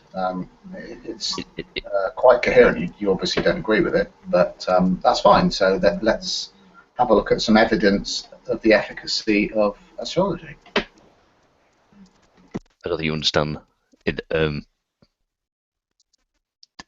You're not going to find evidence to prove, astrology. Like it's a self-evident metaphysic, isn't it? Really. How is it self-evident? Well, I could only refer you to astrology itself to sort of get a grasp on it. But So astrology is evidence of astrology. yeah, I don't think that's a particularly solid foundation to base That's kind of that like position on. saying numbers, are numbers. yeah, exactly. That's a pretty good Like comparison. you're kind of, I mean, even though it is Well, I circular. didn't say numbers are numbers. That you made that But statement. he's I don't know why. no. That's the thing, though. When he's talking about astrology, it's the same thing. Just like you know what a number is, and it's self-evident on what a number is. It's self-evident on what astrology is. I mean, it's kind of like that. I know what astrology claims to be, but whether those claims have any grounding in reality is Right. But the issue. what you're asking me to prove, you're essentially asking me to prove numbers. Like, think of it like that. Well, I can think of it like that. I just don't agree with it. I mean, numbers don't make claims as to whether things are going to happen. Numbers have no predictive powers in that respect. They don't predict the future, for instance. Commando, numbers could be viewed. Numbers are properly basic, essentially, because you cannot really imagine a possible world where. Well, no, it's not, because you can imagine a possible world where astrology doesn't work. You cannot imagine a possible world where one asteroid is not one asteroid, where one asteroid is actually two asteroids, right? You cannot imagine that world. That's nonsense, right? You can imagine a possible world where astrology doesn't work or doesn't exist. So it's not properly basic, really. I disagree with that. I'd say it is properly basic. I'd say the only reason you can't conceptualize a number mathematical free reality is because your brain isn't capable of doing that.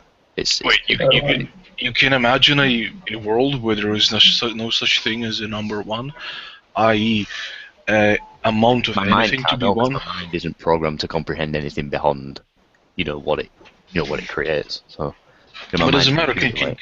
Well, no. How can there be such a universe where there is no such thing as a one amount of something? Right? Well, because I've got an eternal point of awareness, which I refer to as my spirit, and that spirit has been to other universes where mathematics doesn't apply. Well, if that spirit was in that universe where there's no mathematics, it is one spirit that is in that universe, so there is a number one in that Only because I'm using mathematics to describe what it is I'm trying to explain to you. Like, to use any other terminology, I'd literally be talking nonsense. There's no real coherent way for me to word that outside of numerical values. So, do you have evidence? So, let's have an example of the efficacy of astrology. Then let's go back to that. I think that would be better. Well, you kind of shot yourself in the foot, G, by saying, like, you made a positive claim that astrology it isn't really anything. It doesn't. What we observe from what astrology is, it's not anything at all. And that didn't make any sense, Mac. Do you want to try that again? Well, essentially, that's what you did when Commander was telling you that. Okay, you're asking him to explain astrology to you in the way that he's quantifying it to you. You're telling him that astrology isn't it. You're saying basically astrology isn't astrology, just like with two isn't two. Exactly. No, I didn't say that. I just simply asked for some evidence of the efficacy of astrology. I'll ask you for some evidence of the efficacy of the number one then. Right. I don't know what that means. Exactly, just like I don't know what the fuck you mean. No. Wait, again, this is not the same thing. Not the same thing. Again, no. Commando, astrology can be false, right? There could be a. No, it can't. Yeah. Why can it not be false? What's wrong with it being false? Like you said before, it's properly basic. It is not a framework of reality. That's a fact. Just like mathematics is a framework of reality. No. You can have just because you don't believe in it doesn't change the fact that it's self-evidently factual. No, it's not. Listen, if it is self-evidently true, right, by impossibility of your country, like any other properly basic belief, then there should not be any possible world where astrology doesn't exist. But hold on a second. How can you argue against Commando's properly basic beliefs when you don't do the same thing for your own worldview? You don't argue against your own. Like, there's a world. Hold on. That is what you're doing with Commando. When he said this is part of my properly basic beliefs of that astrology is what we observe. It's what we observe, and that it's self-evident. You're saying that no, it cannot be. No, it's not a proper basic belief. How hold on? How do you Well, I will quantify explain. Wait, I will explain. There's a definition for that, right? So, logic, right, or your ability to reason is a properly basic belief because there is no. Well, no, let's go with logic, right? So, validity of the three laws of logic, the three fundamental laws, they are properly basic because there is no possible world that exists or that could exist where these laws do not function, right? It's impossible, literally. Say what? Wait, hold on. I'm just want to wait. I just want to get out this definition of what a properly basic belief is. Properly basic beliefs are beliefs that could not be questioned to be true or even attempted to be proven, except on pains of circularity, right? Okay, so Commando's well within his. Hold on, Commando's well within his right to say that then. No, he's not, because you do not need astronomy for any coherent worldview. You don't. Wait a second. Who's the authority over who decides what a properly basic belief is to a single individual? No, definitions. Properly basic beliefs are not like made for a presupposition is for an individual person, but a properly basic belief is something that everyone needs without exception. Everyone needs to have that belief in order to function. Who decides that? The definitions. That's just by definition. It's which are given by other people. So who decides that? Well, if for example you find someone who does not believe in the laws of logic, where do they end up? Loony bin. Well, it depends because I don't see how that answers the question though. No, I'm asking what we mean who is decides it. If you're going to quantify, if you're going to say it's in the definition, then since definitions are coming from minds, other people, and they're defined that way based upon what we observe in reality, who decides what a properly basic belief is? Reality and logic. You see, people have went oh through my goodness.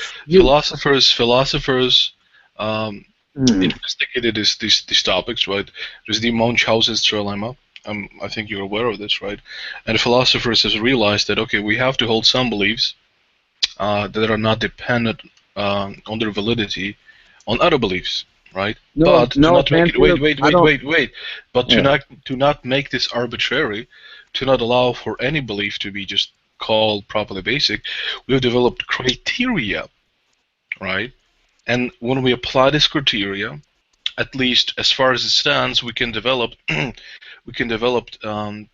preconditions for intelligibility that so far has not been shown to have a contradiction, so we're justified to hold them.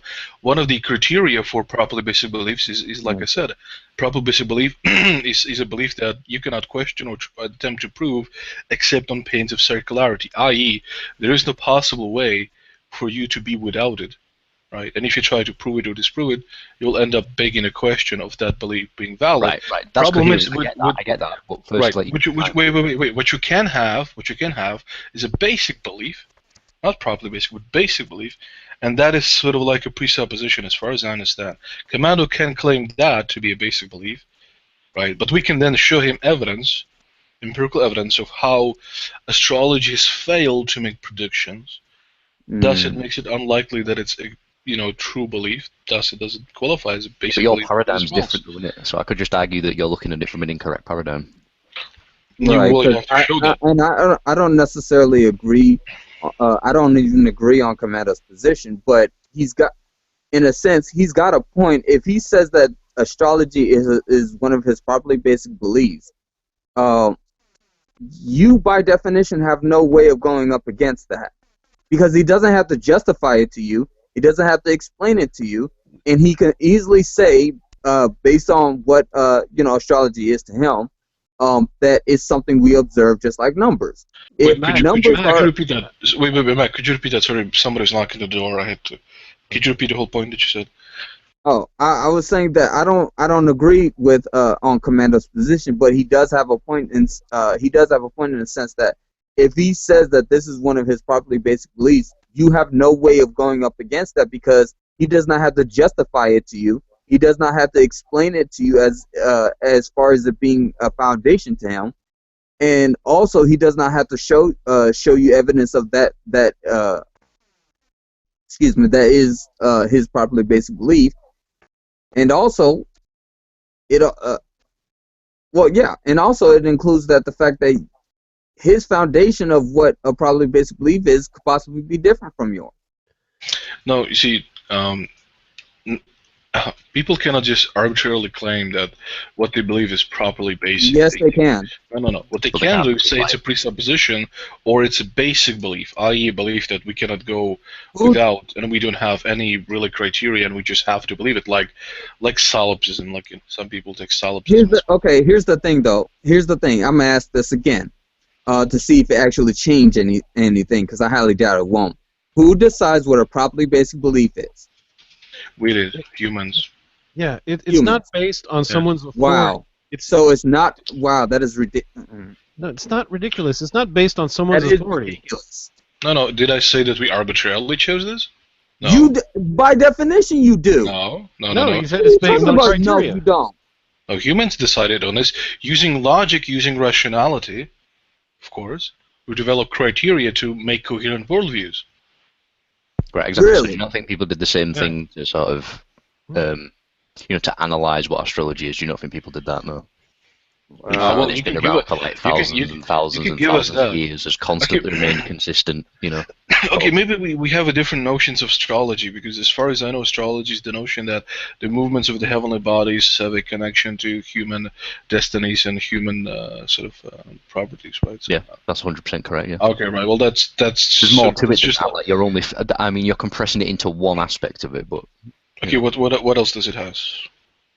It's the framework of how reality functions. It doesn't just take into account the planets, it takes into account the entire, what you'd call the universe, which is, the constellations of stars and whatnot. And each one of these constellations, within each constellation contains the capability for a new paradigm, which thus, influences the mind, which thus influences reality. What makes it necessary to even make the world intelligible? Well, that depends what you mean. Like what? Well, I mean, if it's properly basic, it is required to even function to believe in astrology. Like laws of logic, like our reasoning being valid. All I said initially was, it is the framework of reality. That's how reality works, and we have the science to measure that. That's how you believe this reality works. You make it a proposition, and it doesn't qualify as a properly basic belief because we can get without it. We can have a coherent worldview.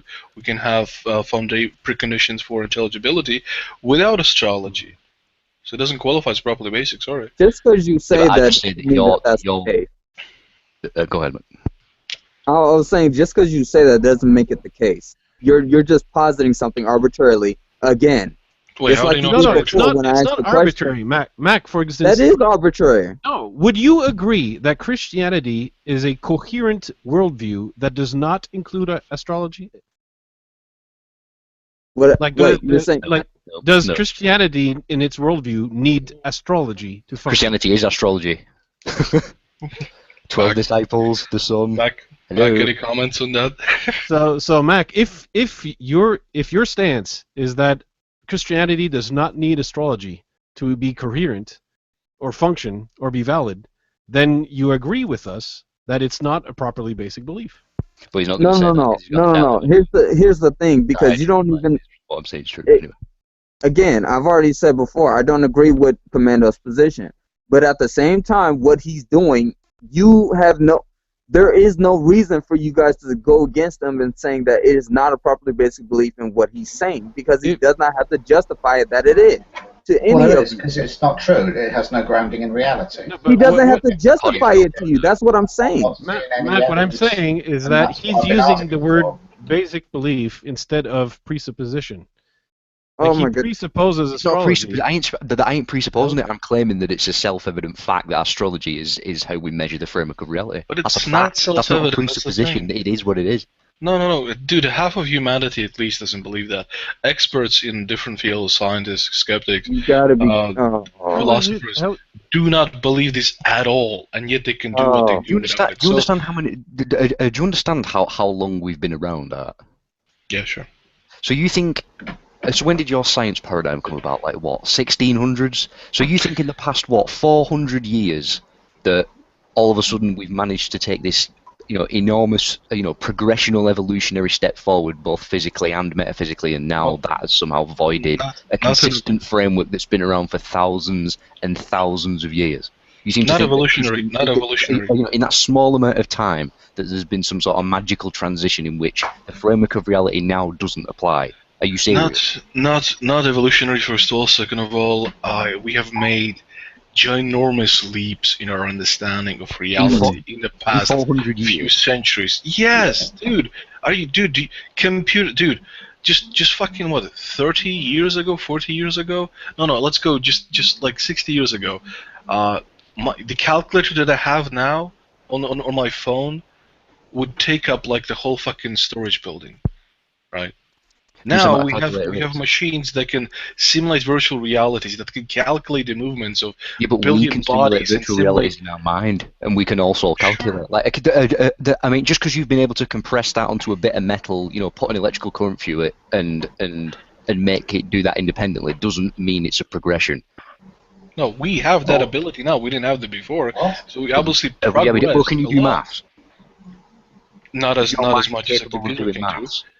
Dude, you know that your computer right now is like doing 1 trillion calculations per second. Your mind cannot do that. Well, I'm making the case that thousands of years ago we could do that. All you're doing right here are substituting the speed of the fact that it's still taking intelligence from the human being that put it in it. So what? All you're saying is that the human mind can do it as fast as the computer was programmed to be. But you're not. How's this relevant? We still make progress. It's not progress. It's the illusion of progress. Just because we've got computers, don't mean we've progressed at all. It just means we've applied that. We've applied that attention somewhere else, and what does progress mean to you? An artifact doesn't necessarily mean we've progressed. Well, dude, if you believe that Egyptians had like modern technology like levitation, of course you're not going to believe that that's progressed.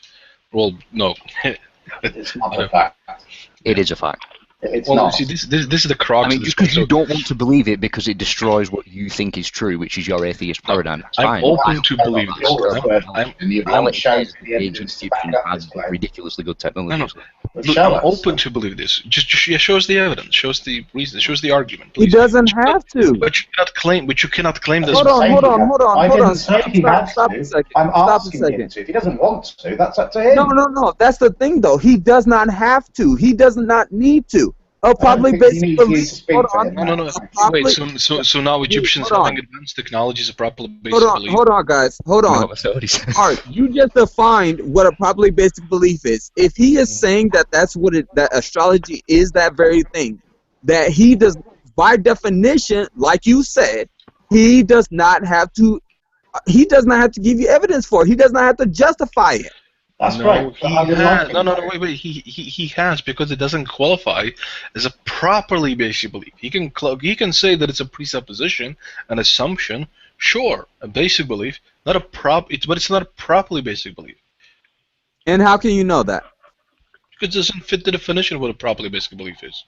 And who defines what a properly basic belief is? Alvin Humans did, according to well, yeah. So basically humans, right? So basically humans defined it as a probably basic belief. The Christian logician and a notable Christian philosopher, yes, and theologian, yeah. Well, no, but in that religion, then, aren't you putting your faith in another person to tell you what's correct? That's religion. No, that's pretty much true.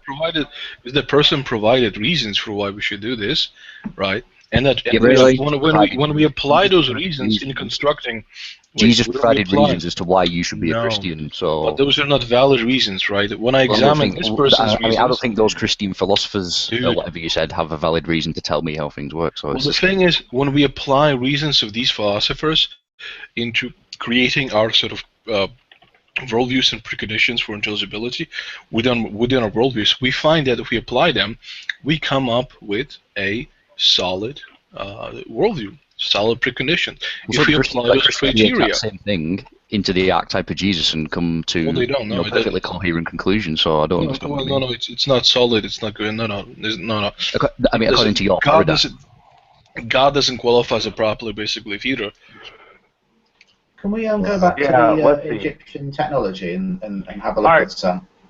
Also, Art, can you maybe before we get too far afield, what's the part that makes it proper, not just basic?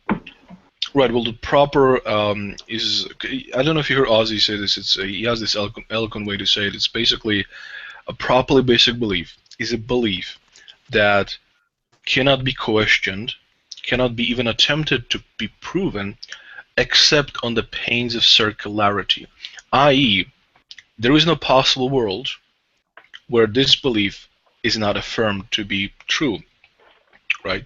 It's just it must be the case that this belief is true. Like, for example, law of identity, law of excluded middle, law of non-contradiction.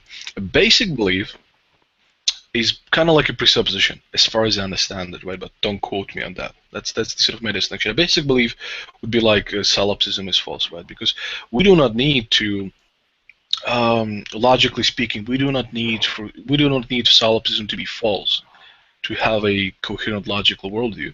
But from practical standpoint, we kind of assume that it's false because it allows us to live in this reality, right? So that's the distinction.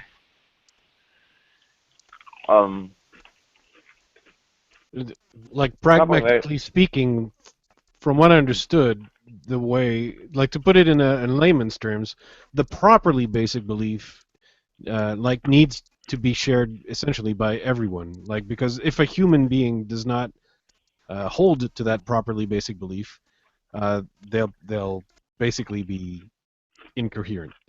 I disagree. Well, here's the thing. I disagree with that because when Christians assert that, we say that the reason why you don't hold that God is a properly basic belief to you is because you deny him by definition. So therefore, he would not be a properly basic belief to you. He would not be anything to you because you deny him.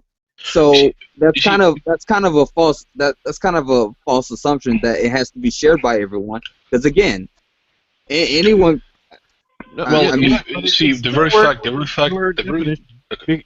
You just hold that we suppress that knowledge, that, like, you hold that we actually believe there's a God, and that we function with the properly basic belief that there is a God, except that once we're past that, we suppress it.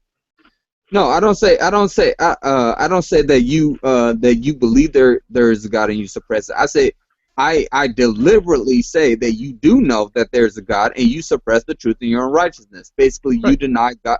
You deny God's existence on your own because of your own unrighteousness. So from your perspective, no, not from my perspective. That's what I'm talking about. No, but and what I'm saying is that from your perspective, not from my because perspective, of that belief, God is a properly basic belief because every single person needs to hold to that properly basic belief in order to function. No. Is there, from your Christian worldview, someone could live without the properly basic belief of God existing? No, I'm saying that they can say that they do not know God, but it does not take away the fact that God God has revealed knowledge to them to where they do that he does exist. It does not take away the fact that God has revealed knowledge to them to where he has shown he has revealed his existence to every single individual that has lived on this earth. The problem is that when a person denies that, what happens? You have all these different systems of religion, of denominations, of all these different understandings of who God is, but yet people do not come to the knowledge of the truth because they're rejecting who God is. Yeah, but still, you just confirmed what I said. From your point of view, every single human on Earth holds to the properly basic belief that God exists, whether they acknowledge it or not. Well, yeah, but I wouldn't say in my own perspective. So or for you, it is indeed a properly basic belief. Because everyone needs to hold to it. No, because it's not based upon my perspective. No, your perspective, that's irrelevant. No, when you say that part I have a disagreement with because it's not by my perspective. I'm not the one who wrote this. Whatever, man. What the way you said you just said his perspective is irrelevant. No, I know, but I mean, what I mean is that it doesn't matter. Like from also irrelevant. So. I know what the relevant part is that everyone needs to hold to that belief for it to be properly basic, or they'd be incoherent. They'd be unable to function. What do you mean by unable to function? Well, for example, again, a properly basic belief that we all agree on are the basic laws of logic. And if someone decides that... I disagree. The laws of logic are not a properly basic belief for you. Not to you, no. Wait, not to me. Wait, is it to you? No, I have a foundation of why it is, yes. No. Hold on, wait, hold on a second. Mac, if you have a foundation for it, then it is not properly basic. It means you have something before it. Yeah, because you can't have those without it. Well, I think that's what he's saying. That means you're starting somewhere else and then going to the laws of logic. That means they are not basic. The laws of logic do not apply unless you have a standard of which they come from.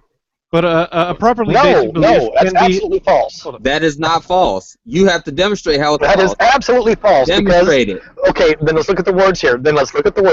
Which properly are defined by basic. humans, are they basic not? Means, hold on, will you be quiet, Mac? I'm trying to explain it to you. You have to actually open your ears. You have to open your ears.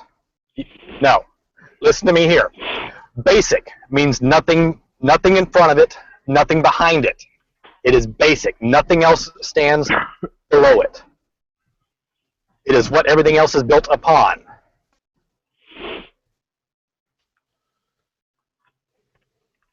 Were you done? Are you with me? I was waiting for you to be done. What I was going to say is that you with me? Basic... Okay, never mind. I was still waiting. Or was I just talking to the air?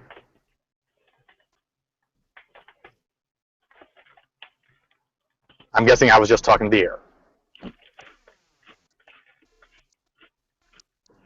That's why it's referred to as a properly basic belief, which means there's nothing in front of it, no basis for it. Mm-hmm. It is the basis. It is basic. Okay. Now, my question is, where'd you get that understanding of properly basic beliefs from? Because Art said where it came from.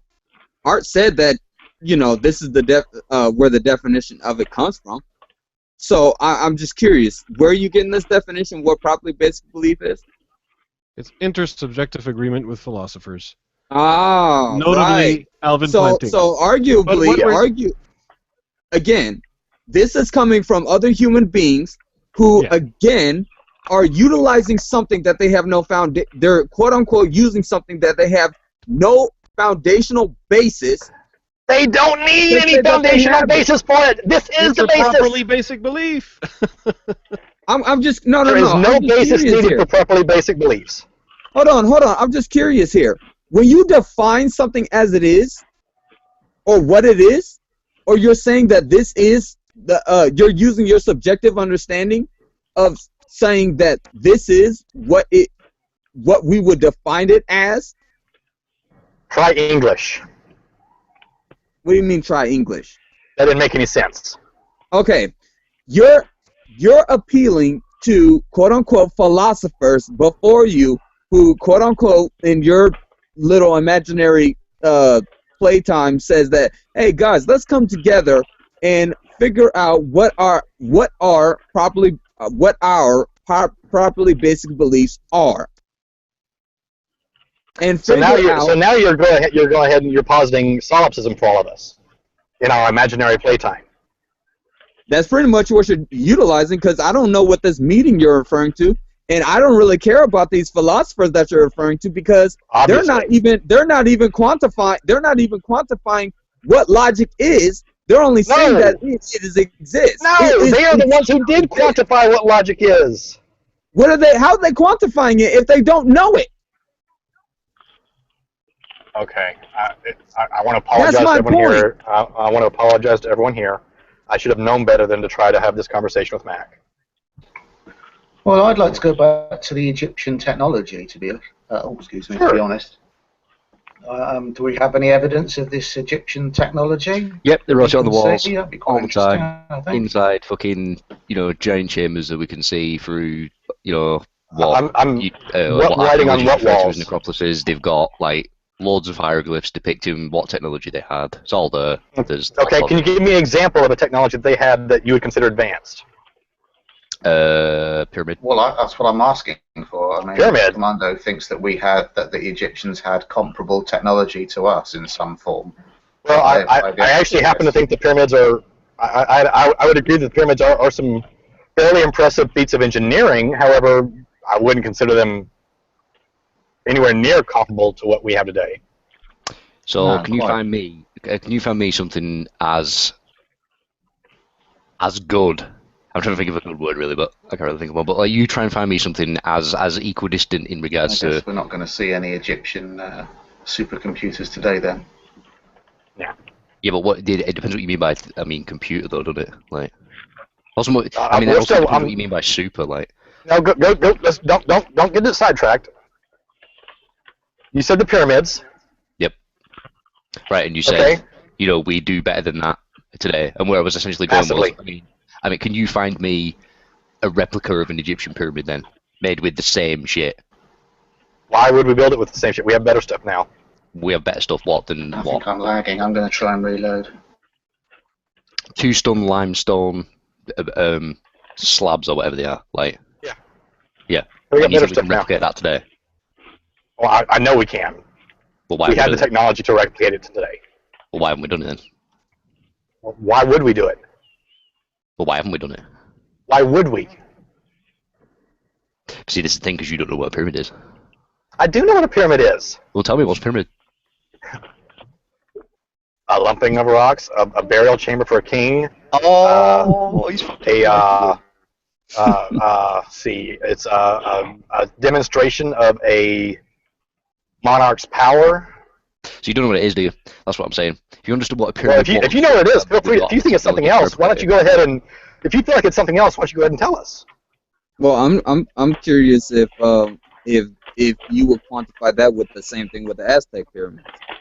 Yep. Well, you still haven't told us what they are. Technological batteries, which influence reality, which power entire cities, civilizations. What? You heard what I said. You're speaking at 90 words a minute. Slow it down and say the first sentence again because I couldn't hear you. Okay, like giant powerhouses that can power entire civilizations if need be. Prove it. What do you mean prove it? Like prove it. I think that comes from knowing what one is, though. Like, if you don't grant the, if you don't know what one is, what will be the point of me expanding on on telling you what it does and how it applies? Like, you won't grant that technology, will you? I mean, you've just said pretty smart guy. It is, so. Show us the technology. Let's have a look. Let's see it. It requires a certain paradigm to see how it functions. One that you'll categorize. No, it shouldn't. If it's a technology, you should be able to make it function. You should be able to demonstrate it. No, not if they're using it for a specific purpose to which you don't believe what that purpose is. You don't believe in that purpose. That's just he just said he can use it to. He just said he can use it to power an ancient civilization. There's the same way we use our power plants to power our civilization. So, Mac, hold on. You can take a break. So, if they are power sources for ancient civilization, I don't see what you're talking about, Mac. I think you're just talking out your ass. Well, that's fine if you think that, but again, again, you're talking to a person who does not agree with Commando's position. I'm just telling you that if he's telling you that in order for you to understand how it works, what the reasons, how it works, and all the things to expound on what it is, you would have to agree to his conditions on what they were utilizing it for in the first place. If you don't do that, absolute bollocks. Again, if you don't do that, then again, that's what I'm telling you that he's saying. If you don't agree to it, fine, but don't say he's not giving you evidence of it if you're not agreeing to the term. He's not giving evidence. Nothing has been. Well, he's not giving evidence at all. He's saying no, you wouldn't understand. Mac, don't you think what is it, the Nephilim and Anunnaki or whatever it is had some kind of high technology before the flood of Noah and so on? To be honest, I have no idea. I do know that man was just intelligent on its own based upon my understanding of what I've researched based upon their names.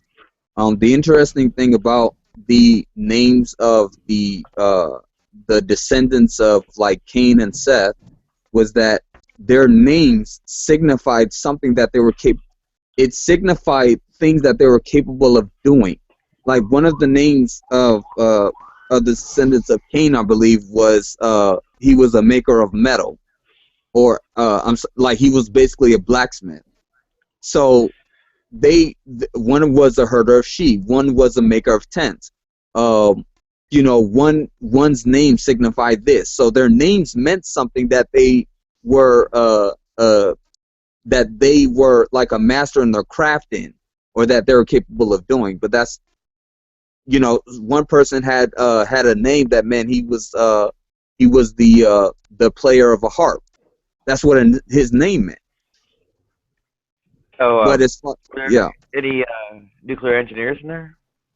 Yeah, which one was the computer programmer? What's that name?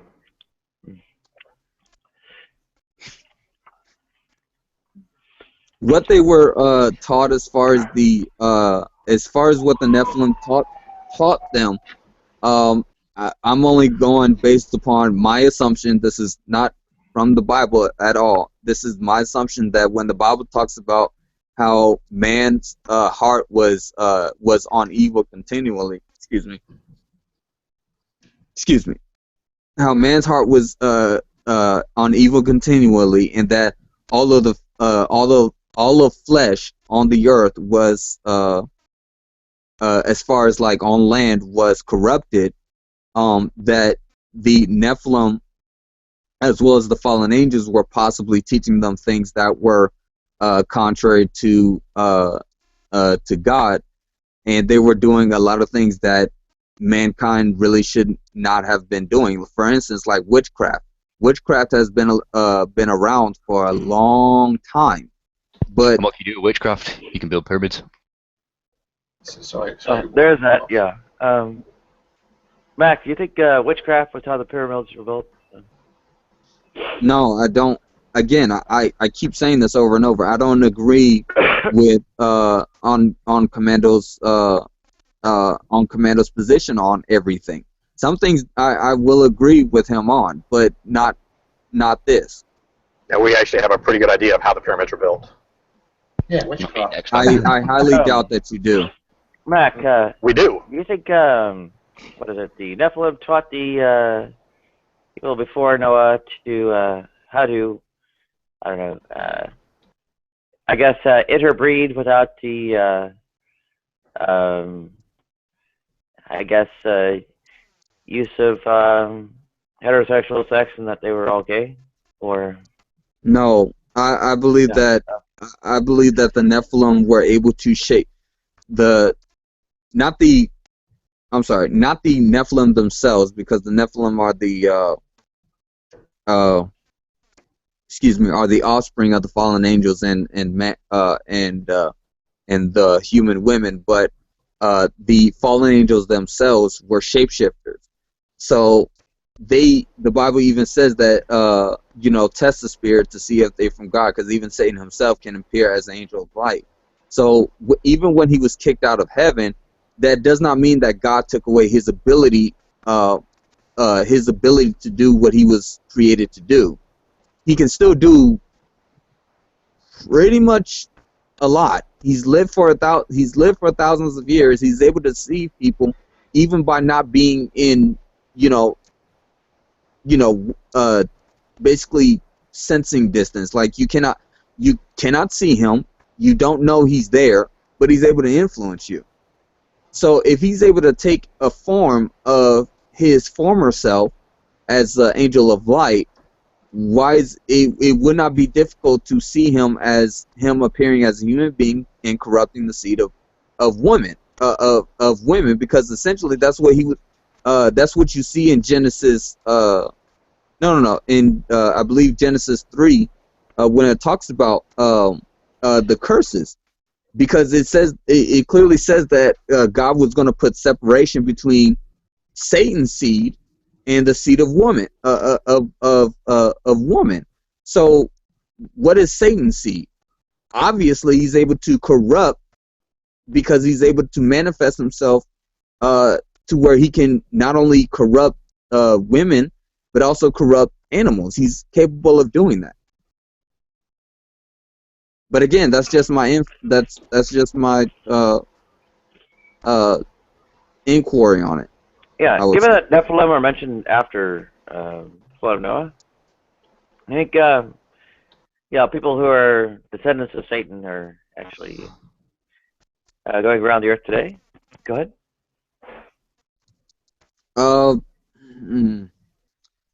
Yes and no, because what is quantifying as children of the devil is not exactly in physical form, but essentially spiritually.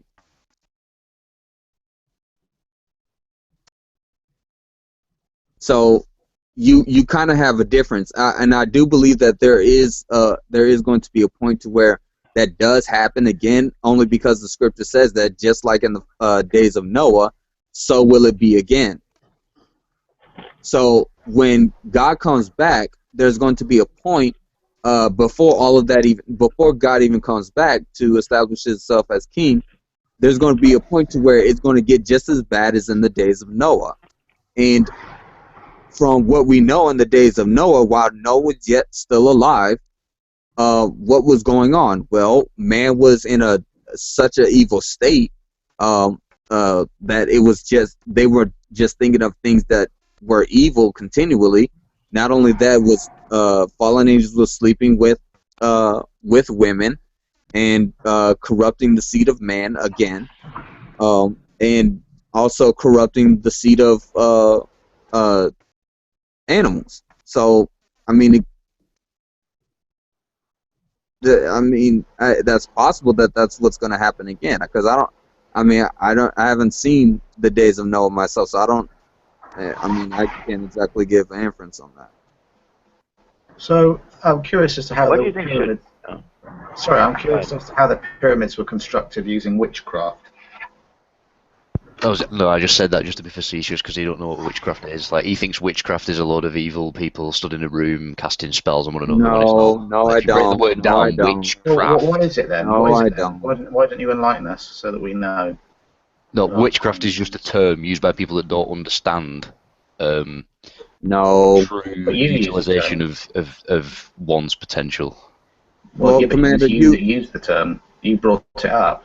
Yeah, I was being facetious with Mark. Yeah, he was messing with me.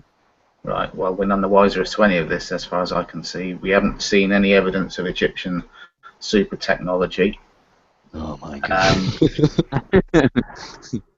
Well, what does that mean? I mean, I've asked you, and you've not provided any. There's 3 fuck-off pyramids in Egypt that are massive, and they're made of, like, 2-ton limestone fucking bricks. There's your evidence.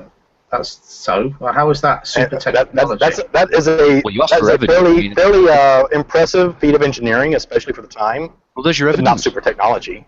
Well, it is super technology. Far from super technology.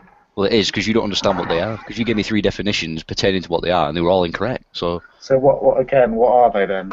I told you they're powerhouses that can power entire civilizations and do more. How do they do that? How do they power them? You've got a battery in the center, and one of those batteries is what's referred to in the Bible as the Ark of the Covenant. But here's the thing: you don't grant the Ark because you don't believe in the Bible, because you don't understand what the Bible is. So there's no point in going down the Ark of the Covenant was inside one of the pyramids. Yep, it's a technological battery. But how? What's the principles used? Hey, wait a minute, Commando. Are you and Arcane in sync on this idea? I was going there too, Nadia. Oh, sorry. No. I was agreeing with you. Well, Commando, was that a yes? Yeah, sort of. Yeah.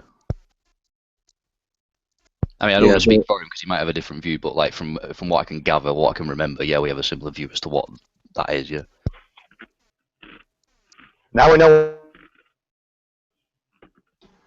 So how does the Ark of the Covenant work then? What's It's a demiurgic battery. Which means what? It's a very, very powerful artifact that can not only impact physical reality, but aspects of metaphysical reality. Even though they're sort of the same thing, but yeah, you get what I mean. It's a fuck off battery that can change things.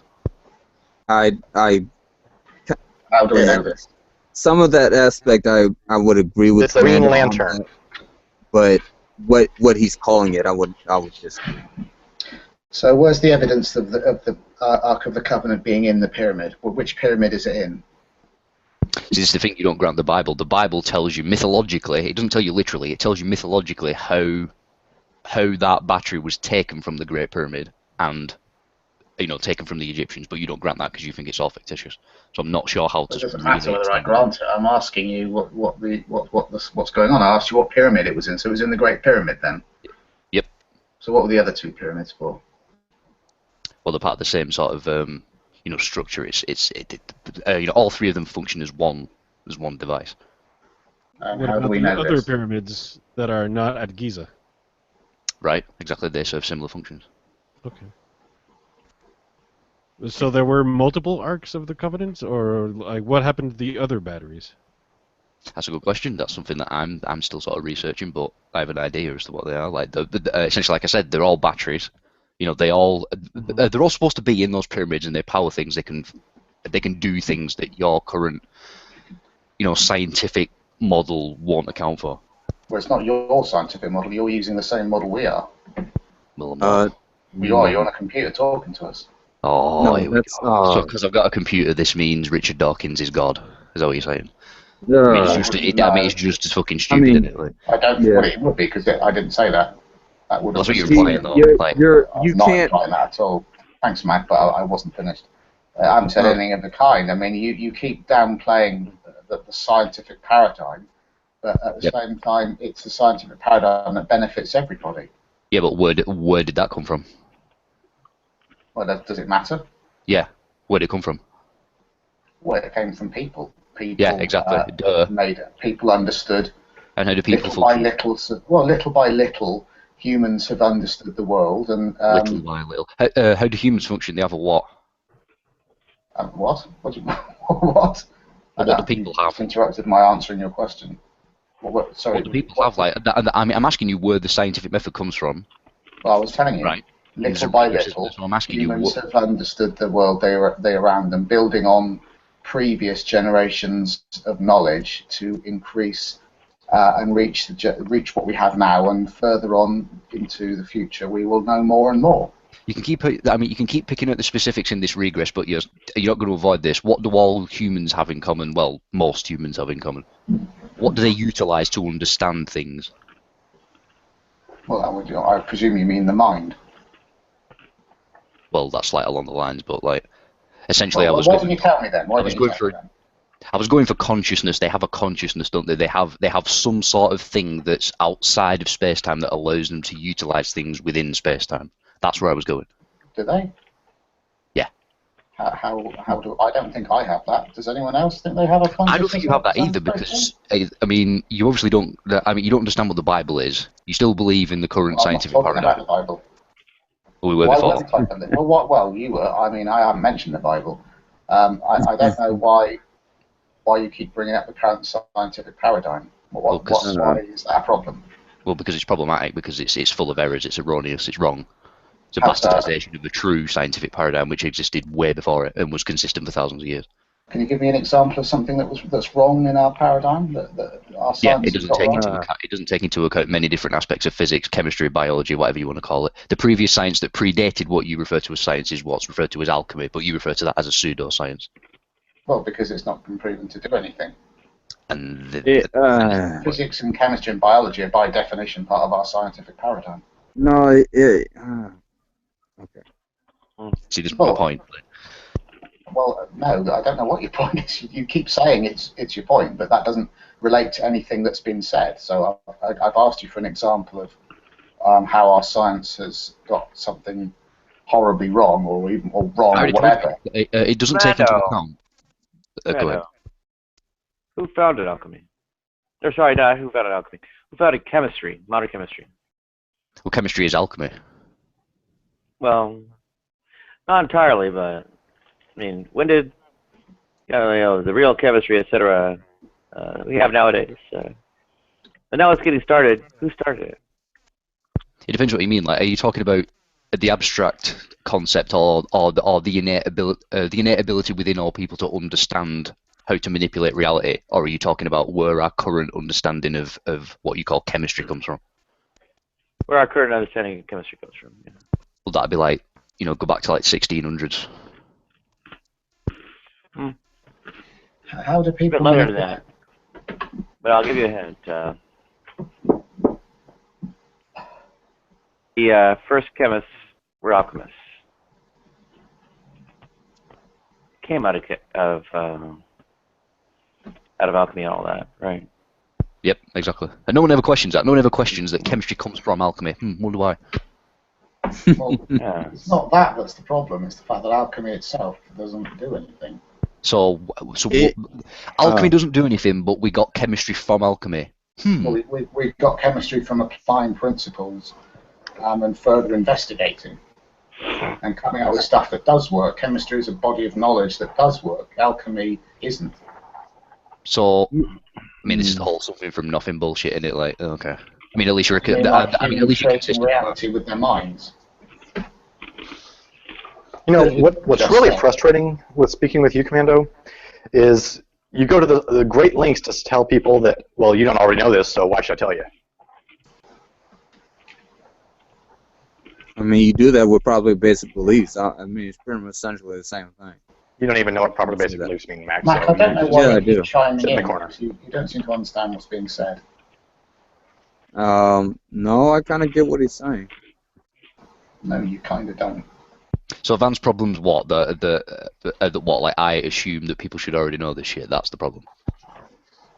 And if they don't know it, you tell them, well, I'm sorry, you just won't know it. No, that's not what I said. That's the impression you give. Okay, well, the impression I gave is what I actually say. So. Yeah, I don't see why. Let's be charitable here. If you're getting a false impression and you clearly know that's not what he's saying, how about you get an understanding of what he's saying so you don't get that false impression? I mean, let's be fair here. Jesus Christ. Pipe down, Mac. I mean, you guys are being Mac, I'll tell you what, I'll speak for me, you speak for you. It's ridiculous. I'll tell you what, Mac, I'll speak for me and you speak for you. I'm going to inquire Commando's position and he's telling me that there's something I cannot understand.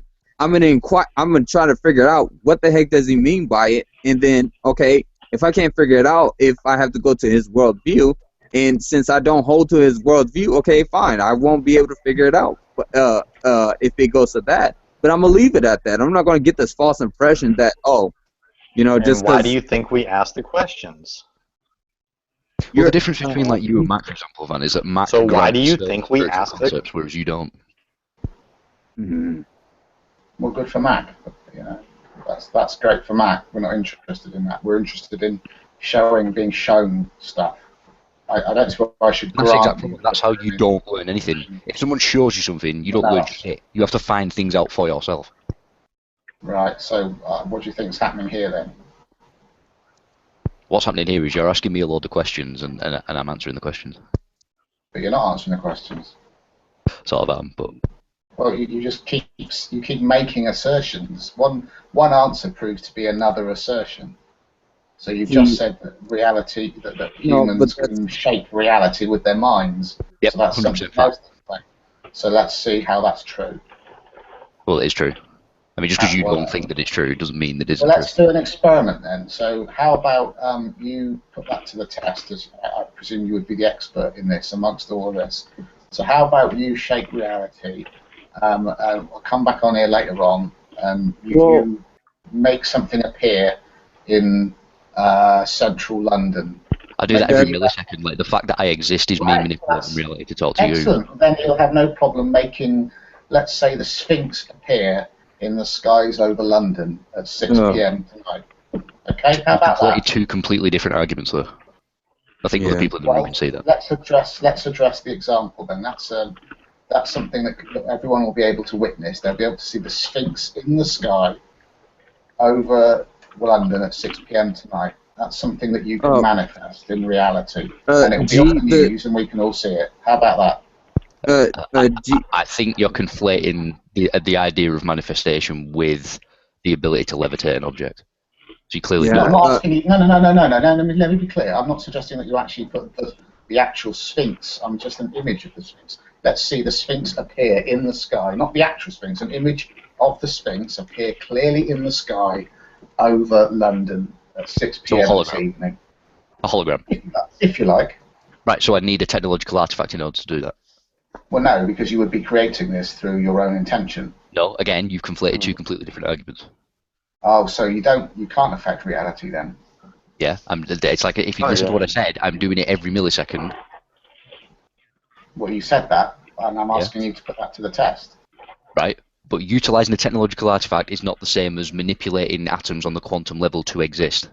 No, of course not. But you were saying that you could make. But you were conflating the two. So you mean something else when you say manipulate reality then. No, I've been perfectly consistent. It's you that's conflated the two arguments, and now you're realising that, so you're going to backpedal. Right, so when you say that you can make things, you can bring things into reality with your intention, you actually can't. You can use technology. I have a body and a mind. I have a body and a mind, so that's self-evident.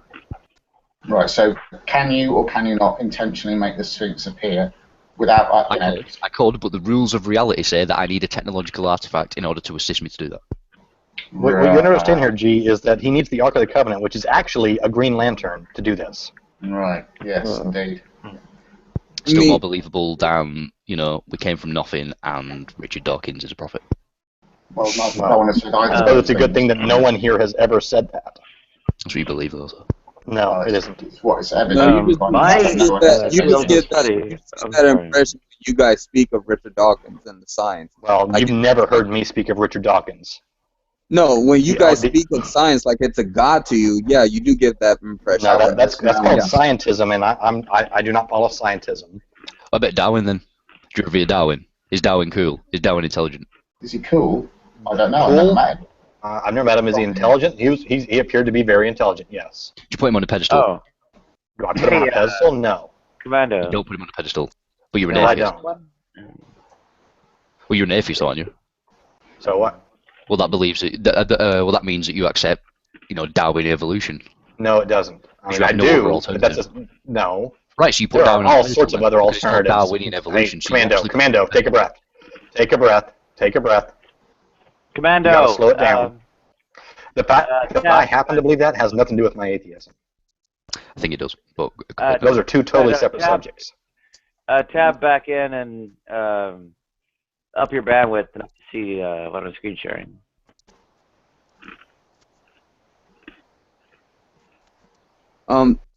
What is it? I can translate the French for those who ask, but I can see what it is you're screen sharing.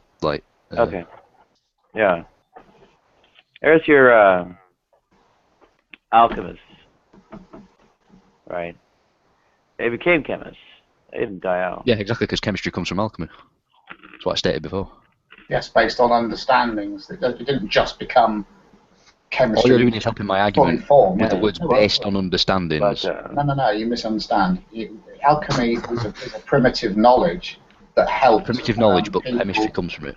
Make further investigations into the material world, which led to successive investigations, leading to the understanding that we have now. It's an evolution based on. I'd say it's a devolution because alchemy took into account certain metaphysical mechanics, whereas chemistry doesn't. It only deals with the physical component of that. So I'd say that's a devolution, actually.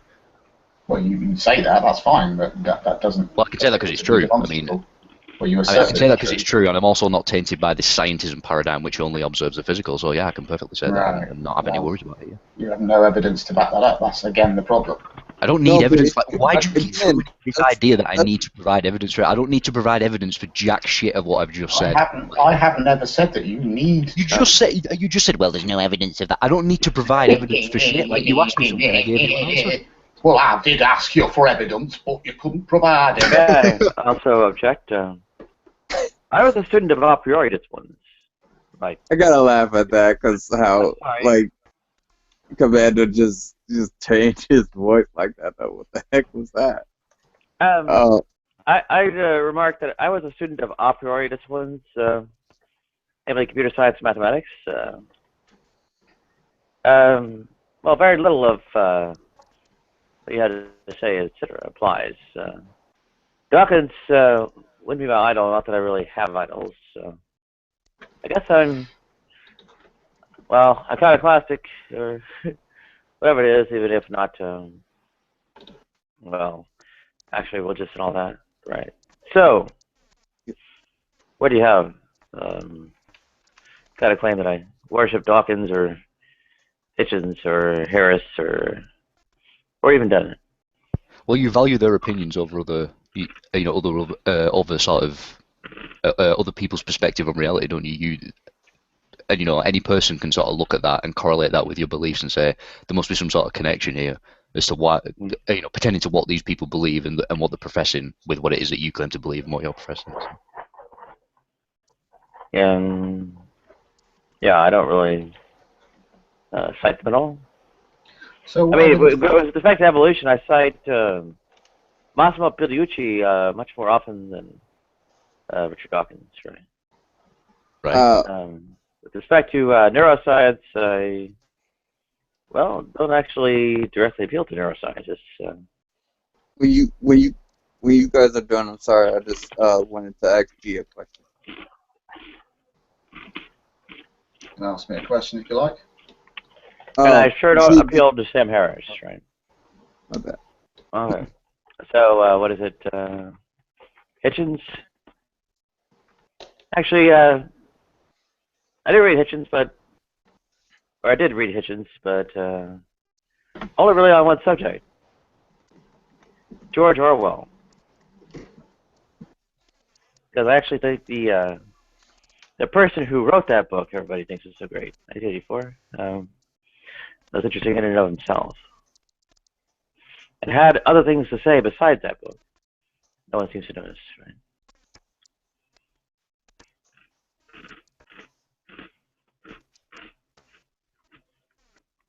That is all you, Commander, because I have no idea what. But the only thing I look up to Dawkins on is the fact that he married a Time Lord. Oh, wow. Yeah. That is true.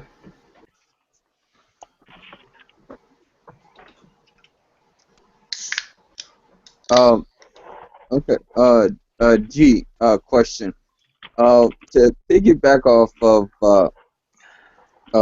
what Commander had said earlier, as far as concerning words affecting reality, do you believe that words cannot affect reality at all, not even in a minuscule way? What do you mean by affect reality? Words manifest in reality because we say like, them, and they will lead to the recipient having thoughts of some kind, whether they dismiss what they've heard or ignore it or agree with it or it upsets them. So in some respect, and some, but that's not generally what it's meant when people say that they can manifest things into existence through consciousness. Right. Based on what the Bible says, Jesus said that death and life is in the power of the tongue, and you will eat the fruit thereof. So, it's to be honest, I am letting you know up front. It was a book by a scientist who was looking at how words can manifest themselves if they can actually change things in reality based on water droplets. Like he utilized words, like he used a word hate and a word love.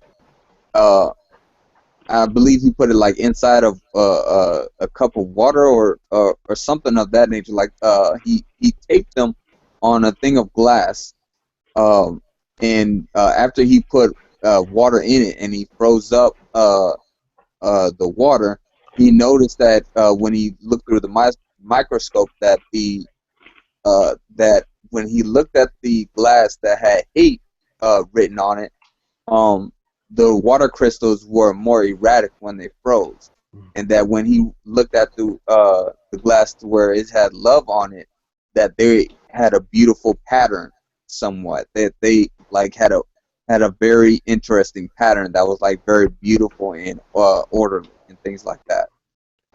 I heard of that Japanese scientist, and all I know is that nobody was able. Well, that Japanese person. Nobody was able to reproduce those experiments. And he's not a scientist. That study was just him cherry picking, basically the data. It's atrociously unscientific. Again, I'm not cherry picking the data. I mean, if I'm wrong, oh.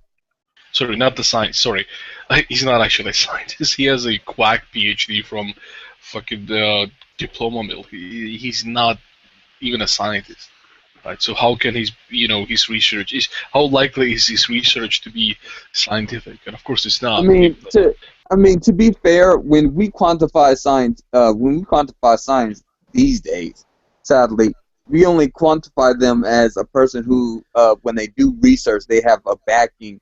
As far as like a PhD or like Mac, exactly. I mean, that helps, but the big thing there is that you don't put yourself forward as more of an authority than you are. That's actually the more important part. That's why I focused on the part where no one managed to reproduce his experiments and get the same results. So it's not like based on anyone's credentials, but rather based on the fact that this guy did an experiment and nobody was able to reproduce or get the same results trying that experiment. And many people found problems with the methodology. Well, and one other thing, Mac, is there are people who don't have degrees who are able to publish in peer-reviewed journals. So having a degree is not the necessary portion.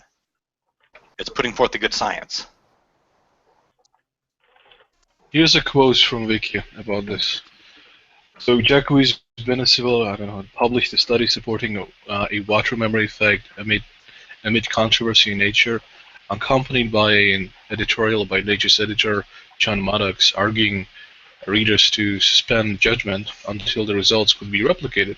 In the years following publication, multiple supervised experiments were run by Benevides' team, the United States Department of Defense, BBC Horizon program, and other researchers, but no team has ever reproduced Benevides' results in controlled conditions. So yeah. I mean, that sounds almost like the air diet. Well, this is unfortunately this is the case with a lot of these things, and don't get me wrong, I would love for telekinesis and such other psychic kind of things. That would be cool. Fuck yeah, I'd be like a Jedi. I just force push everybody. Sit in the bed and call the remote to me. Yeah. But unfortunately, there's no such evidence that supports any of this being true. So. Yeah, I mean, it's kind of like the whole breatharianism thing. People who live off of air only. There's been people who claim they've written papers on it, but no one's ever been able to reproduce it. Yeah, India so much money on the grocery bill, The Indian government has done actual research on this recently about a guru, right? A guru claims that he can survive without food for like months or something. I think he's either sun eater or air eater, one of those, right? And they had this experiment on camera, right?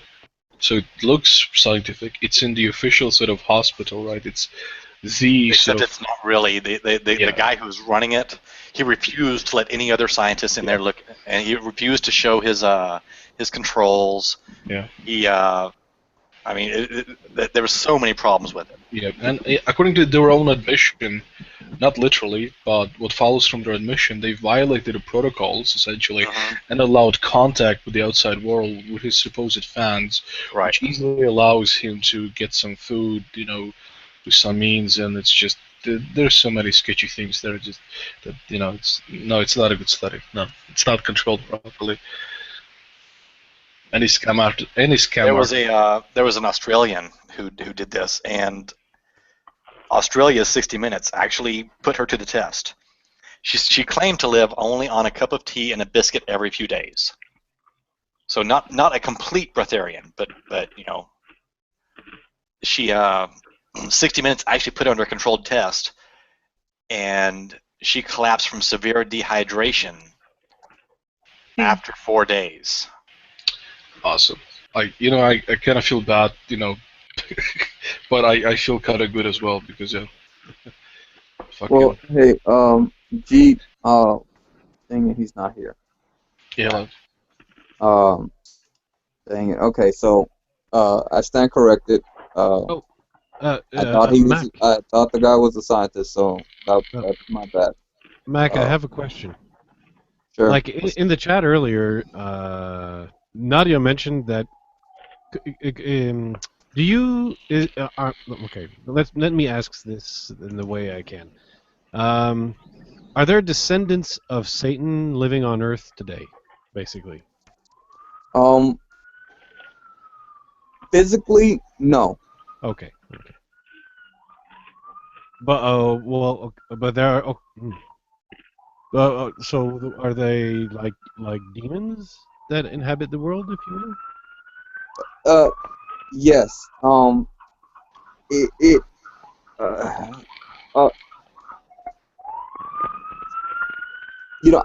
I'm trying to. Yeah, now that you sound like you got an APB out on you, you might want to get low. No, I'm kidding. I'm messing with you. What the Bible quantifies as children of the devil, what it's saying is that what we quantify as evil from Christians, like for instance, lying, stealing, covetousness, fornication, homosexuality. The Bible defines these things as there's a spirit of influence that their specific job is to invoke that on you. Like for instance, the Bible calls Satan a liar. He's the father of lies. So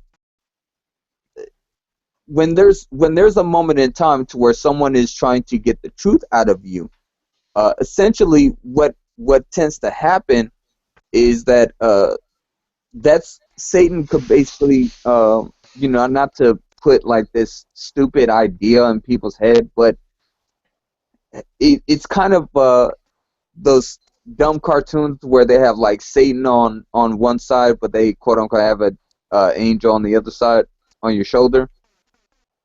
Yeah, no, I'm not saying the world is a cartoon. Yeah. I just hate using that analogy. But it's something like that to where Satan is an influence in your ear, or in your mind, and he's trying to influence you to go outside of the will of God. So Satan's job, that's what he's supposed to do. Since he's like the commander of chief, he basically assigns all the other fallen angels that follow suit after him have an assignment. Hey, you're assigned to make to have that person be influenced of murder or killing or hatred or stealing Satan, or something like that. Satan is not omnipresent like God. No. So minions do the menial work, if you will. Yes. All right. But the key factor is that none of these spirits, whether it be Satan or any other, cannot influence you unless God allows them to. So every time every time a spirit, no matter what it is, tries to influence you, it first must get permission from God to do so. The easy part is, and what people sadly forget, is that when a person is in tune with God, those things, those things will be exactly that. They'll just be influences, and they will not move. They will not. Your free will choice will not be leaning towards the influence of going outside of the will of God. It won't work.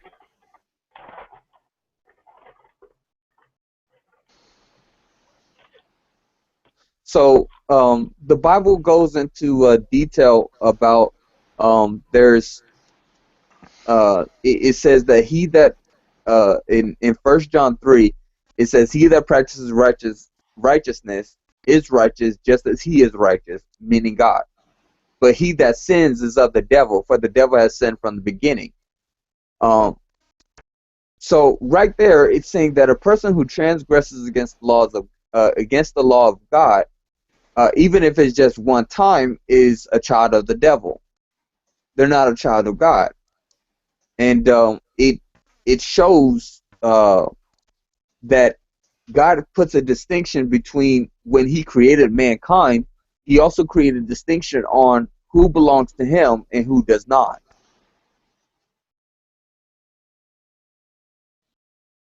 So basically, the Calvinist view. No. No, that no. Okay, I mixed it up. Okay, I'm sorry. Well, no. Some Calvinists believe. Some Calvinists believe they. It depends on the Calvinist you're talking to. Like Veckel, for instance, he would kind of hold the same similar view as me, but some Calvinists in particular believe that God causes you to sin, like He causes you to transgress His law, which is not true.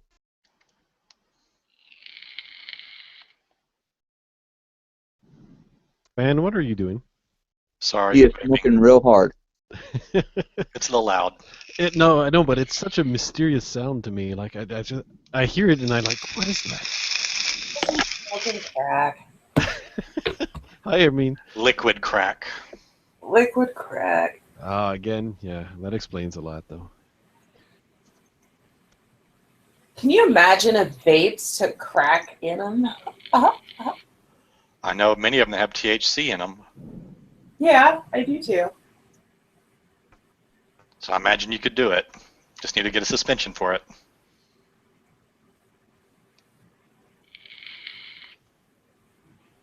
Well, she's in Colorado, so it's no holds barred there.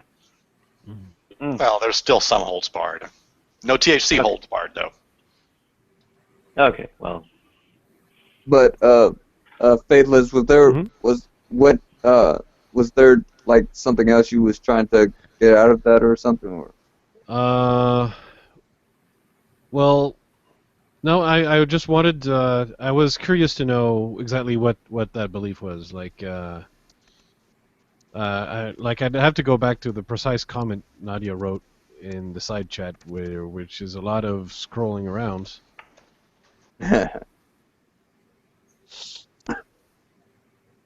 But yeah, so I just wanted like clarifications on what the belief was, you know. And therefore I asked. But yeah, so but mainly I was wondering, like, but see, it's mostly you're essentially describing spiritual descendants of Satan, as opposed to physical descendants of Satan. Yeah. Where you know, then the question would have then followed if they were physical. Like, how do you recognize someone who's a physical descendant of Satan? Yeah. Who isn't? But then, of course, that's not what the belief is. So so it doesn't matter. It kind of now here's the interesting thing as far as when it describes on the Bible. This is the part that does confuse me when I try to figure it out. Because supposedly after the flood, the descendants of the fallen angel were all supposed to be dead. But that's the thing, though. What when I see that, I'm thinking, okay, when God flooded the earth, the whole earth, all you had left was Noah and his descendants, repopulating the earth. So unless the angels came back again and did it and did it the same and did it over again, it's kind of I kind of have a hard time trying to figure it out on what invoked the process to happen again, because the Nephilim died completely.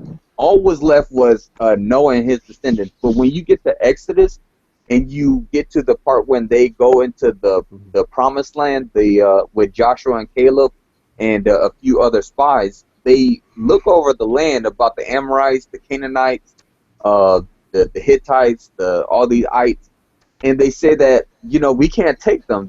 They're like giants, and we look like grasshopper in our eyes. That was not exactly a metaphor, in a sense that it was not something that, it was not just an analogy to say that there were bugs, but to describe something that they actually saw for real. Like, they were literally describing these people as being very, very, very huge. So I was just kind of, it kind of confuses me on how that's possible. Because that's what, yeah. Could I propose two scenarios, potentially? Sure. Just throwing it out there. Well, first, if we imagine that instead of being global, the flood was local, stick with me, then perhaps some Nephilim could have survived because the flood was local. So the idea of the flood was to cleanse a certain area of the Nephilim, but not necessarily to get rid of all of them. Though then again, I don't know what the exact passages are, so that's not my specialty. And the other one I would say is that people can appear to be giant sometimes if there are big differences in nutrition, for example. So we can observe this right now on Earth in North Korea versus South Korea, where the people of South Korea have a very good diet, and they eat nutritious food and with varied food, and they grow on average 1 foot taller than the North Koreans, who have a very poor diet. And they're basically, they're basically one country next to the other. That's how close they are. Yet there's a difference of 1 foot on average. So to the North Koreans, if they suddenly started mingling among the South Koreans, they'd see the South Koreans as giants. Like, they're all so tall. So it could be simply that kind of difference. All right. Going by the. No. I'm just when you I'm willing to entertain it, but going by the scriptures when you say it, this is where I think it will be inconsistent. Because when the Bible talks about the flood, over and over it says, and the whole world was flooded. The whole world was under water.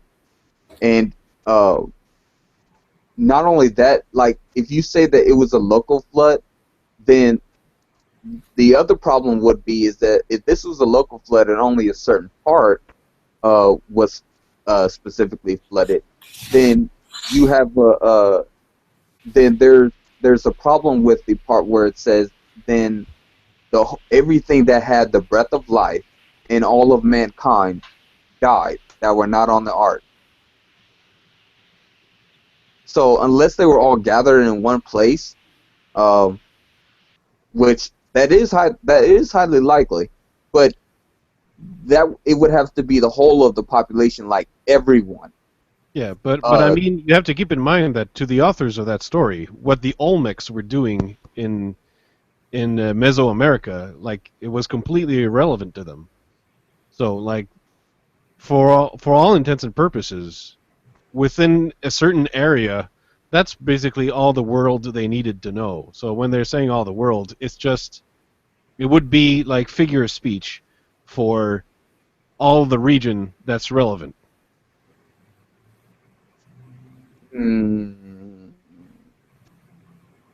Yeah, I wouldn't get that out of the definition when it quantifies it. I would say the other part when you your second point was that it is possible because of their diet that they were they were huge, and that's why it's possible that that's what they thought. That's why they thought that they just used the word giant in a sense that they were probably just a few feet taller than that. I would say that probably would sound remotely possible, given the circumstances that other than that analogy alone, there really is no description that you get out of it. Other than that, but I say where that falls apart in on that one is that where it talks about what is in the promised land, and also the scriptures that talks about Goliath of Gath, who was who the Bible describes he was the last giant, and he was 9 feet tall. He was 9 feet tall, and I'm pretty sure it talks about how tall his spearhead was, how big his shield was, how big his armor was. Like, it gives specific measurements on how big his armor was compared to the rest of them. And if you were to put that in a to actually make that stuff based upon the measurements shown in the Bible, no person could wear something like that. Even if you put a 6-foot person in that type of armor, no one could fit that. No one could throw. No one could have a spearhead like that and lift it in battle to where that's natural to them. Even the most fit 6-foot person that you could find, you would not. It would be hard to get something like that. What if he had acromegaly? Say what? What if he had acromegaly? And I don't know exactly how to pronounce that word, but that's the, if you will, the other name of that disease is gigantism. Oh, okay. And like what Andre the Giant had, basically. That would I would say that doesn't giantism present problems though, because they get to where their own height is destructive on them. Yeah, at a certain point of their own weight, because they just keep growing and growing and growing and growing. Right. So at some point, their own height and weight becomes a health hazard. Right. I don't think that will work with Goliath. They didn't say how old that particular biblical giant was. They just said he was the last one. Well, yeah. When they talk about Goliath like that, if he did suffer from giantism, he would not be in a war. Because for example, Andre the Giant was nimble and athletic in his youth, until okay. Well, I mean, that's the only person with acromegaly I know, so I got to stick with that example. But if I recall, I think Big Show has it as well. When he was filming The Princess Bride, he was in very serious health condition. But when he was young in the 70s, he was like a phenomenal athlete. Right, and I think Big Show suffers from the same thing as well. And in the Bible though, Goliath, didn't part of the Bible say, like, why do you come at me with sticks? But like the guy was only carrying one stick, and that's actually an indication of something wrong with your pituitary gland. So that giantism may be the actual cause. It would make sense, like from the text, you could infer that. And he was also kind of sluggish, and it makes sense metaphorically. Go ahead. Wait. What do you mean this? What do you mean with the stick part? I don't know if I'm saying it perfectly correct, but I think it says something to the effect that what do you think you can what makes you think you can come at me with sticks? and he was only carrying like one stick. I don't even think he said it like that. I think he said it in a more direct way, like you have sticks in your hand. And No. and then hold on a second. But the guy only had one stick. Well, let's look it up. The guy only had one stick, so that would indicate that it was a pituitary problem. No. You're talking about David when you're. I think that's who you're talking David, about. I'm talking about David, the story of David and Goliath. Yeah. Yeah, but David, Goliath said, "Am I a dog that you send a boy out here with his?" He was talking about basically the fact that David was a boy, and that he was referring to himself, as I'm not if talking about him being a boy. I'm talking about whether he had one stick or two sticks, or why he said sticks instead of one stick. That's all I'm wondering. So, what is this? You say cross-eyedness is a sign of pituitary disorders? Yeah, so like something wrong with your pituitary gland, and that results into giantism, as well as not being able to see. I don't know if it's double vision, but it's one of those. Yeah, it's double vision. Yeah. And so that would indicate that there's some truth to that. Plus, if you also look at him being a giant, he was probably sluggish. I mean, I'm kind of thinking of people who have basically accumulated too much wealth and have become sloth, idle and sloth. And so he was moving very slowly, right? So he wasn't like a... Dionysus, if you're going with the pituitary gland thing, you don't even have to go into sloth. You can just say that people with growth growth problems like that have extremely bad orthopedic problems, and so him carrying that amount of weight as armor would have been just like totally incapacitating, because he was wearing something like 180 pounds of armor, wasn't he? If you look at somebody that's like over 7.5 feet tall, you notice that because of a pituitary gland problem, you notice that their gait is extremely difficult for them. It's hard for them to move around even without 180 pounds of armor. Yeah, and I'm trying to figure out because I'm looking at the script right now, and when it describes the weight, that's the only problem that I have because of the whole how they quantify weight, because they say like shekels, and when it defines what it is, I cannot seem to get the weight of that. I can look it up for you in a minute, buddy. I think a shekel is something like 4 pounds or something, isn't it? Oh, appreciate it, because I have no idea. I have no idea.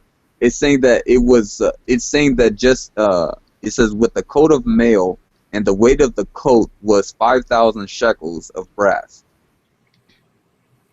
So I have no idea how much 5,000 shekels of brass is. That's interesting. Maybe 4 shekels is a pound or something. I'll look it up in just a minute. Degrees of brass. Yeah, this dude, if he had giantism, even with it being brass and not silver, the armor that he's wearing, even around his body as well as his legs and his shoulders, I mean, all this stuff is it would not work on a person who has giantism. Now, if they were 7 feet tall, and it was an offense. It was in a sense that they did not have that giantism disease. I could kind of see that, but he was 9 feet tall, as well as he was wearing this armor like it was nothing. So he stood and cried unto the army. Staff of the spear was. Yeah, he had a. Yeah, he was.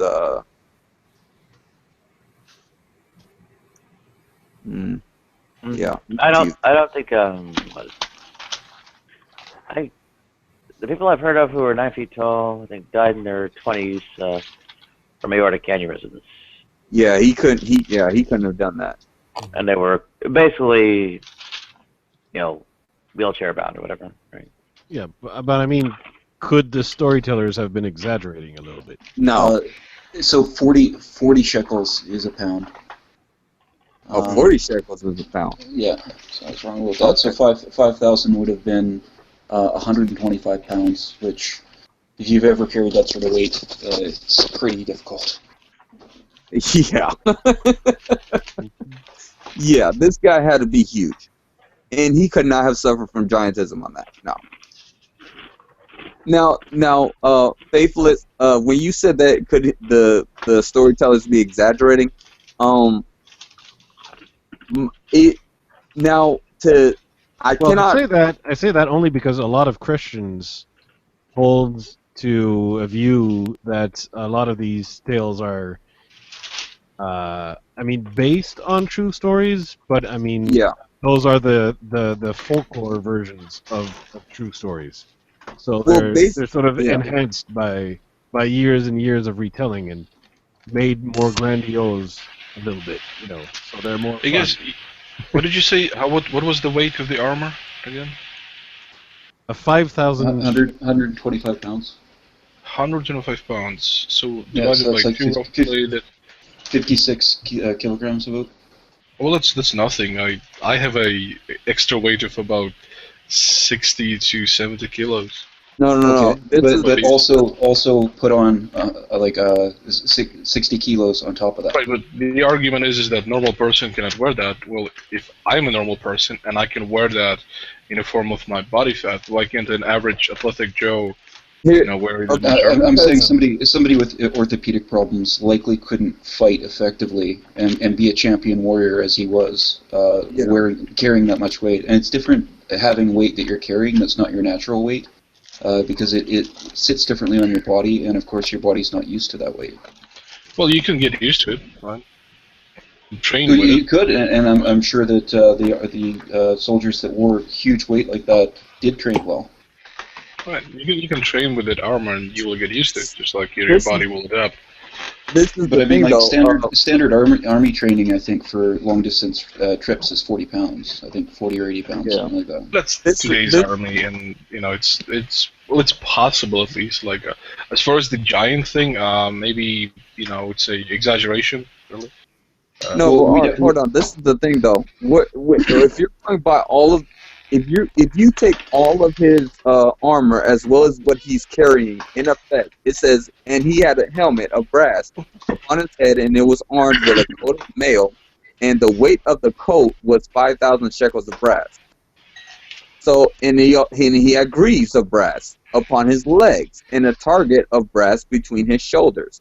And the staff of his spear was like a weaver's beam, and his spear's head weighed 600 shekels of iron, and one bearing a shield went before him.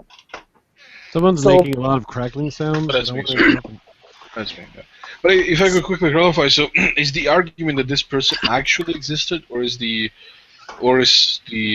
skeptics here trying to say that there's a different interpretation possible, a non-literal interpretation? Or something like that? I'm not going by what the scholars say. I personally believe that he was a real person that David had fought and cut off his head.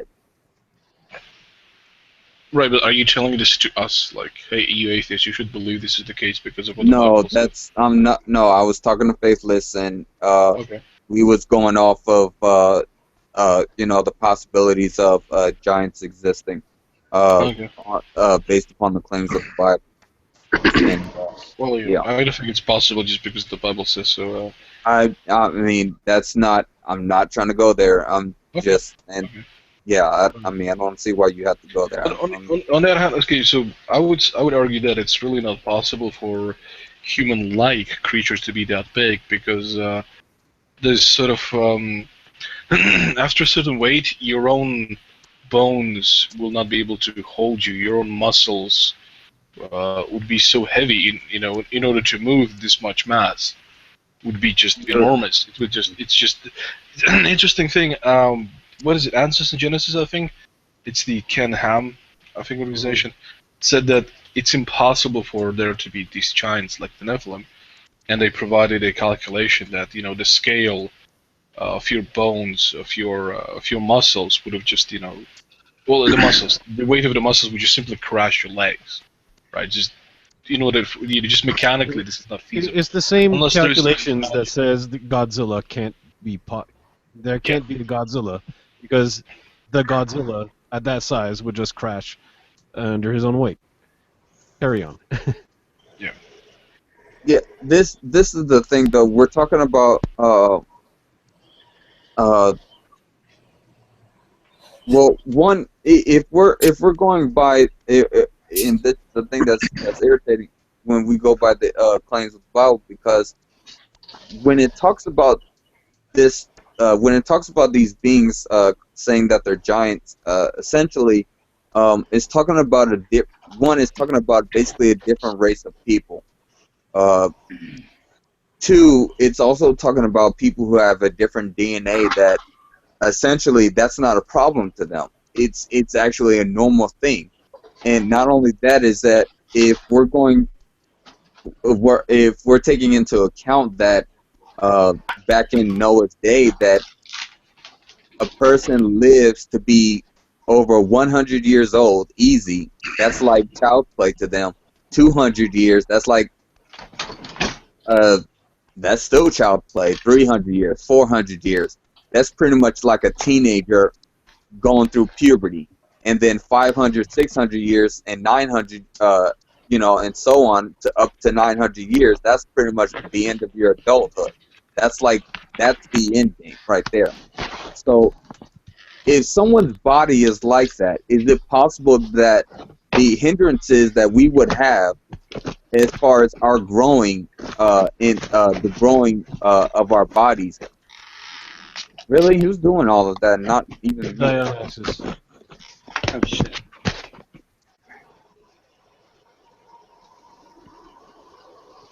Sorry about that. If a person, we know that a person after a certain age or a certain point in their life, they'll stop growing. So if a person does not have that same maturity level, how do you say it? Not maturity level. What is it? Has passed puberty? No, I can't think of the word. It's not. It has to deal with the chemicals of puberty, but I can't think of the word of it, of what it's called. But basically, your adult, the starter of you going through puberty is like on a totally different time scale than us. Would it stand to reason that they would be bigger than us? Adolescence. Hormones? No, that's not the word I'm looking. That's not exactly the word I'm looking for. It's Not a different adolescence? word. Okay. It just forget about it. But I'm just saying, if we know that, let's say at 15, that's when your body, let's say, increases by 1 millimeter a day.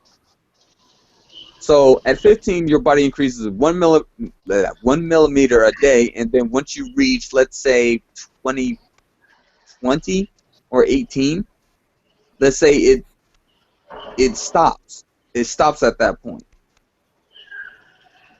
But what I'm positing is that if your chemicals tell you when to start growing at an exponential rate and when to stop growing at that rate, how do you determine what that rate is compared to people who can live 200, 300, 400 easy, and that's not a problem? That pretty much is like a teenager compared to us. That's what I'm curious about. Like, what would be the stopping rate? How big would a person like that be at that point? Well, the human cannot grow that much. That's the thing. Here is the article from it's creation.com. It's not Kinham, unfortunately, but it basically explains why humans cannot scale up that large. But I would say life expectancy doesn't mean that you necessarily grow bigger, because, for example, there are species of turtles that live longer than humans but are smaller than humans. Right? It's more genetic. But it also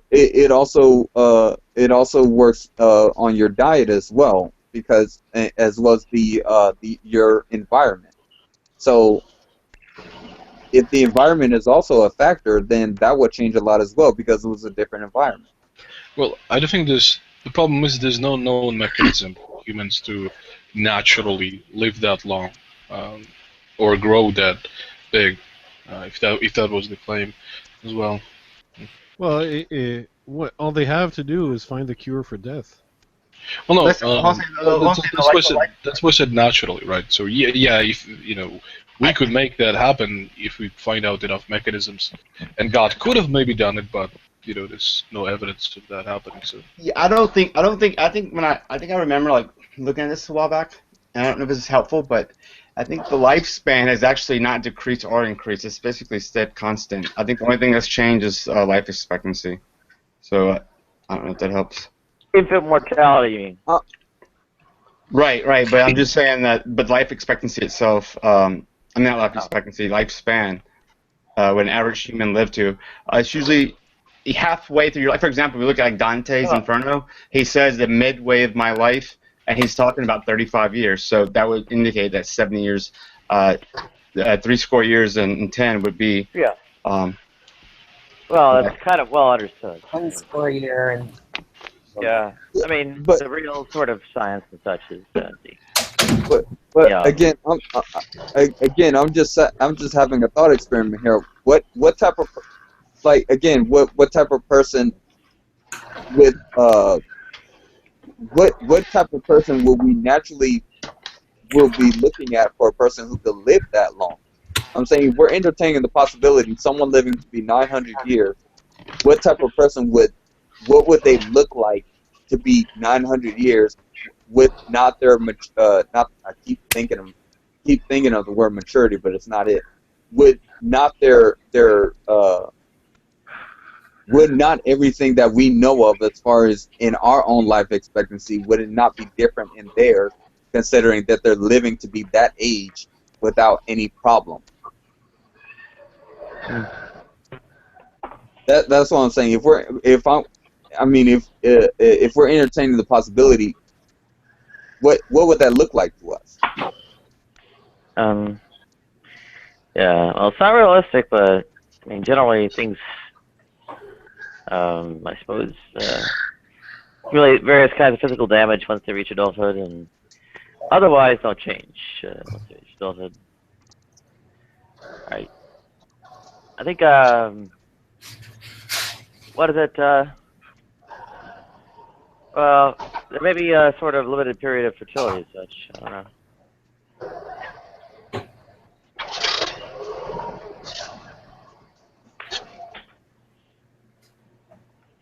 By the way, this is a bit off topic, but I know Max sort of believed this. Answers in Genesis has an article on arguments, what arguments not to use, and one of them is that there was no rain before the flood. Yeah, but keep in mind it was not an argument. We were just discussing. We're having a thought experiment. I don't see why you. Yeah, no, I know this is off topic because I know Max sort of mentioned that he believes there was no rain before the flood. Well, here's an article from sort of your own site, Mac, that says this is not a good argument. No, I don't. I mean, again, I don't go by. I'm not going by people's arguments of what they think possibly. I'm going by what the Bible says, and that's it. If people disagree with that, fine. But I don't say that they're on my side. I don't know them. Ah, you're fucking shitting me. Well, they make an argument, right? So they cite Bible verses and then explain why this is not a good idea. Right, but that's their own opinion. I don't side with that. Well, they cite Bible verses. They're not just saying, "Hey, this is my opinion." Yeah, a person could cite Bible verses to say that this is why Christianity was the cause of slavery, or I'm sorry, not the cause of slavery, but Don't say it, Mac. Slavery. Don't say it. Don't say it. Just stay away from it. But that I'm saying anybody can say that when I cite a Bible verse, this is why it's not a good this is why it's not a good argument. No.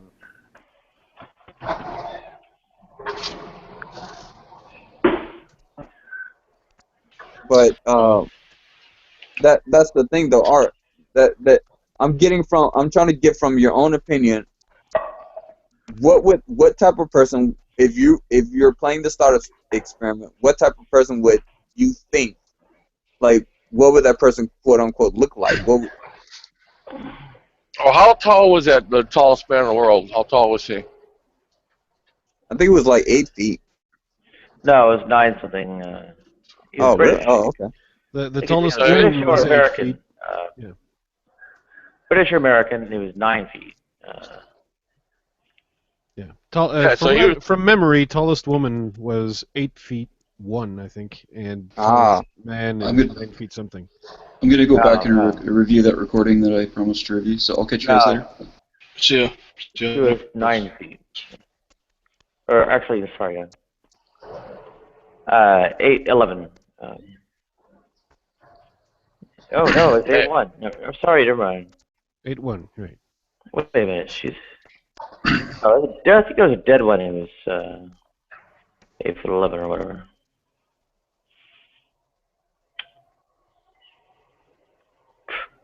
Archaeological findings of giant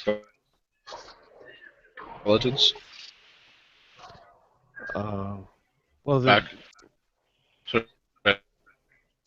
You broke out there, Art. I was asking Mac if he believes that there's archaeological finds of giant skeletons.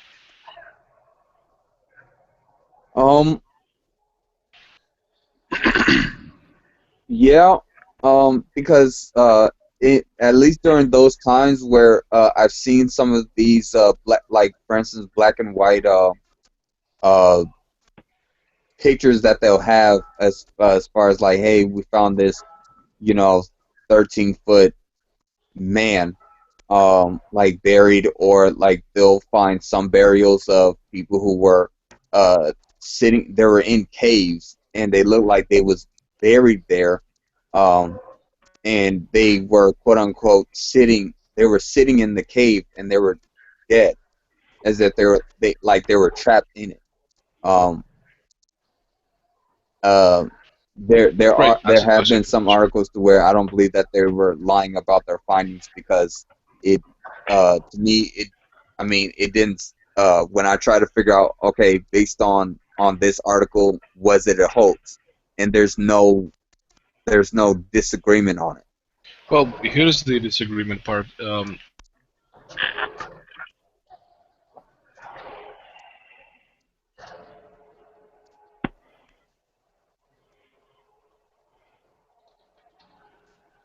Again, article of. That said, to play the. Or you roll fakes. Just no. Well, you cut out again, Art. Did I? Fuck's yeah. sake. God damn it. But well, could you repeat that? Right. So yeah, there's disagreement, of course, even amongst younger creationists and major organizations, right? Cut out basically again says you have the. Cut out again there, Art. Major disagreement between organisations. Can you guys hear me now? Yep. Yeah, but you're going in and out. You gotta do it quickly before you cut out again. You're on a time limit. This is fucking weird. Yeah, so Ansys in Genesis basically says this is a bad argument. Don't use it. All of those photos, all of those supposed, archaeological finds of giants are faked. Mm-hmm. Here's our link to the article, and I post a link in external chat as well. Well, can I play the archaeological devil's advocate here? Sure. I think the Bible stories would probably indicate that these giants were not. They were big, but they were not numerous.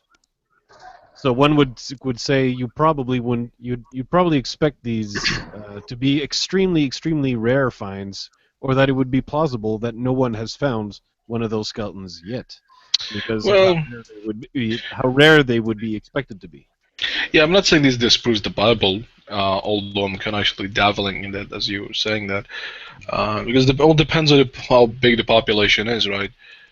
We should see some archaeological evidence of these people, and this is not an argument from silence. This is a valid argument from silence, because if there were giant civilizations, we should see evidence of these giant civilizations, right? There's an expectation of evidence.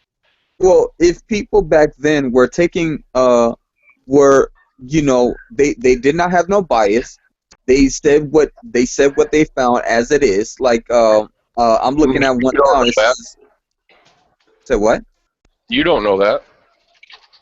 About them just finding something and saying we found it. You We don't found know it. that they had no bias. They weren't lying. You don't know that. Okay, that's fair, but I don't see. Again, I'm not gonna imply that they had one or not. I'm just saying that okay, based upon the article, someone found something. Oh, they claim to find something. Okay, fair. Okay, well, if we're gonna look at what they found, let's look at what they found. I'm looking at something right now called called Find Prehistoric Giant, February 3rd, 1909, New York is it? How do you say this word? Is it Tribune? Is this supposed to be Tribune or Tribune? Tribune. New York Tribune, yeah, that's a newspaper in New York. Tribune? What? Tribune? Tribune? Yeah. How do you pronounce it? Tribune. Tribune? Okay. Oh. Okay. Just making sure because I feel like I'm saying it. I'm not saying it right. Okay. Anyway. It says a skeleton 15 feet high unearthed in Mexico. News was received here Monday from Mexico that at gosh, I hate you. Ixtapalapa, a town 10 miles southeast of Mexico City, there have been discovered what was believed to be the skeleton of a prehistoric giant of extraordinary size. A peon while excavating for the foundation of a house on the estate of Agustin Juarez, found the skeleton of a human being that is estimated to have been about 15 feet high, who must have lived ages ago. Judging from the ossified state of the bones, Romulo Luna, judge of the district, has taken possession of the skeleton, which was complete with the exception of the skull. Wow. Okay. Judge Luna says that as soon as the search for the skull is finished, the skeleton will be forwarded to the National Museum of Mexico, which has an almost priceless collection of Aztec antiquities. The National Museum, it is said, has made arrangements to investigate this find. The discovery of the skeleton has revived the old Aztec legend that in the prehistoric age, a race of giants lived Valley of Anahuac, can't say that word, a name given by the Aboriginal Mexicans to the part of the Mexican plateau nearly corresponding to the modern Valley of Mexico City. These giants known as Quinazins, can't say that word either. The story goes were afterwards destroyed by the Olmecas, also of great stature, who in turn perished by earthquake, interpreted as an expression of the wrath of God. Interesting. So with that being said, if we go to the Mexican, the National Museum, it is fun as discovery and legend. I'm trying to figure out what museum it said it was in. Again, hold on. Mexico. Well, it's already kind of fishy. Why would they have to wait for the skull to send the skeleton? I mean, I don't know. Again, that's what I'm curious about, because it does seem kind of fishy when the part that says Judge Luna says that as soon as the search for the it says Romulo Luna, judge of the district, has taken possession of the skeleton, which is complete with the exception of the skull.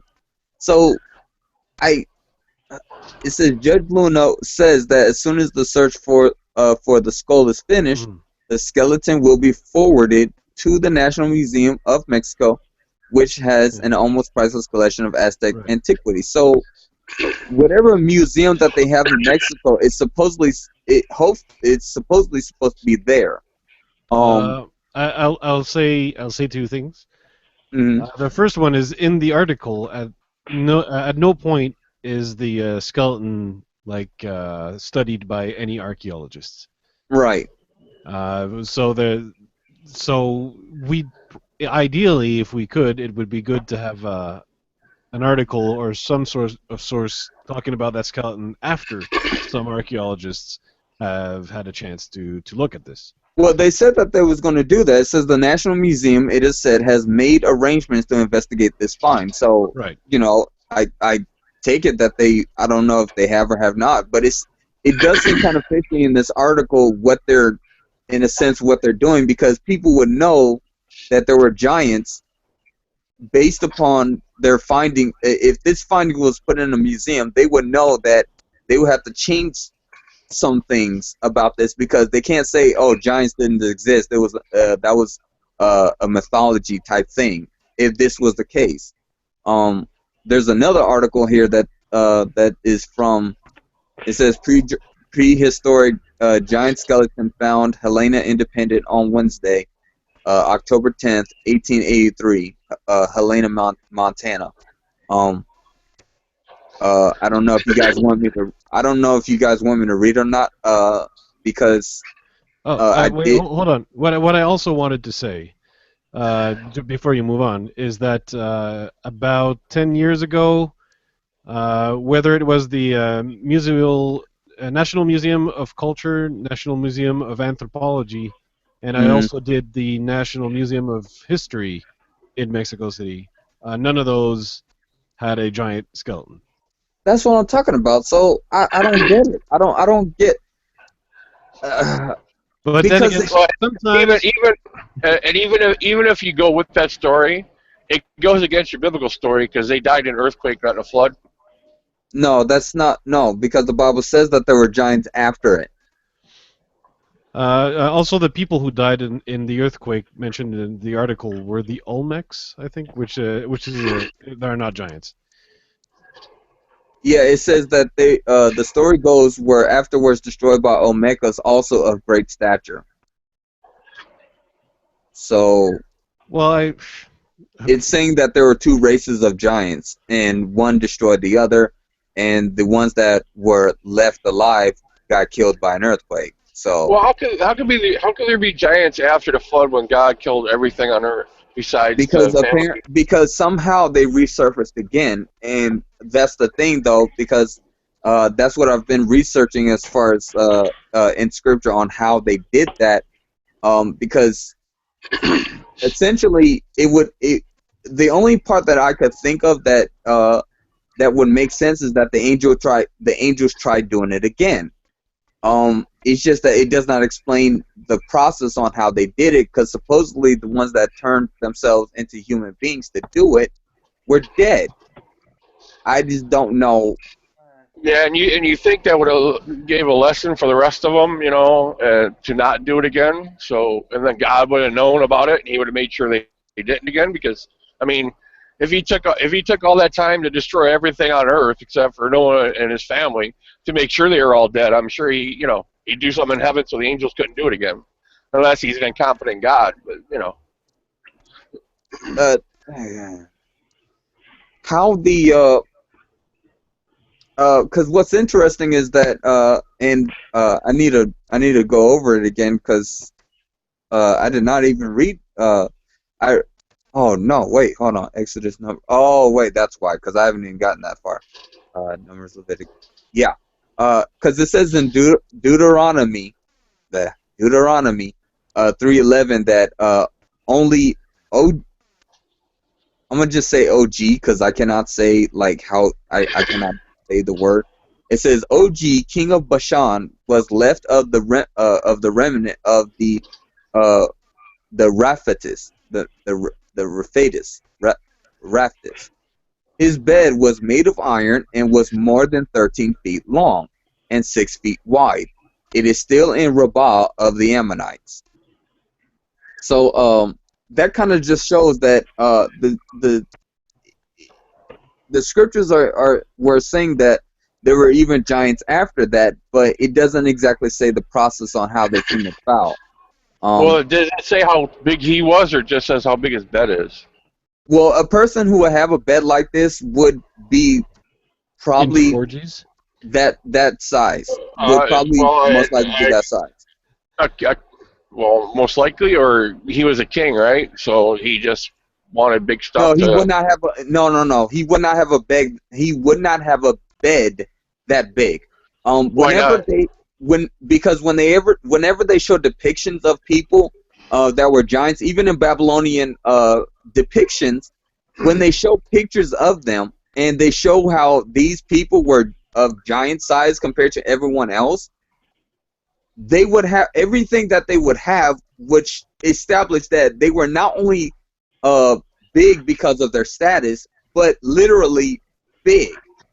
It would show one picture. I believe it's in Babylon, to where it shows a king holding a lion as if it's holding a full-grown lion as if it's a kitten in his hands, like in his arms. So. Yeah, but your Bible doesn't say he's that big. It just says his bed is that big. Right, but no person would be in a bed like this. That's what I'm telling you. That would not make. Yes, I'm serious. Lots of people that live alone and buy a king-size bed. You give me a scripture. You give me a scripture that talks about the bed, the size of someone's bed. Mac. That shows that a person would sleep in a bed like this, being like 5 feet tall, even 6 feet tall. No one would sleep in a bed like this. I'm telling you. Mac. What if no one? When you say what no if he's one, a king? Okay. Do you think somebody would sleep in a bed that's smaller than themselves? Today, yeah, there are people who do that. It's the people who suffer from giantism. They don't have a bed big enough for their size. Right. So, do you think they go out and get a bed made, which is bigger than your normal bed? Yeah. Right. So, why is it not possible that somebody could have gone, I just want a bigger bed. I've got several wives. I need a lot of space. Because right? I've got 200 concubines. I do 3 a night. Just having a normal sized bed just isn't going to cut it for your average king, right? So, okay, Simon. If you're going to put that as a hypothetical, then I would like for you to give me an understanding of this culture of who these people are that would try to do something like that. Right. Well, it has been known in cultures, especially in the Celtic culture. I'm talking about this one specifically, though. Excuse me, speaking. Yeah, it has been known, especially in the Celtic culture, that that chieftains will have spears and weapons and armor, especially armor. I think it might have been Alexander that did this as well, which is bigger than they actually are. Right. So when their armor gets found by the enemy gets really scared because they think the king is massive. I mean, this is not beyond the wit of man to understand, I feel. And the fact that you're stating that somebody had a big bed, therefore they must have been a giant, just sounds a bit silly. I'm talking about how about we go into detail of this culture of the Ammonites. How about we just explore this idea that you're claiming that because somebody has a big bed, okay, they fine. must have been a giant. If I'm wrong, let's go by the culture and figure this out. Instead of you just saying that I'm just flat out wrong with no evidence to back that up. Well, I don't think it needs any evidence because you're not providing any evidence. All you're saying is did. there was a big I'm bed. telling. Once, oh my goodness! I'm telling somebody you, had a big bed. Well, you know, I'm single-ish, and I live on my own, and I have a big bed. I have a double. So does that mean I'm really fat? This is retarded. Well, this is the analogy you're making. Really this is the analogy. Because the person has a big bed, therefore they must be big. That's nonsense. That's absolute nonsense. There's no logic there at all, right? You're just making shit up, as far as I can see. I'm not making it up. So how do you prove that everybody that has a big bed is equal to the size of the bed they have? I'm telling you. Okay, let's. About that in China, the king in China that built that underground tomb with how many thousand stone men inside it? The Terracotta Army. Mm-hmm. Yeah, so he built this huge tomb with thousands of stone men to supposed to protect them in the afterlife. You know, what kind of people do that? I wouldn't do that. I'm not going to waste my money on. I'm going to be, cremated. I'm not going to waste my money on this big, huge tomb just to be buried in it. So Mac, people do all kinds of things, and you Bob, can't. hold on, Bob. You're talking about two different things, okay? You're talking about a culture. You're talking. Mac wasn't done. And you cannot say you didn't live back then. You have no idea. You're just going off a couple things you read, and it doesn't. And those things you read, it doesn't say, well, people build things for the size they are. People do this for what they are and what they and how they think. It doesn't say anything like that. You're just guessing and making up, pulling shit out. I'm not guessing, and I'm not making it up. Now Yes, hold on. Now let's go by your claim of saying it's the same thing. One, that's wrong. That's false. Because you're talking about when quote unquote emperors in China or Japan or whatever had giant burials and they made clay statues of soldiers to protect them from the afterlife. You're talking about a spiritual aspect and not something inclination of their size, in a sense of their actual size. Okay. I bet now hold on. Now this is referring to someone's actual sleeping. This is referring to someone's bed essentially that they sleep in. Their size of their bed, and I'm trying to get. And this is the thing. If we know that people sleep in beds close to their size, that is true. That a lot of people have beds that sleep to their. That's not always true, Mac. That's the point. Really? You're just rushing over that as if it's No, a I'm taken not and a rushing given. over that. No, That is it's not true. given. It's not taken. I sleep in a bed which is bigger than me. A lot bigger. I could sleep in a smaller bed that would fit me, but I prefer to sleep in a big bed because if I have a partner over, there's more space. I prefer to sleep in a very, very large bed that is in the shape of a heart. Now on you the know water, and it Simon's lying. rotates. Yeah. He said, Beautiful. if he has It's the a way you do it, buddy. Now we know you lying, Simon. Okay. When it talks about these people on who they are, it gives specific. It talks about not only their lineage and where they come from, it also talks about their actual size, like who they are, and it said like I just It went to also the. explains what they think. Does it tell you what they think? Does it tell you what they think? In some aspects, yes. In some aspects, you don't know what they were thinking. So what? So some No, king I could- don't have to know. God knows.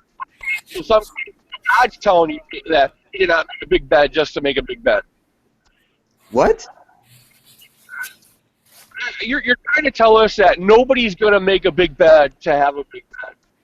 And I'm saying you don't know what they think. You don't know what Okay, this is the guys. reasons he made that. You don't know what reasons he made that big bed for.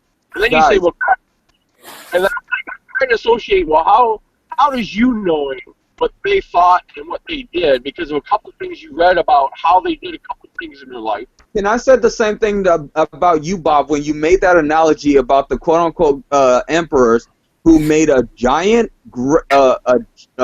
giant cave or something. Yeah. Hold on. Don't sit here and say. Hold on. Don't sit here and say. I'm going to explain the analogy to you because that's the only thing I can think of. I can't look on the internet right now for other things in history. How do you know were, that? Hold on. But this is the thing, Bob. How do you know that when they made those clay statues of soldiers and stuff like that, that it was utilized in their sense and their culture to protect them in the afterlife? How do you know that? Did you not just hear what I said? I said I use that analogy because that's the only thing I can think of for something extravagant. I'm on my cell phone. I can't look up other things where people built big beds and big rooms and big tables and shit, just to make themselves look more important and more, worldly and huge. A king needs to look massive to his people, so they not only have to believe they have to get that in their mind that he's a great being, and for and walking in and seeing a huge bed is a subliminal message type deal where it's going to get in their head that this man is huge. Well, kings especially want to look bigger than the king next door. They want to look better than the king, like in the next kingdom, and that's why you had a lot of one-upsmanship in castle building all across Europe, because once one king built his castle there, and then the visiting king saw it and they're like, well, I'm going to make one that's bigger. Right, but this is the maybe like Simon said earlier, maybe he just loved all his concubines and wives. Where if he had more than one wife, and if he had more than one concubine, and he wanted them all in the same bed with him. And you would have to demonstrate how he had more than one concubine, because it doesn't say anything like that. Now I want, and I to clarify it, I'm going to read it so you can see where the context of why it's saying what it's saying.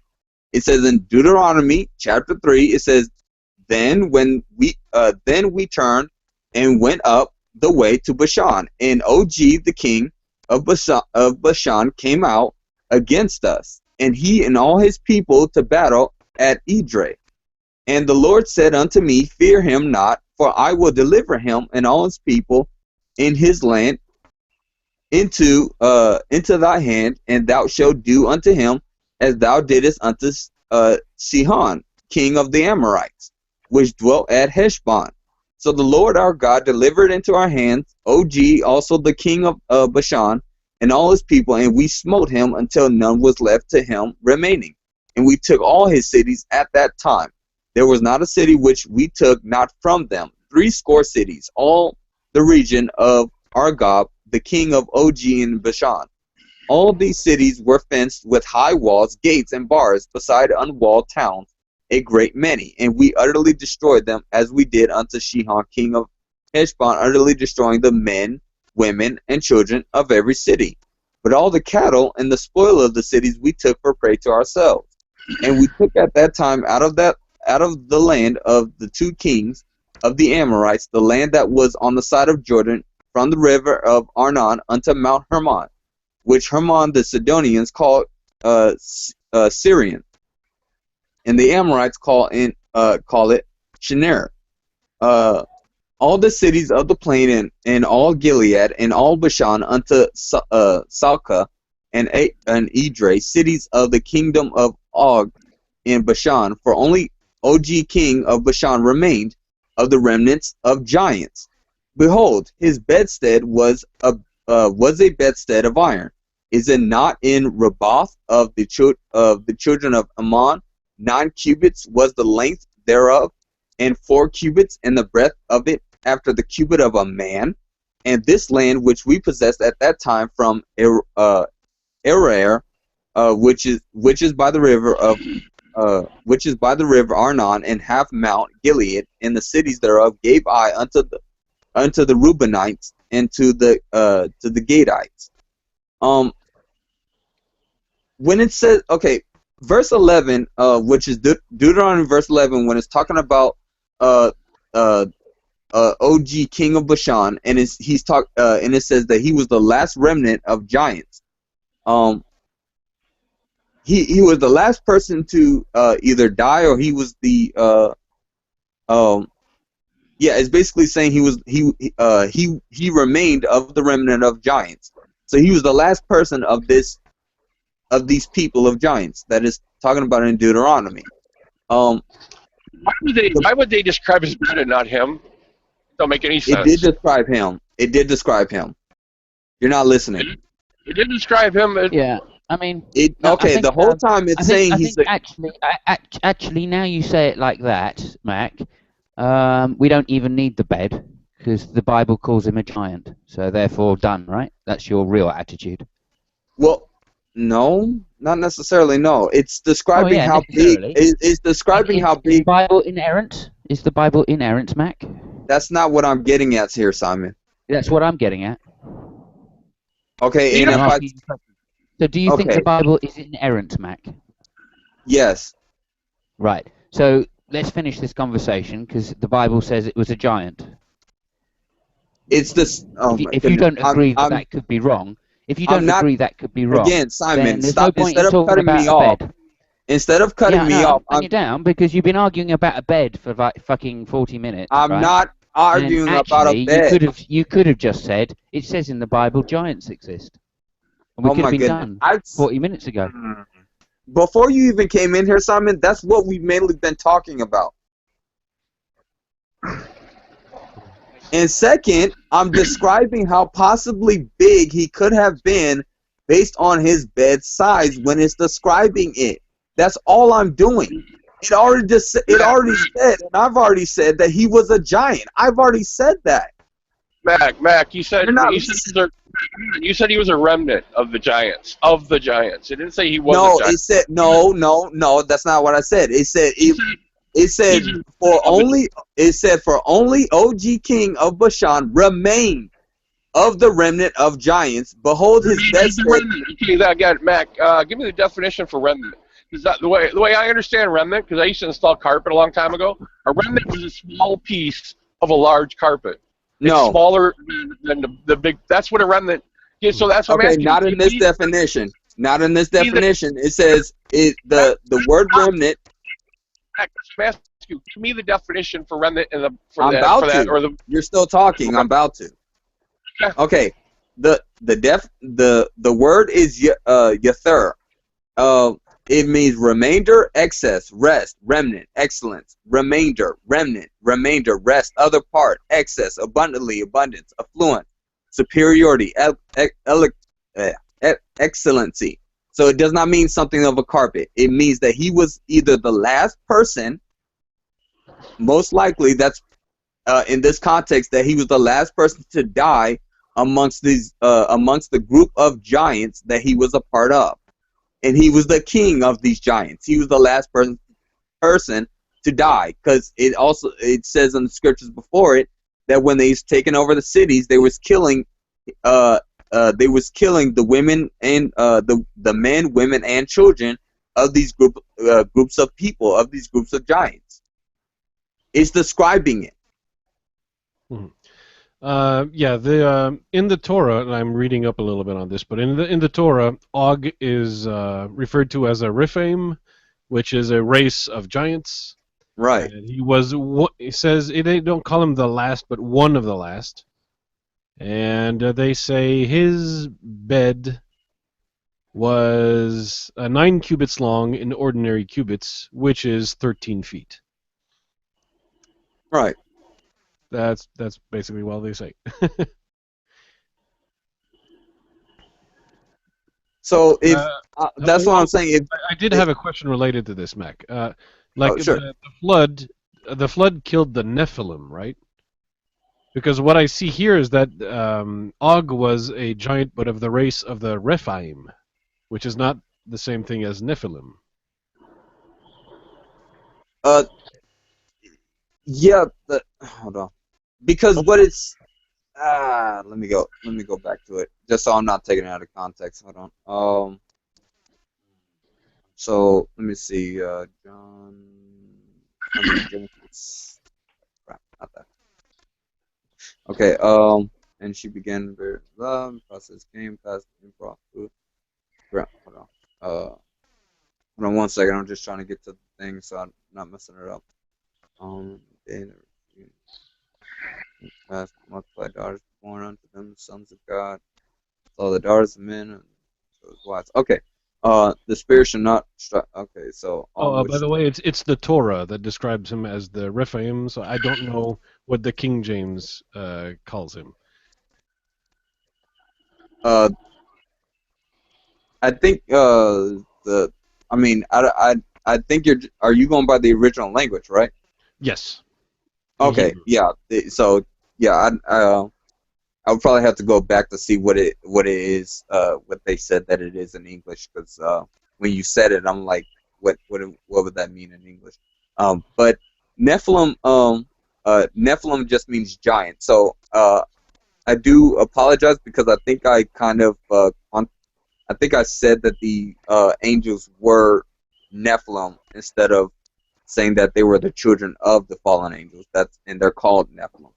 Mm-hmm. So I do apologize because I believe I did confuse those terms.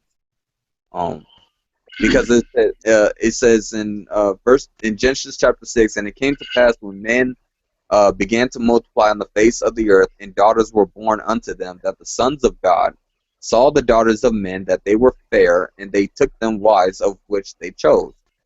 And the Lord said, my spirit shall not strive with man, for that he also is flesh, yet his days shall be 120 years. There were giants in the earth in those days, and also after that, when the sons of God came in unto the daughters of men, and they bare children, children to them. The same became mighty men, which were of old, men of renown. Why do they use sons of God, not angels? In that, because that's essential. I guess in the Hebrew language, that's what they quantify it as, because they come from God. And let me because when it, depending on the term that is used when it's quantifying the sons of God, it's talking about, for instance, the word in Hebrew is ben, or bane. I'm sorry. It says like son, grandson, child, member of a group, son, man, child. But it also says sons as characterizations, i.e., sons of injustice for unrighteous men, or sons of God for angels. So it's talking about the characterization of these beings of angels. They quantify them as sons of God. Like, for instance, when you have a son or when you have a child, that child takes characteristics from you. That's your child. So since they come from you, like if it's a son, it'll be a son of Bob. So your son would have some characteristics of who you are, but essentially not be you. or aren't man sons of God too? I mean, that's what, you got Jesus, the Son of God, man's the Son of God, angels are the Son of God. How are you supposed to differentiate it? Is there the wrong? The difference when it's when it's quantified is in context of who it's referring to. Like when it's talking about in the New Testament, how great it is that we are called the sons and daughters of the living God. It's essentially what it's talking about there in the New Testament is being grafted in or adopted in God's family, in a sense that we take on the characteristics of God, and therefore we abide by the word of God. We obey Him. We do what He wants us to do. It's the same thing that the angels do. The angels were created differently than we were, but because we are grafted in, we are called that because of our title, because we are under grace, we are under mercy, and by the shed blood of Jesus Christ, we gain that title under adoption. Yeah, I'm just saying maybe it's the wrong definition, wrong translation.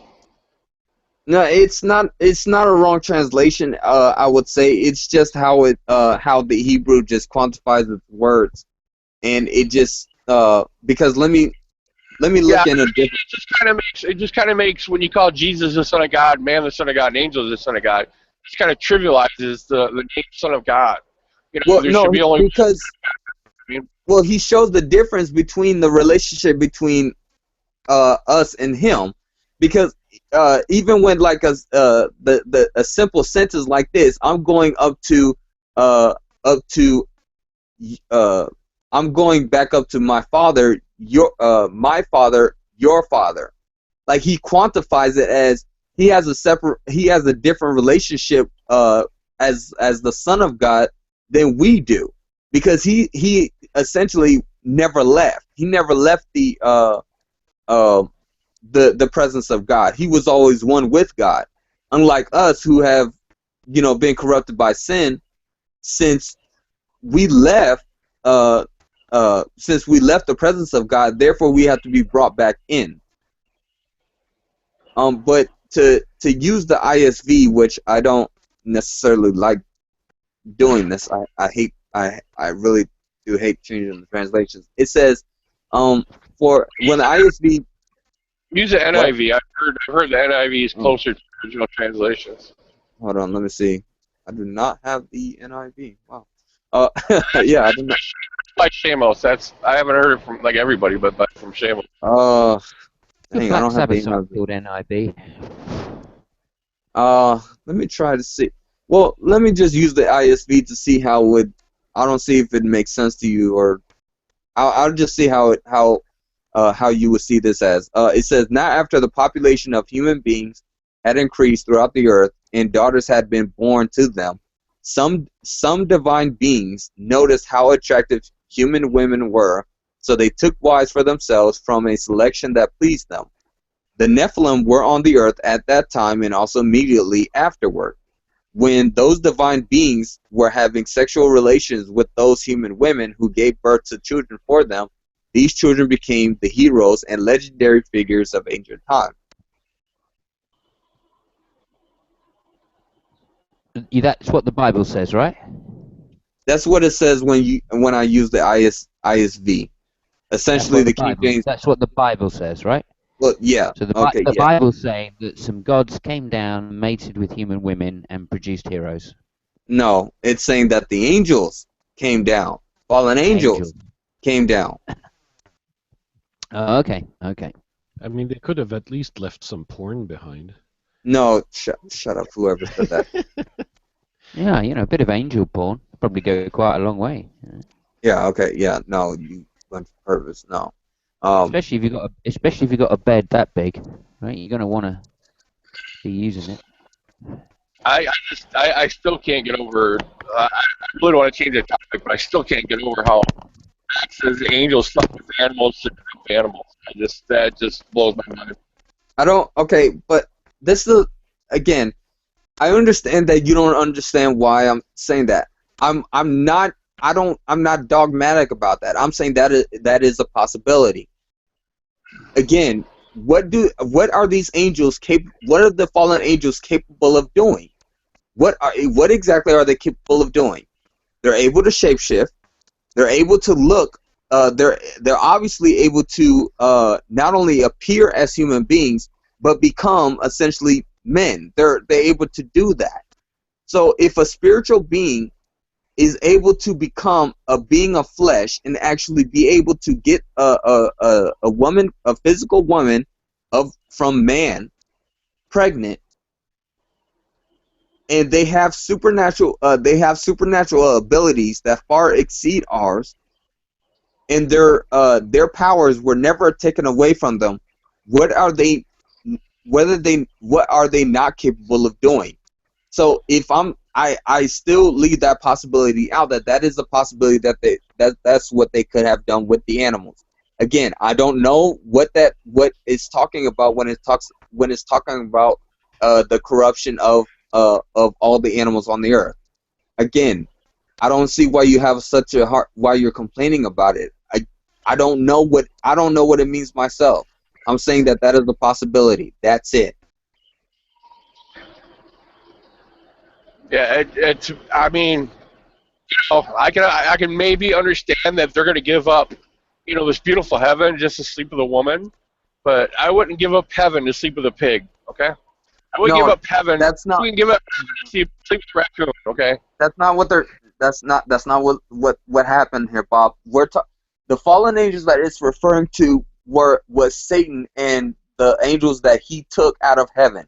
That's the angels that it's referring to. It's not referring to the angels that stayed in heaven. Those are totally. It's quantifying it. It's telling you two separate kinds. It's talking about it quantifies it not in Genesis specifically, but in other scriptures that tell you who these angels that were sleeping with the women were. It was not the angels that stayed with God.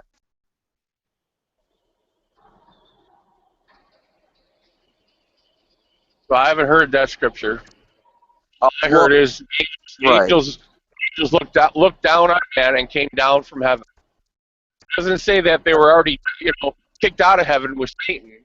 No, they looked down from heaven and came down from heaven and slept with. It doesn't say that they came down from heaven either. But to be fair, I see what you're getting at. The thing is that there are some scriptures that tell you things in Genesis that Genesis itself does not expound on, because the author of Genesis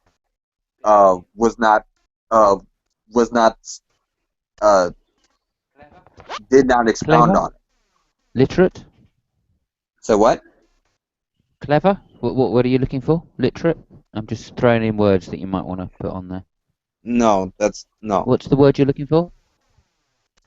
I'm not looking for any word. I'm saying that they just did not expound on it because they just didn't. That wasn't the reason for Genesis. Other scriptures talk about things that happen in Genesis that Genesis itself does not necessarily speak about.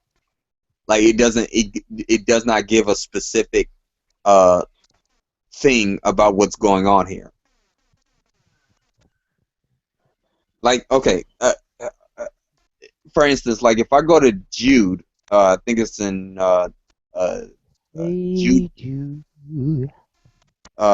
If I go to Jude 1, I believe.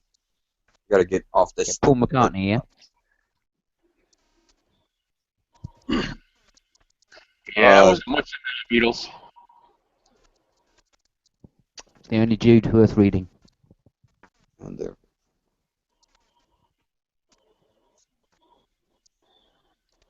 Okay, it says, like, for instance, in Jude 1 verse 6, it says, "And the angels which kept not their first estate, but left their own habitation, he has reserved in everlasting chains under darkness unto the judgment of the great day.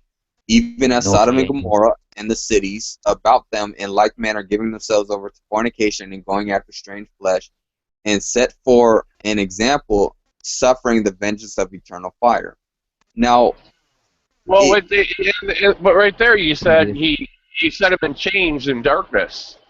So how did they get out of the chains and darkness as type of man then? I mean, they couldn't have been them. It said that they were reserved for that day. Like it's coming to them, but they're not.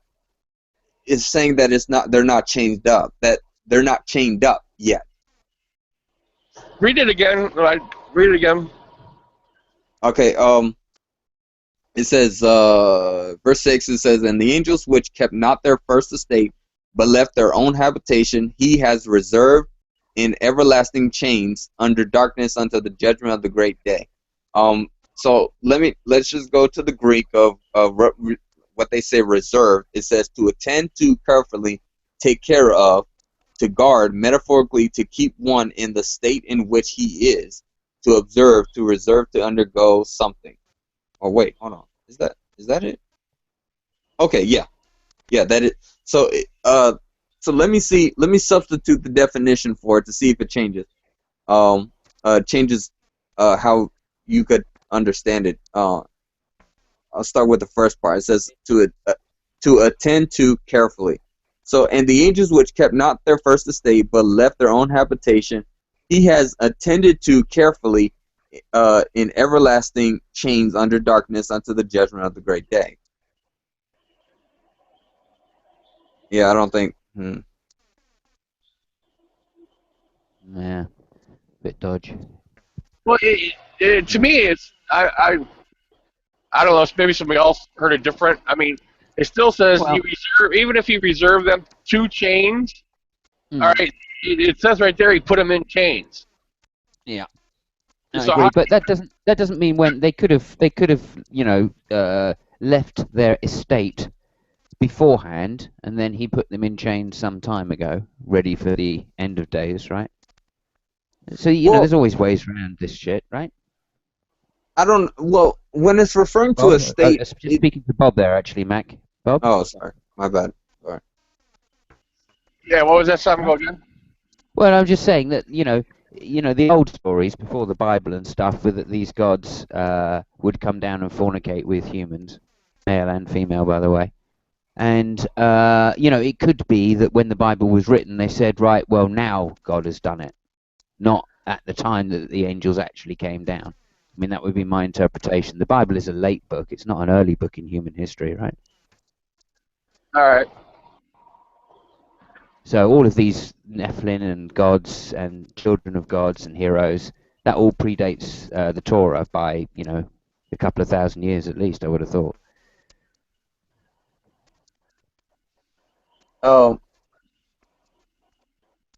It certainly predates the Israelites, the Canaanites, right? Yeah, it does. It does predate them. So I can't see any contradiction there. This is just a retelling of the old religious stories. And you would expect that if the Bible was man-made, because of course those stories would be known to the people writing the Bible. And if you wanted to, include your new religion, excuse me, Mac, if you wanted to include in your new religion some semblance of continuity, or at least believability for other people outside, then it would make sense you would include those myths as well. No, that's not. No, that's not the Because case. there's only so many different versions of a story you could write. I mean, that's why Hollywood today is rehashing old movies. Very much. The thing is that when referring to the Nephilim, the sons of the fallen angels, when it's talking about them, it's quantifying them as the same way as in Sodom and Gomorrah, that they were giving themselves over to fornication. But that's late though, Mac. That's a late book, right? They were referred to in other ways previous to that. Other religions and cultures, okay? In what way? Where the stories were formulated that the Canaanites used, okay? Those stories are different. They say it slightly differently. Okay? Wait, I don't think the Canaanites ever quantified that. They don't quantify it like that. You just said Bible, Torah says that they're sons of angels. Right? Well, actually, when you go to the flood myth, the original flood myth in Babylonia, then of course they're not sons of angels. Right? They're sons of gods. Exactly as sons of gods, exactly as depicted, and the idea used in the Bible. They're just changing the name to protect the innocent, right? Well, just no, the same way they did in the 50s. When you say that, actually. No, I'm getting somewhere with this. You're assuming that you're assuming that just because one was written down, quote unquote, first, that it's the original. Correct. That doesn't work.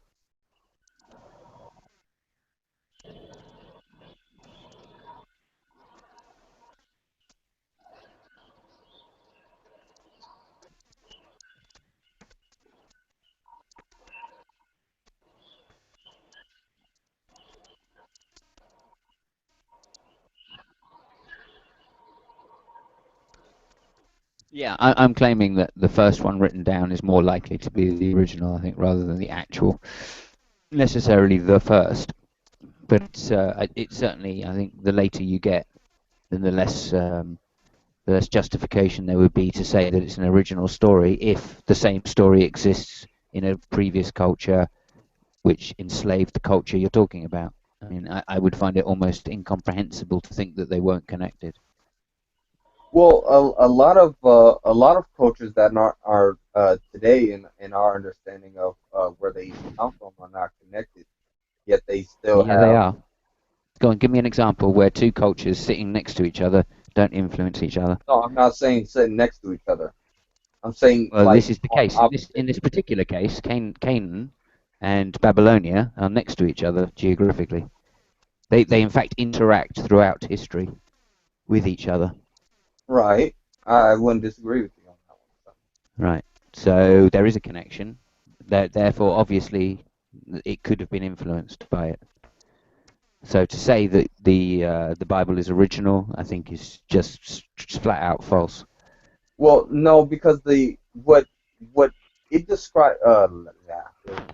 Sorry, couldn't speak. What it describes as far as in the Bible when it expounds on different things that even in Babylonian or Assyrian or Canaanite records, they correlate to it, but they don't give it a significant. They do not give it significant detail as much in their own records than what the Bible says that. Yeah, they do. Yeah, they give. If anything, they give more detail concerning their kings and where they came from. No, concerning their gods and where they came from. No, that's what I'm saying. I'm saying concerning their kings and where they came from. Like for instance, the Tower of Babel. That's in that's the Tower of Babel was basically the center point of Babylon.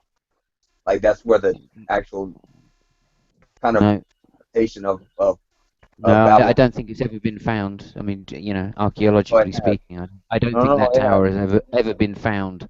So It to has. claim that it's to claim that it's the centerpiece of some particular city, I think is a little false. No, Simon, I'm serious. It has.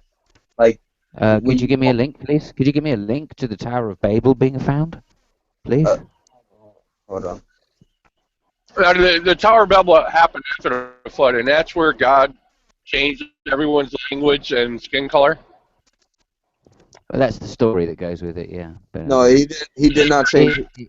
If in fact it is a geographical location, or it exists in a geographical location, then you would expect a fucking great tower to be there, right? Because it reached virtually to heaven.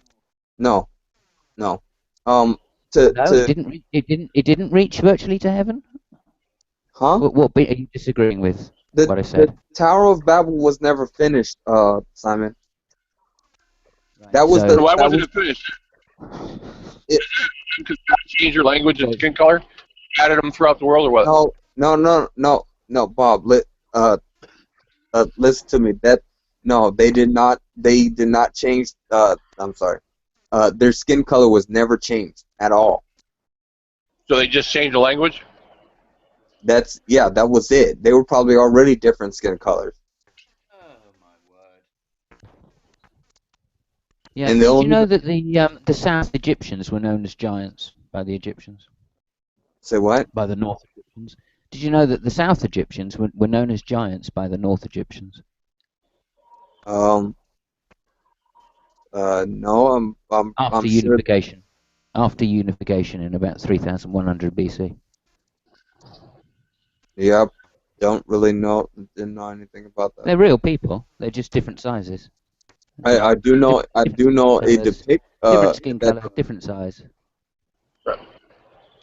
How long after the flood was the Tower of Babel? To be honest with you, I have no idea. It tells you on the descendants, like, you know, someone was living 200, you know, quote unquote, this age, and then like it will stop and it describes the Tower of Babel during one of the generations, but it doesn't tell you like when it started, and then, you know, the time period of when they did not finish it. When it says God scattered them, did He physically move them from one continent to another? No, they scattered themselves. I'm still waiting for this link, Mac. I'm about to give it to you. Come on, man. Excellent. Seriously. Excellent. I'm using my seriously, phone. I am still waiting for it. Seriously. No, I'm using my phone. That's why it's taking me so long. I see. Anybody else heard of this before? That the Tower of Babel has been archaeologically located? It's in the outside text chat, Simon. Because I don't have the. I can go there, man. I heard from Mac, and that's the only place I've heard. Yeah, I've loosely heard of two. One of which had an interpretation of the tower, of a tower that was not vertical but rather horizontal, which to me is not a tower at all. What? Are you talking about the Leaning Tower of Pisa? What the heck? No. That's your good shit That's there. not. That's your good shit that one right is vertical. And the other one they were basically claiming that one of the ziggurats of Babel was actually the tower, even though it's a ziggurat. Well, the the Tower of Babel that I'm referring to, and to be honest, even when I looked it up myself, I thought, oh wow, it is actually real. The reason why people say that it was not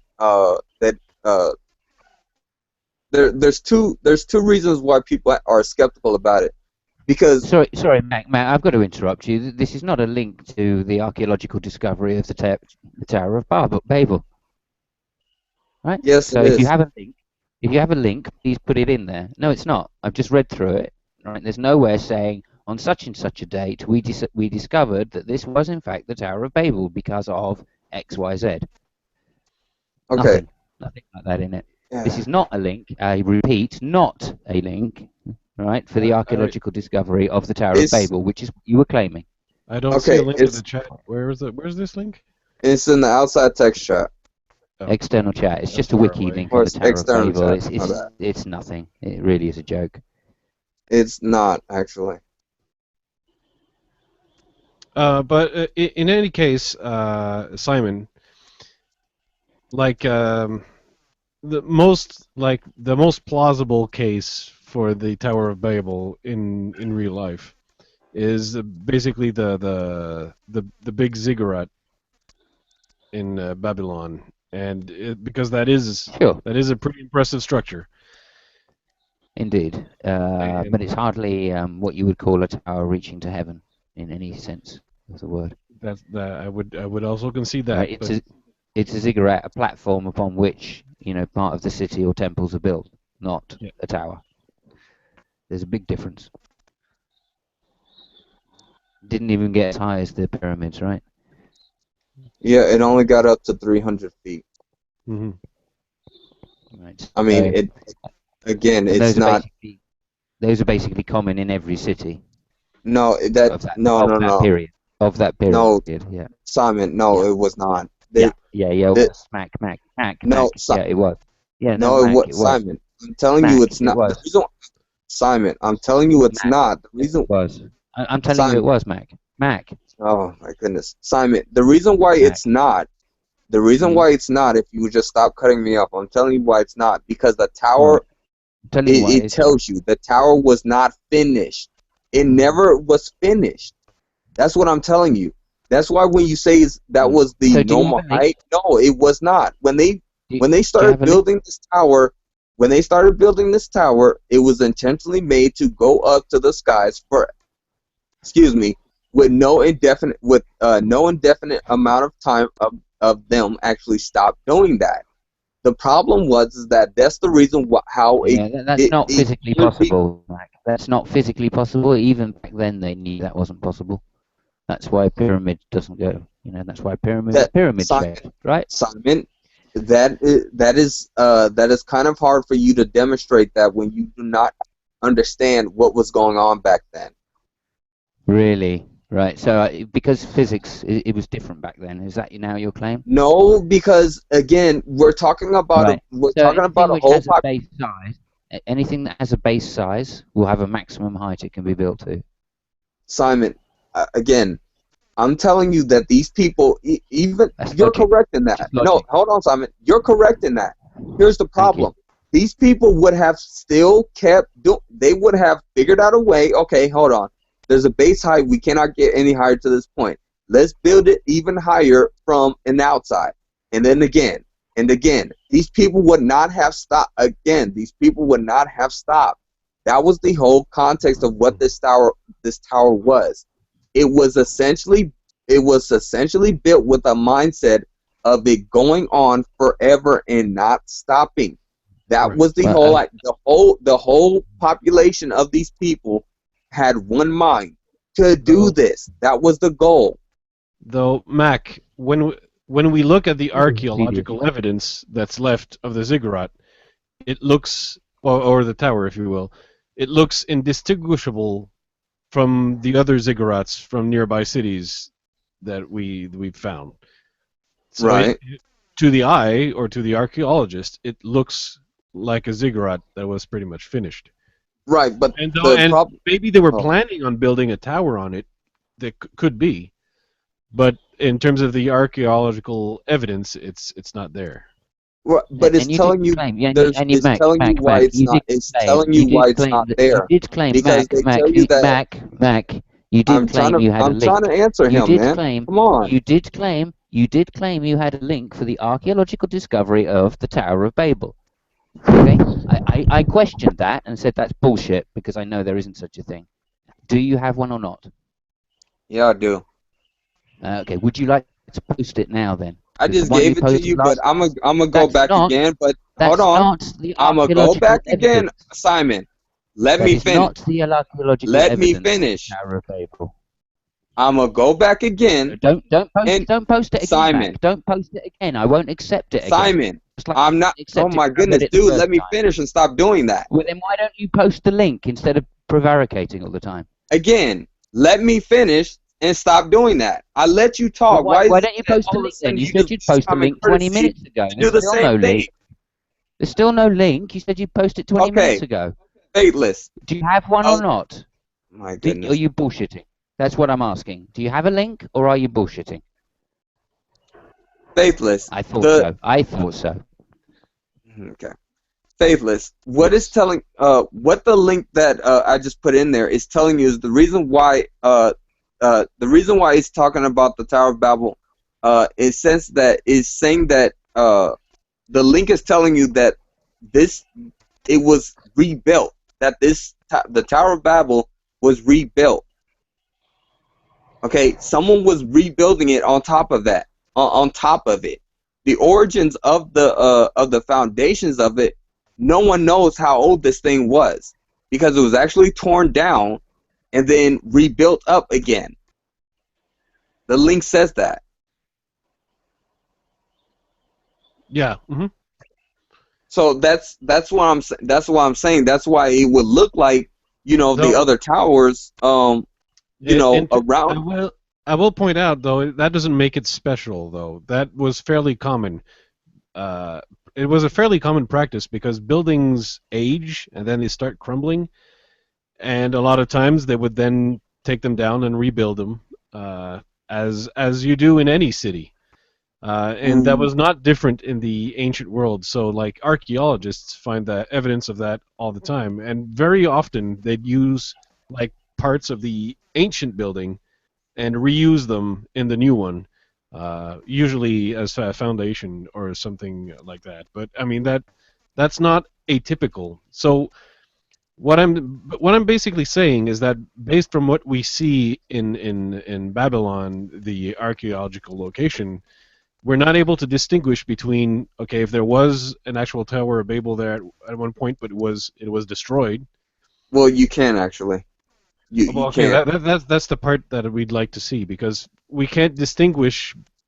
Well, my claim is that we can't distinguish between like a ziggurat that was built and rebuilt, or a Tower of Babel that was destroyed and then a ziggurat was made out of it. The tower was the tower has shown to be the top part, at least, was shown to be a different age than the bottom part because no one knows how that they knew that it was built on top of it. They knew that okay, someone was remodeling this, but it was already set before here. They don't know how old it is. They don't know who built it. Unlike the other ones, which they have an idea, or they can kind of like give maybe possible a pinpointed age. Mac, you just said they don't know how old it is or who built it. How do they know it's the Tower of Babel? They know that. Okay, again, they know that based on history, this tower was not only torn down. It was that someone was rebuilding. The tower was rebuilding something on top of it. Excuse me. They was rebuilding something on top of it. The foundation of it, on however big it was before it was torn down, the foundations of it of how it came into being are unknown. No one knows who built that part because they knew it was remodeled. They just don't know who built. It was the Tower of Babel. They don't know who built it. They don't know why they built it, and now they're just going to say, "Well, we don't know who built it or why they built it, but we know it's a Tower of Babel." That makes absolutely no sense. Mac, would you mind like giving me the link to that specific claim? Because especially in that type of area, that would be really atypical if archaeologists cannot at least ballpark an estimate of when the first structure was built. And from that and artifacts found in the same layers, etc., have a good idea of who built it. Okay, hold on. like obviously it would be they would be making very well informed guesses, and it's not like absolute knowledge when you're digging around in history that is ancient like that. But I mean, they tend to have a fairly good idea. And is it? Are there other? Like even if an old structure is demolished and built over it, most of the time they're able to at least have a good ballpark idea of when it was built, the original one. Yeah, how many other old structures around there have they found that were built on top of?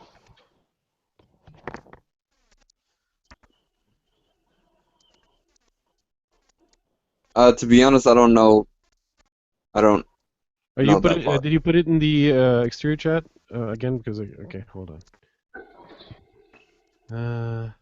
Where's the exterior chat? Too many tabs. You're saying that somebody is saying that this was the Tower of Babel. Who is that person that is saying this is the Tower of Babel? So we can, investigate that. I can't.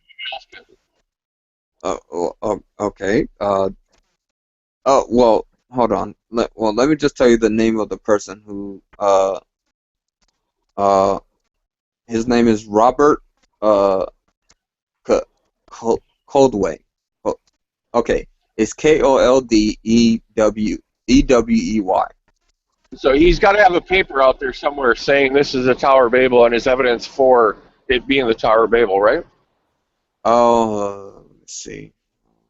We're talking Robert Coldewey. Robert Johann Coldewey, a German archaeologist famous for his in-depth excavation of ancient city of Babylon. Except he died in 1925, so a lot of people would have been able to expand on his initial findings from back then. That's almost 100 years ago. So I can easily believe that archaeologists in 1920 would not have figured out yet, like, okay, his digs at Babylon revealed the foundations of the Ziggurat Marduk. Yes, that's what we were talking about. Mm-hmm. Excavation of the Hanging Gardens, yep. What? He also claimed to have found the Hanging Gardens? Yeah. Yeah, alright, fair enough. Oh, that's got to be true then. So he must know how the Hanging Gardens worked then, right? Mm-hmm. So he's presumably found out the exact mechanism that all that water was raised to such a great height. Or is it just some guy on the side of a hill building a little kind of model to see if he could possibly do it?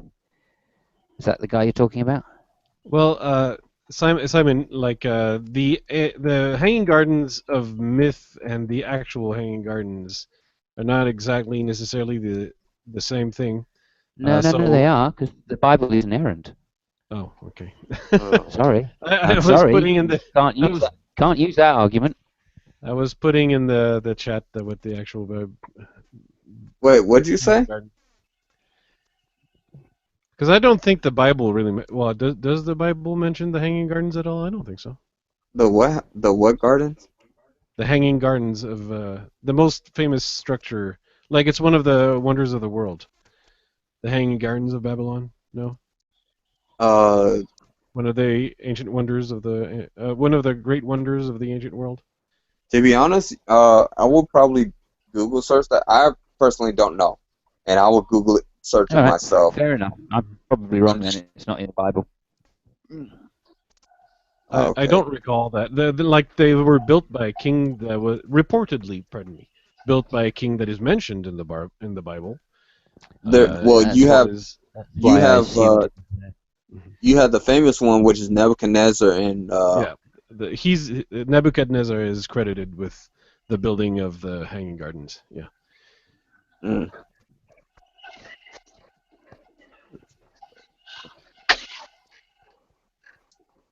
Okay, but I was looking Johann Coldewey. So let's see. Is there any way I can Why do you guys always refer like 100 years to history? I mean, it's just this guy lived 100 years ago when he was doing his research. Have you not found anything more recent? I mean, it always amazes me. Well, I mean, Always amazes me how you he cherry found pick, something. Mac. He How you, found something. go Come on, go on. Now we What can did he find? expound on this, you know. Okay, okay. I'm wrong. Okay. Well, I'm not saying you're wrong, but I mean, he gave us something. We wanted something, we got something. Is it the most recent archaeology that we have for Babylon? No, it's pretty obsolete, but that's something. Yeah. So where's his link? So I'm still No, looking for the I link. Google searched it. Like, oh, all right. So Mac, right? Your claims that you have a link for the archaeological discovery of the Tower of Babel. Are you going to substantiate that, or am I calling you bullshit on it?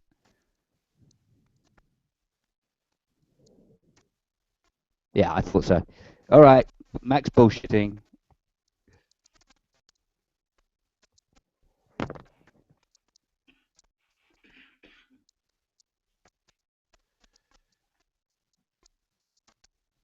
yeah, okay. So the etymology, the actual name is etymology. Oh, you know, I can't pronounce that shit.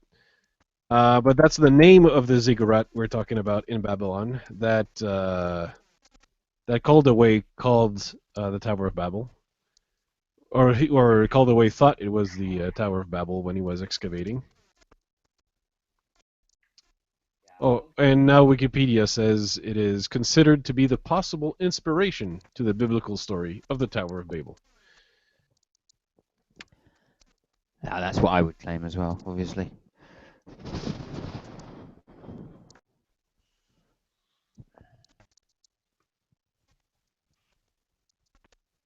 There you go.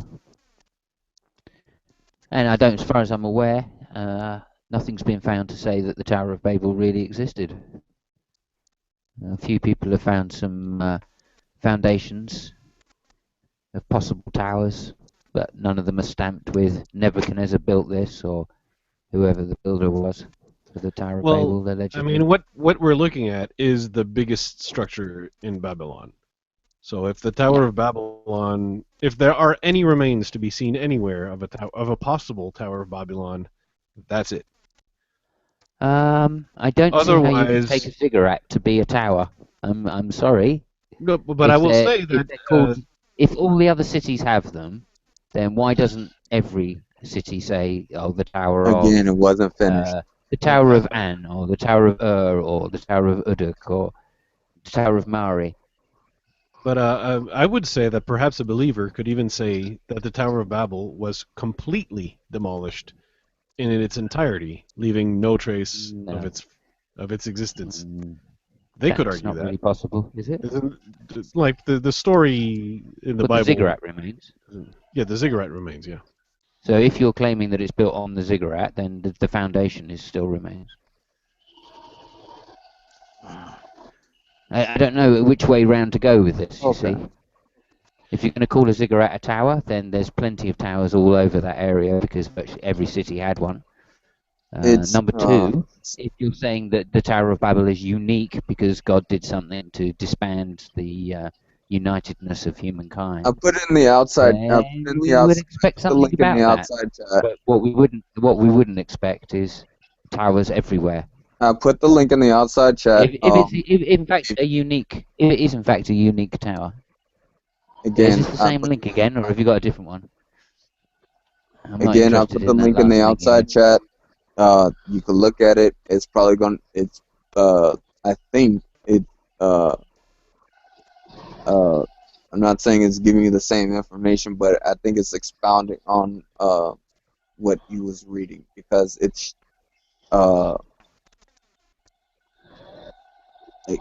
Again, it's however you take it. I don't because it's telling you the findings. I don't have access to the outside chat, so if you could repaste. Yeah, sure, I'll take care of it. Link. Yeah, I'll take care of it. No worries. I'd appreciate.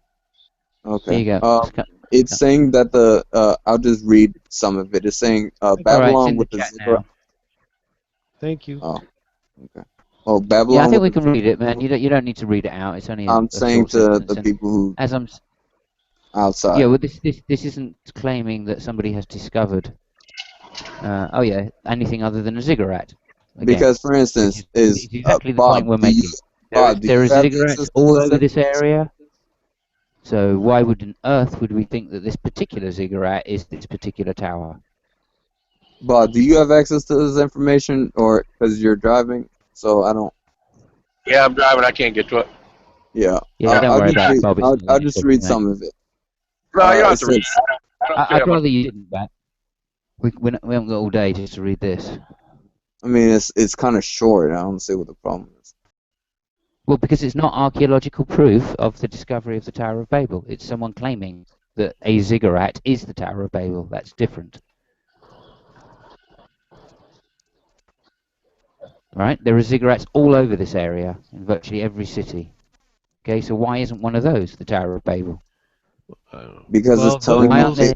Why isn't the Bible talking about other towers The when they seem typical to be so ziggurat would have common? been a little bit smaller than those. Like Babylon being the richest or one of the richest city, it would have one of the, or if not the biggest. Not initially, no. I would disagree. I would say Uruk was probably the biggest one to start with.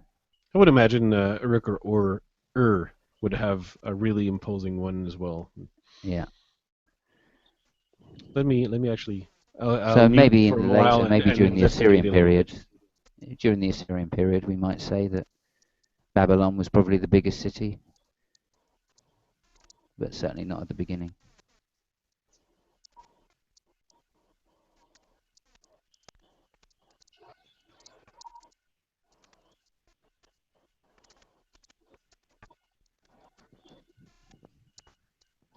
The ziggurat was built around the time of Hammurabi, for goodness sake. Yeah. So the really greatest. are claiming this to be late.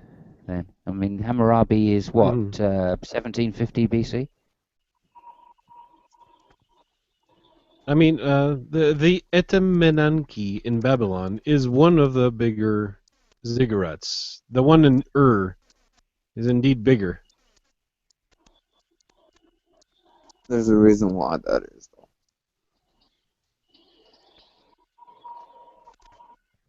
Best preserved. No, wait. I have to. Okay, I need to Google more. I'll mute.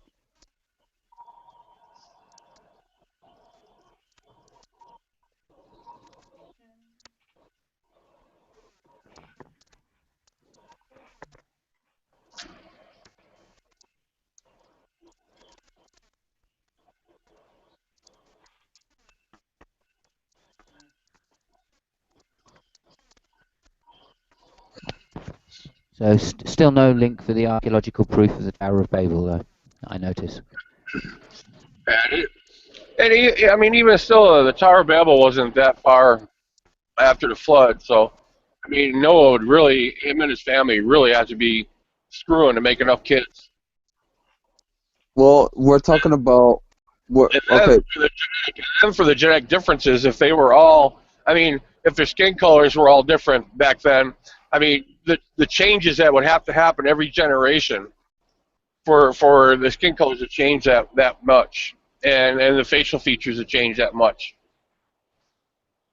Well, no, it's going by hold on, because let me blah blah blah. Sons. Okay, Shem. Like, for instance, when it goes by their names and where they come from. Excuse me. For instance, Shem's name name in well, actually it's pronounced Shem instead of Shem. But it means the Hebrew definition of his name means name. That's actually what that means. But it also says he's the eldest son of Noah and the progenitor of the Semitic tribes. when you go to Japheth's, Japheth means open. He's the third son of Noah, whose descendants after the flood settled in the coastal lands of the Mediterranean, spreading north into Europe and parts of Asia. Ham, his name means hot, is the second son of Noah, father of Canaan and various peoples, which were inhabitants of southern lands. In late usage, it's a collective name for Egyptians, the place where Chedor Lemur smote the. So you're saying Noah's kids were born with different facial features and skin tones? That is I'm saying that is a possibility based upon where these people had settled. I'd have a word with Noah's wife.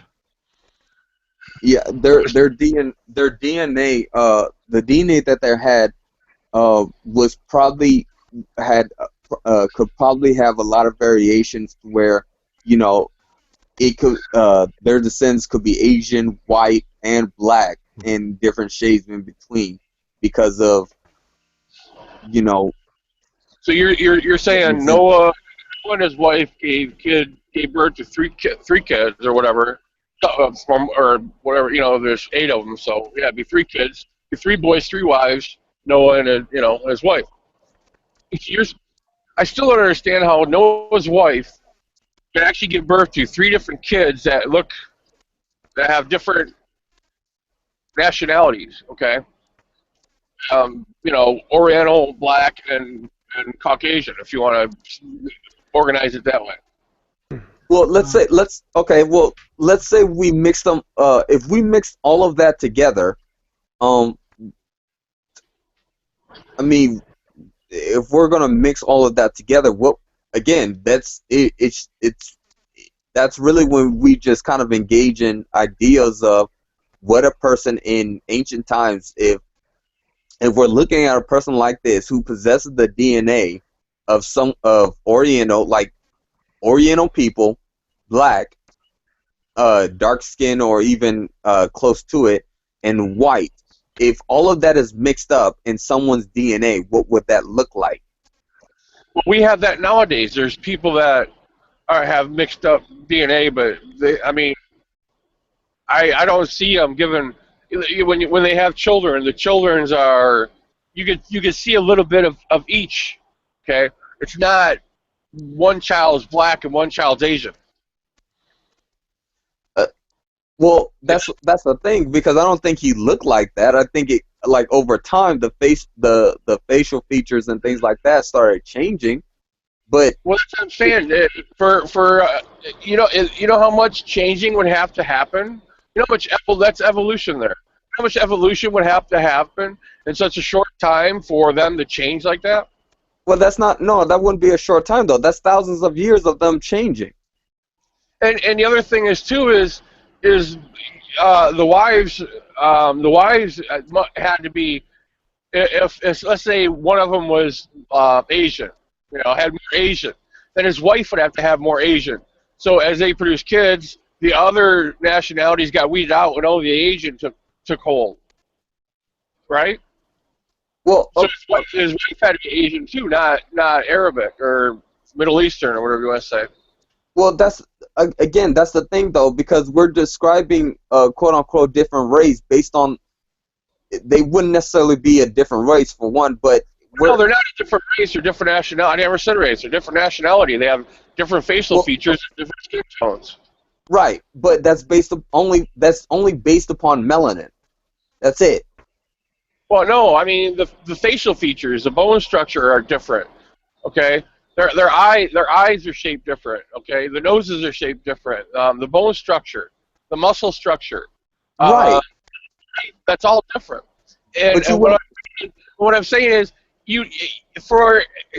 as people breed, it gets more mixed. Okay, their kids are more separate. You don't breed when you have a multiple race. You don't breed down to an Asian.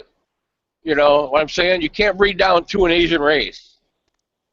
Well, again, kind of.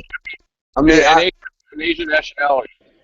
I mean, I kind of see where you're going with that, because we're kind of looking at it right now, but I don't see.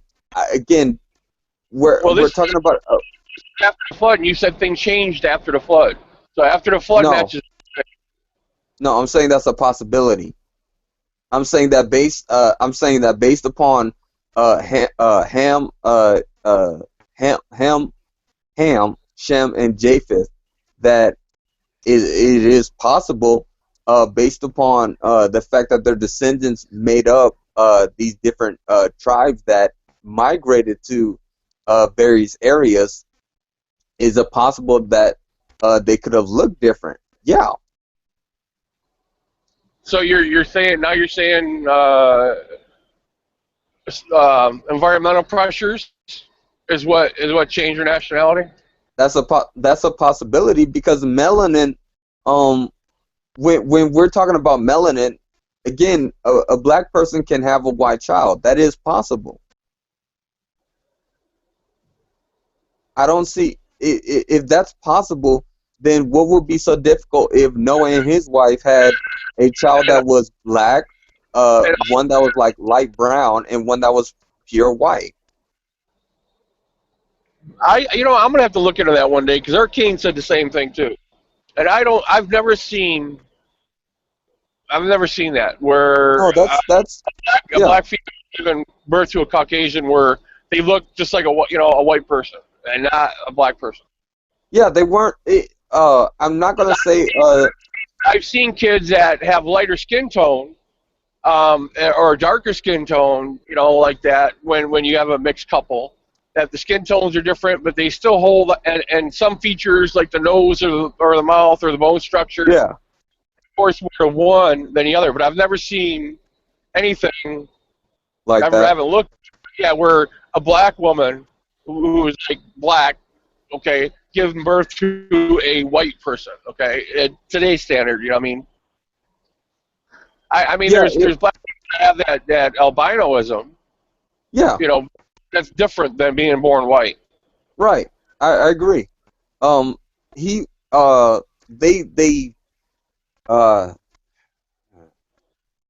don't think that they chalked it up as him being albino. They just thought it was a rare occurrence to where that actually happened, because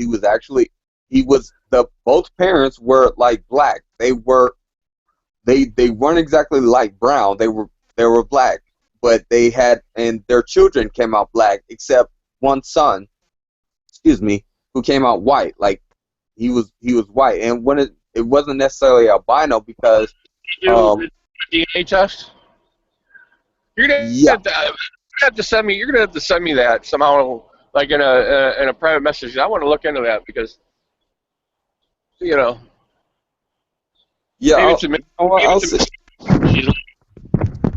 I'll look it up right now, see if I can find it, because my phone is. If not, I'll look it up myself. But it seems kind of real. I mean, and then we'd have to look into their parents. I mean, then how far back are we going to go? Maybe one of their parents. Right, and I think they did do a DNA test, and there was no it came out that was his son. That wasn't the wife was not cheating on a white the wife was not cheating on a white guy, and because I've seen my cousin on my dad's side, she had married a white man, and her daughter, cutest little thing. I haven't seen her in a while. She's probably a good size taller than the last time I've seen her. But she looks almost Mexican. Not in the sense that when their colors were combined, like it just looks it looks so mixed to where she's not like all, because the mother is like fully black and the dad, he's fully white. So when the color, it's like when the colors mixed and everything, it's like a Mexican complexion somewhat. It doesn't really look. And my cousin on my mom's side is the same thing. and it's just kind of weird looking how that works. But just going back to this, I agree with you, Bob, that it is kind of far-fetched looking. And that's the thing, is that I have no idea how that works. What I do know is that when they started spreading out, that would probably explain like the different facial features, and the different things changing because they started spreading out. Like whoever speaks Egyptian, come with me. Whoever speaks Asian, come with me. Whoever speaks Indian, come with me. And they started spreading out. So if they're, let's say, if their descendants are kind of like a similar color, because we do know that in the during the time where Asia was like one big continent, it wasn't separated to where China and India were separated from each other. So if it's like a whole giant group of people like that, to where it's Asians, Indians mixed like that, it's kind of a cesspool of just different types of facial features that you get. And once a fine line is drawn, then you kind of see that you can tell, like, okay, this guy's Asian based upon his accent and the language that he speaks, and these people are Indian based upon their skin tone and their language that they speak. I don't know, DNA works kind of funny that way. It's just kind of weird. Yeah, because didn't Moses have an African wife, she was a daughter of a African king or something? She was Ethiopian. I don't know the whole background of her though. So yeah, in that story, yeah, there had to be different nationalities before the flood. Right, because even when Moses had left from Egypt, and he met like the people of Jethro, or at least the nomads, the people did not know. The people had figured out that he was an Egyptian based upon his looks. So there had to be like a different facial feature or a different looking of him than to themselves, even though they were in the same continent, for him to say this he has to be an Egyptian. So I don't know. It's I don't know about all of it. It's just interesting. Why do you think God designed that into the human body then? From my understanding, God's just like how God's creative. He wanted variations. He doesn't want everyone to look the same. I mean, you're special in your own way, Bob. I mean, he doesn't want you looking like he doesn't want you looking like Leonardo DiCaprio. I mean, he wants you to look different, think different, have your own imaginations, things like that. You're you. You have your own personality, your own likes and dislikes, your own you're you. So when God wants people to multiply in the earth and do all these things, he that's why he wanted them to spread out, because again, he knows what happens. Like, I don't know if you ever heard of this African group. They're called the biggest hillbillies in the world, because they never go outside of their race, and they wind up with like 3 fingers and 2 toes. No, never heard of them. Never. Okay. It's a real African group, and it was disturbing. They never marry anyone outside of their tribe. So it got to the point, since the DNA didn't spread out any more than that, the whole hillbilly antics with them, the whole. I'm sorry, I'm thinking of something else when I said that. But their whole DNA is basically so bad that the people come out with 2 toes and 3 fingers, and I think their teeth fall out like in their sleep, and they have a lot of health problems, like it's really bad. And that's essentially what would have happened if God had kept them in the. God didn't make a perfect creation, then, right? No, he did. It's just that man corrupted it. Well, no, because he would have had to design diversity in Adam and Eve. So he would. So I mean, he knew that everything was going to get corrupted, and he did nothing to stop it. Because I mean, if he designed the diversity in Adam and Eve, because he knew and he wanted them to go forth and multiply, then he knows it wasn't a good design to begin with, because he knew there were going to be problems with it. Well, you no, can't say it's because of the fall. I mean, you can't say it's because of the fall. Well, no. Again, diversity does not mean like along the line. Okay, since you guys are gonna fall and everything, that I put diversity in your DNA so that way this happens. No, because I mean, considering this is a hypothetical, let's say that man never fell. What would be the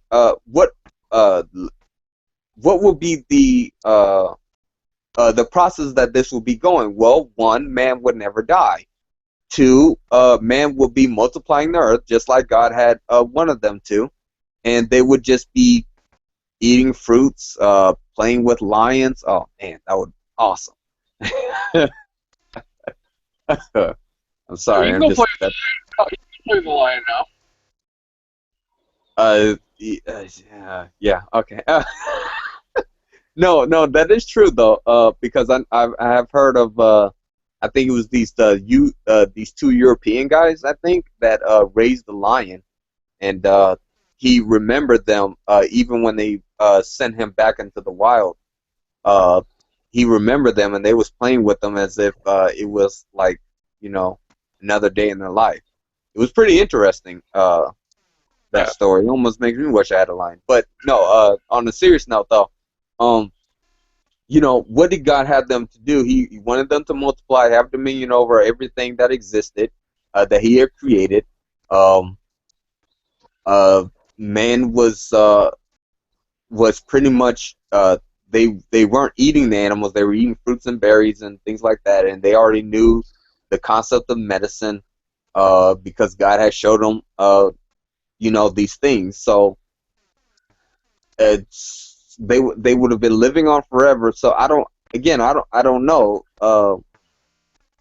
I think there still would have been diversity there because we're talking about limitless possibilities about man not being able to die, and the fact that they're just living. They're living in total bliss with God in a garden to where they're fully sustained.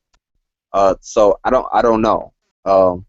It's an interesting hypothetical. Yeah, because the inbreeding thing is I mean, because how many generations did you have to have from Adam and Eve that they were all inbreeding before you got a population big enough where they could separate? I mean, you're talking 10, 20 generations of inbreeding. You get a big enough population so they can move away from each other, but still, I mean, and then it's going to separate far enough where there's still that inbreeding. Well, and not get the. I would give you that thought. That probably is a legitimate point. Only if I don't know, because at the same time there was not anything wrong with their DNA to where that was a problem until it got to Moses's the time of Moses, and that was like 1,000 years later. So I mean, if it takes that long, if that's in the concept of the fall, if the fall never happened to where nothing was wrong with their DNA to where that would occur, what would happen? If people are spreading out and things like that and multiplying over the earth, would their DNA still be would their DNA diversify to where it would not be. It still would not be a problem. I mean, I don't know. That's. But the original, going on in the Bible, the original design.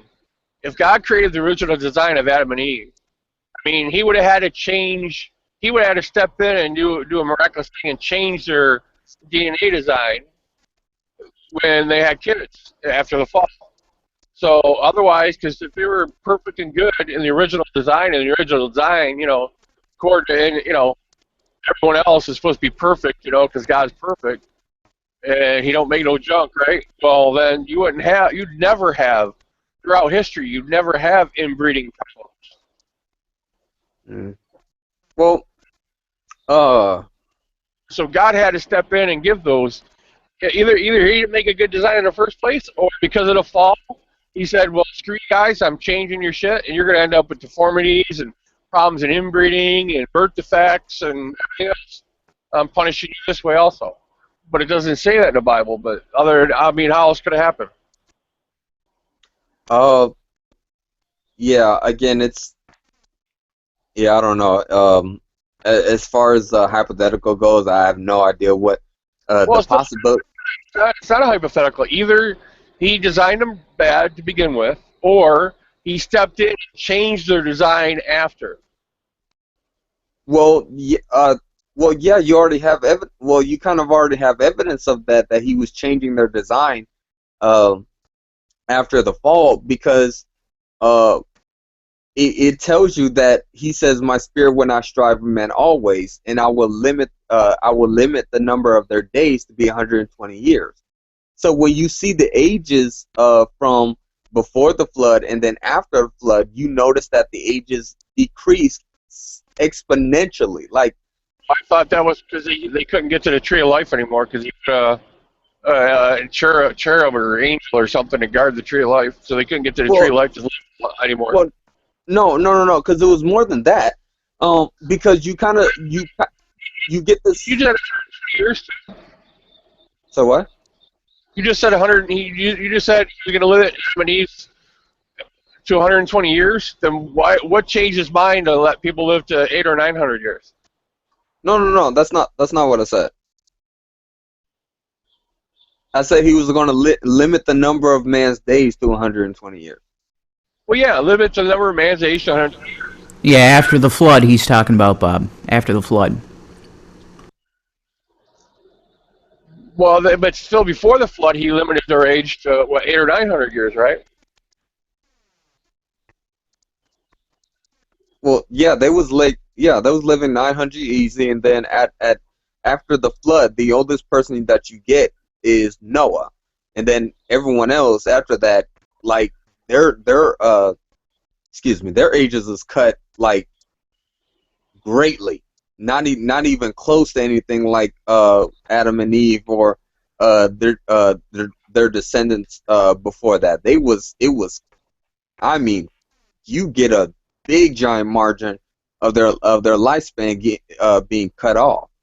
And the last person you'd really have to step in and do a lot of genetic changes, because if you didn't grow old until like 400 or 500 years, and now we grow old starting around 40 or 40 years.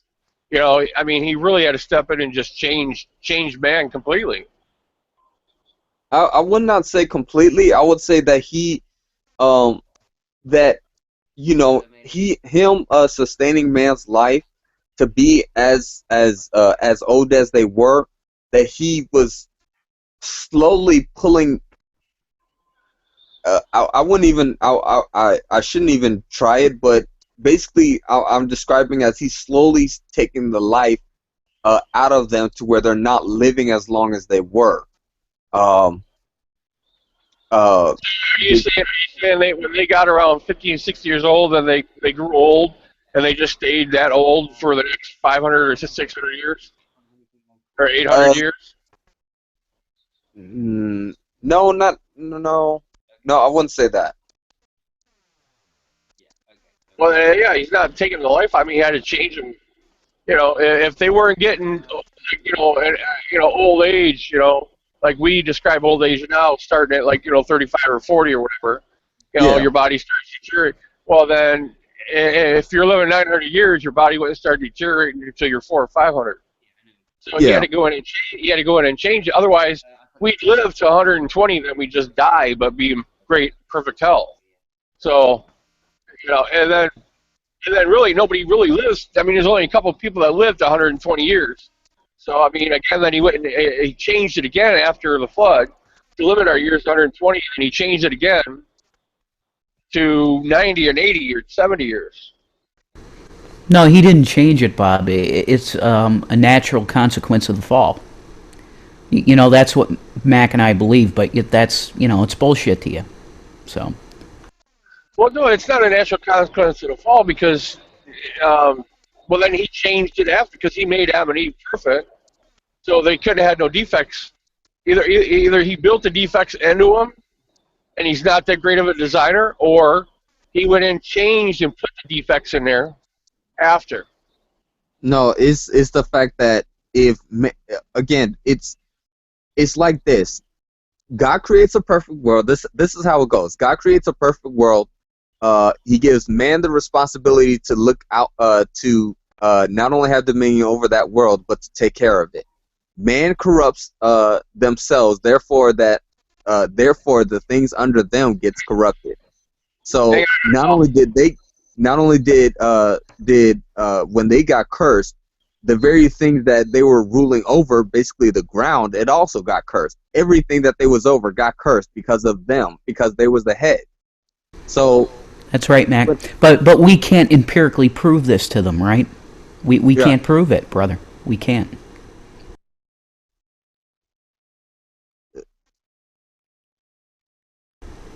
So this is what I'm saying, Mac. Faith isn't a dirty word. You know what I mean? We do our best to come on. I say God bless you, man. You're doing your best, but we can't convince them because they're looking for empirical, tangible, something they can touch, right, and feel.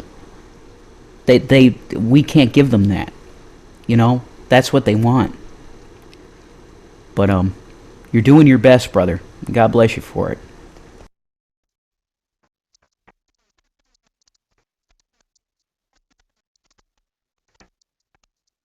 Bob, if you're trying to speak, your mic is muted.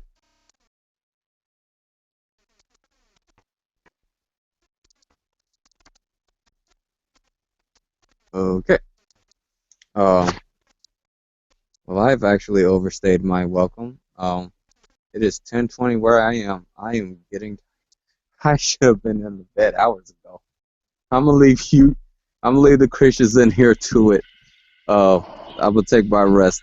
I'll go to bed. All right, Mac. God bless you, brother. Rest well. Before I go, Faithless, did you get that link, or did you have any questions about that link? Yeah, he's gone, Mac. Oh wait. Oh yeah, he is gone. Okay, yeah. Yeah, I definitely need to go to sleep. Brother, you're awesome. You're awesome. Sleep well, all right? You earn it. You earn it. See you guys.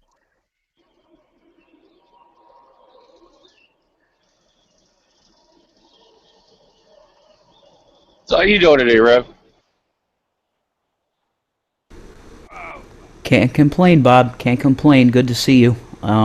Always love that video. Love it. I'm in Arkansas. It's a little rainy and cloudy this morning.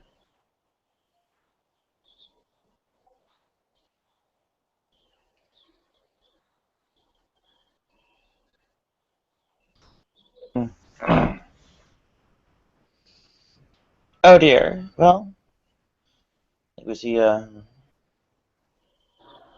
Well, he just can't get it a little over the top.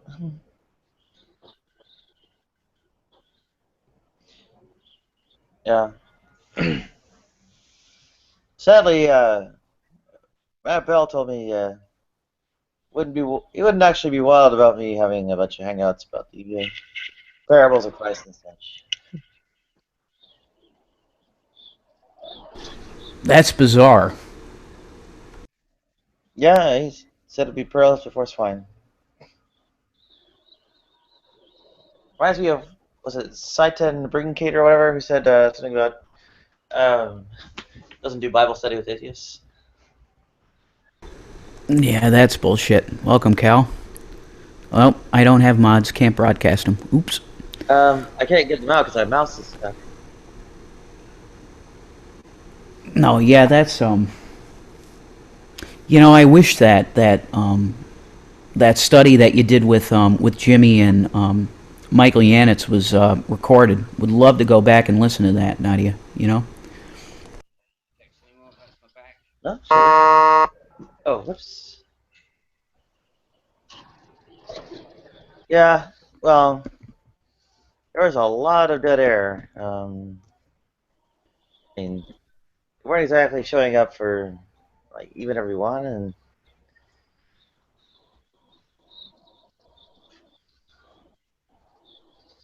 it was kind of depressing. Like mostly, the thing's not really happening.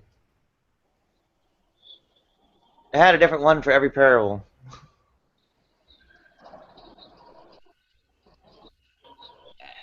I just went right on down the list.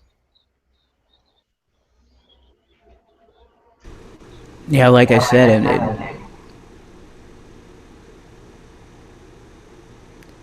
if I knew they were going on at the time, I would have been there.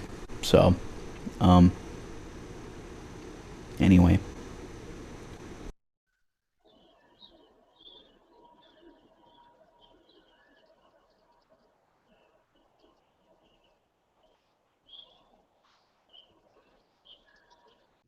Given that it's the core message of Christianity, people want to, I don't know, talk about Christianity even if, you know, you want to say it's not true or whatever. I mean, shouldn't they actually look at the actual message of Christianity? Like the words of Jesus and all that? Well, I agree 100%.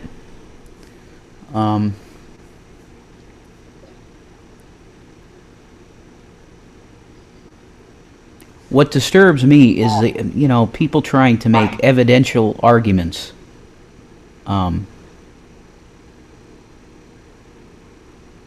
me, it's not about what you see in front of you, because I mean, hard solipsism cannot be disproven, right? Everything we see around us could be a total fucking illusion. So, the way I see it is that faith is not something that should be shamed. Because I think all of us have a certain amount of faith. Be it in God or science. Sorry, Nadia, go ahead. Oh, well, I was going to say there can't be evidence. An omnipotent being can actualize any possible world, so there's nothing that would actually, be able to, support or contradict it in terms of evidence. Right. Well, we have redshift, right? Which sort of proves that there's some sort of 0-hour event, right? Or no? No. Okay, go ahead. Shows that the universe is expanding or whatever. I guess a technical sense.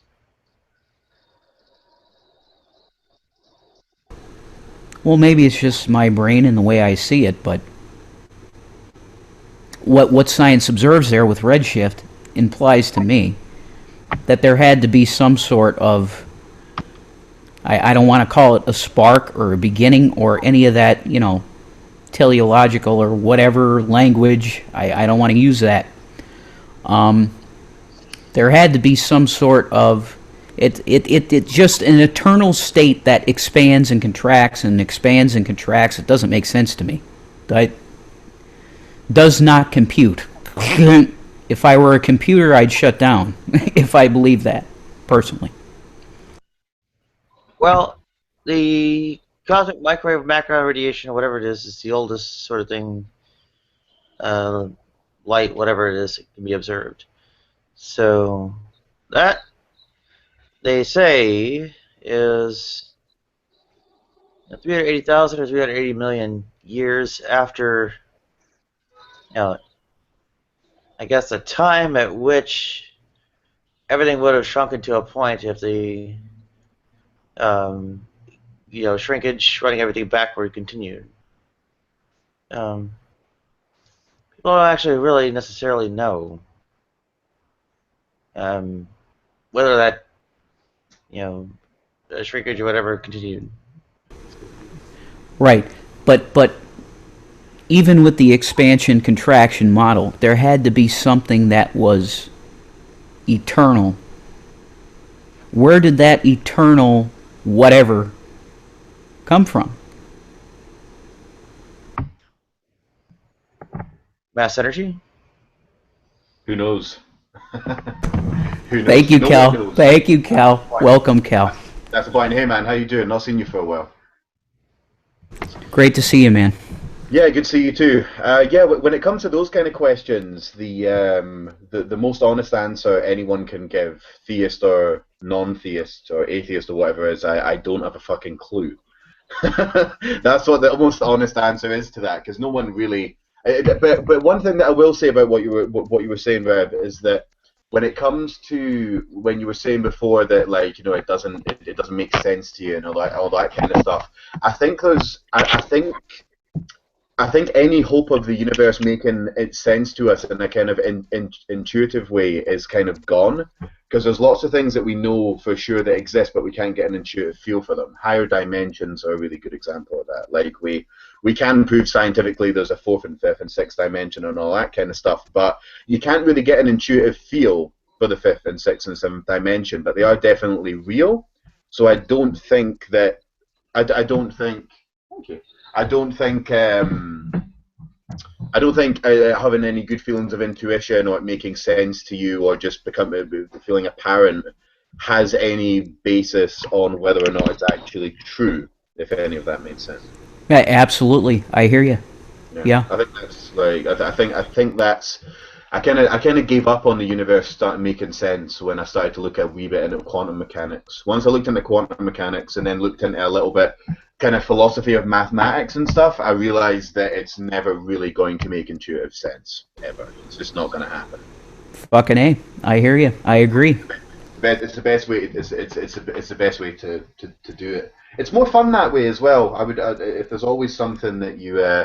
If there's always something that you don't quite know, it means that you're always kind of striving towards something, or you can strive towards something and learn something else, which is way more exciting than knowing exactly how the universe and everything came to be. I would find that rather a disappointment if we ever found that out. I totally hear you, man. I for myself, I feel that I've found that, and that thing is God. But that's just for me, Yeah. I'm not pushing it. I'm not pushing it on anybody, but that's, just from what I observe in the universe, and, it's for me, Yeah, no, that's why you and me get along so well, Rev, because I've never heard you push your stuff on anybody. So that's you're one of the theists that I can deal with and have a nice conversation with. I don't know if you guys noticed, but as soon as Mac signed out, I signed in. That wasn't a coincidence. I was just on the periphery. Just as soon as he said, "I've overstayed my welcome," I was like, "I'll grab my headset and get in there," because I find Mac to be the exact opposite of you. If I'm being completely honest, he's he likes to proselytize. No, yeah, and listen, Cal, I've been around here for a while. I have pushed my beliefs, and because I do believe that the best way, fucking hell, I should probably shut up at that point, but I do believe, and it just because of my personal experience, and this is why I say that DPR, every time he comes in here, he says the best evidence, or not even evidence, let's not call it that, but the reason that people believe is personal experience. Yes. That's it. Yes. It really is. Yeah, that's as far far as it needs to go for me, and I've never really understood people that try and smash science and religion or science and mysticism together and go, okay, we'll use the scientific evidence for why God exists and all that kind of bullshit. I don't get that. They seem to have missed the point with religion, in my opinion. I don't really think they understand what faith is all about. Yeah, personally, for me, Cal, I think religion is bullshit. I think it's the exact same fucking thing as government, personally. You know. Best way to go. How are you doing, Simon? I've not seen you for yonkies, man. Hi, Cal. Good to see you. Good, man. Good. You have a good. You had a wonderful. Hope you had a wonderful hootenanny. Yeah. I was going to ask you the same thing, and yeah, I had a fantastic time actually. Yeah, just drank and ate way too much food, and drank and ate way too much food, and that was about it. It was good. Yeah, I've been doing gigs and stuff, and it's been good. Awesome, man. Awesome. I'm glad. I hope 2016 is treating you good so far. I know we're only a week into it, but it's been a pretty decent start to the year so far. So. Fantastic.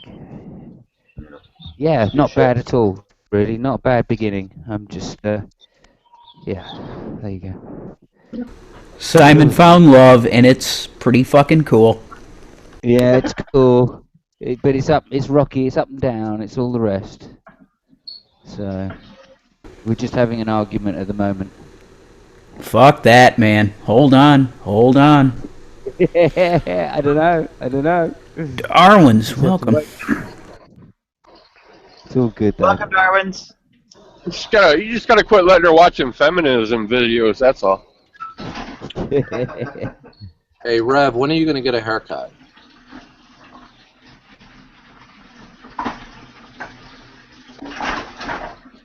My mic working? Yeah, it's working. Yeah. Rev, when are you going to get a haircut? When are you going to get a personality change? That happened last week. I see there's no improvement then. You should ask for your money back, man. You've been screwed. Well, actually, I was free at Costco with coupons. Oh, wow. Yeah, I can believe that. I didn't realize they were handing out personalities. That's awesome.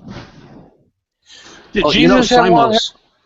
So, Simos, coming from you, that is a grave insult, given your illustrious personality. Yes, I realize that. That's what happens when you travel the world like I have. You pick up on these things real quick. By the way, your name, did you ask if Jesus had long hair? Yeah.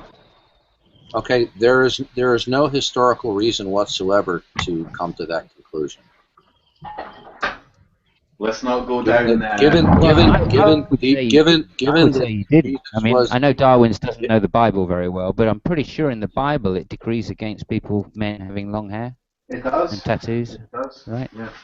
So, I'm an atheist. I'm an atheist. I don't really know. Well, to answer your question, your name. But when you're a man of the world like I am, and you've been around the world a couple of times, that's the kind of stuff you pick up, right? Okay, so your name, the Apostle Paul stated in the New Testament that it's a disgrace for a man to have long hair. Now, having encountered, we just said this, Darwin.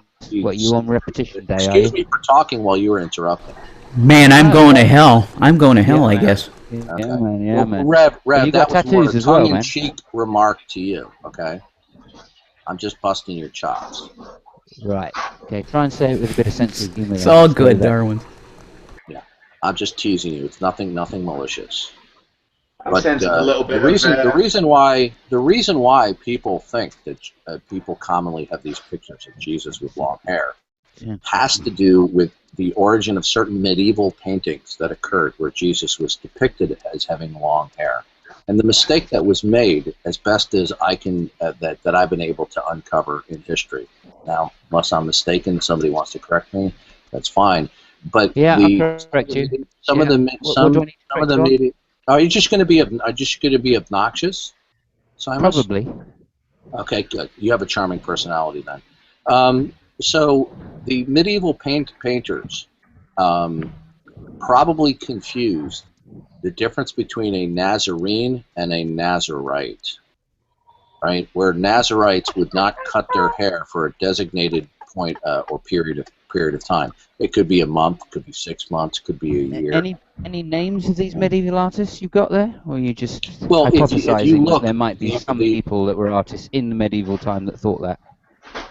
Well, when you look at there weren't very many early depictions of Jesus at all, and the paintings were the earliest pictures that we have depicting with Jesus with long hair occurred in the. Excuse me for talking in while you're interrupting. Yeah, you're just speaking twat, but I don't mind since you. Have you not heard of? Have you heard of the Byzantine Empire? So have you heard of that empire there? Do you know how they used to depict medieval? Irma. Simus, you're talking about me not having a pleasing personality. You have interrupted me no less than 6 times. 6? Are you counted? Because I only made it 4. But I can carry on if you want to. I counted it. I counted at least 6 times you're being obnoxious. Look, you're interrupting me, Darwin. Stop interrupting me. No, I was actually Stop speaking and you interrupted me. It's not 6. It's 4. Okay.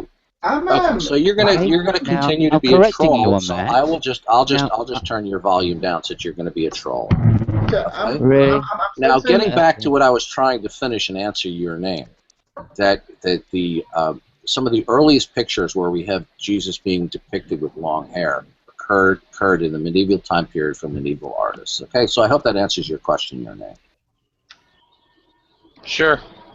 I'm sensing some hostility between Simus and the Darwins. Is there some history going on here, or do you guys just like busting each other's chops? No, Simon is just trolling me. That's all. He's extremely rude and extremely arrogant. Okay. Did you notice here? I've been entirely polite. Sorry, you're interrupting me, Darwin. That's the 10th Yeah, I'm just giving you a time taste of me. your own medicine there, Simos. That is the 10th time So you've if interrupted I'm rude, I for find him interjecting while you were completely speaking, obnoxious. isn't that what? I find him to be obnoxious, and other people are reporting the same thing to me. Yeah, this is so so we can understand why. So in other words, you can interrupt me at will. We can understand But why. if I interrupt you, you silence me. Is that how the game goes, Simus? Peace, shalom, shalom in the room. Okay, I'm all good. I'm all good for like a little bit a little bit of hatred keeps you warm at night. But I mean in his defense, Simus, I mean like you are countering his apparent rudeness by being pretty obnoxious yourself. So I mean that's not really winning much, is it? No, I'm not trying to win here. I'm not trying to win here. There's no such thing as winning with Darwins. No such thing as winning with Darwins. It's just a matter of trying to get a word in edgeways with this man. I can assure you. Okay, so Cal, you'll see that somebody asked me a question, and I attempted to respond to the questioner. And since Simus doesn't like the figure 6, and he gave the figure 4, I'll go with his figure. He interrupted me in an obnoxious way 4 times. And then when he was speaking and I interrupted him to give him a little taste of what he was doing to me, he immediately put me on mute. So I'm not done speaking. I'm afraid these are crocodile. I'm afraid these are crocodile tears. I wasn't done speaking. I wasn't done speaking. These are crocodile tears. I wasn't done speaking. These are crocodile tears. And I would appreciate not being interrupted. But you'll never outwin Shamo. Cal, that's all I'm saying. So I have conducted don't even go there. Very politely. Try not to be rude. No, that's not true at all. You're completely obnoxious. So what we have here is trolling. You're completely obnoxious. You really are, Darwin. That's why people followed you. That's why people follow you around the internet, just to piss you off, right? That's why there's a document online. That's why there's a document online saying 20 questions Darwin's has failed to answer. All right, Simon, come on. Okay. Because in fact, you are obnoxious. Yeah, no, I'm sure, but I mean, the only thing we have now is 2 obnoxious people in the room. So I mean, I'd rather just have 1. Well, Cal, how am I being obnoxious? Okay. Well, no. I'm not saying you are. What I'm saying is that if someone's going to counter someone being obnoxious with being obnoxious, then we just have 1 more obnoxious person to worry about. So why don't we move on and try and see if you 2 children. I would love for us to move on and for this trolling to stop. Yeah, and Darwin's. I want to say something to you really quick, brother to brother. I think you should engage Jack and Philip and all these people. You shouldn't shut down conversation when they're in the room. You shouldn't do that. You should speak to them. You're on a new venue now, right? Clean slate.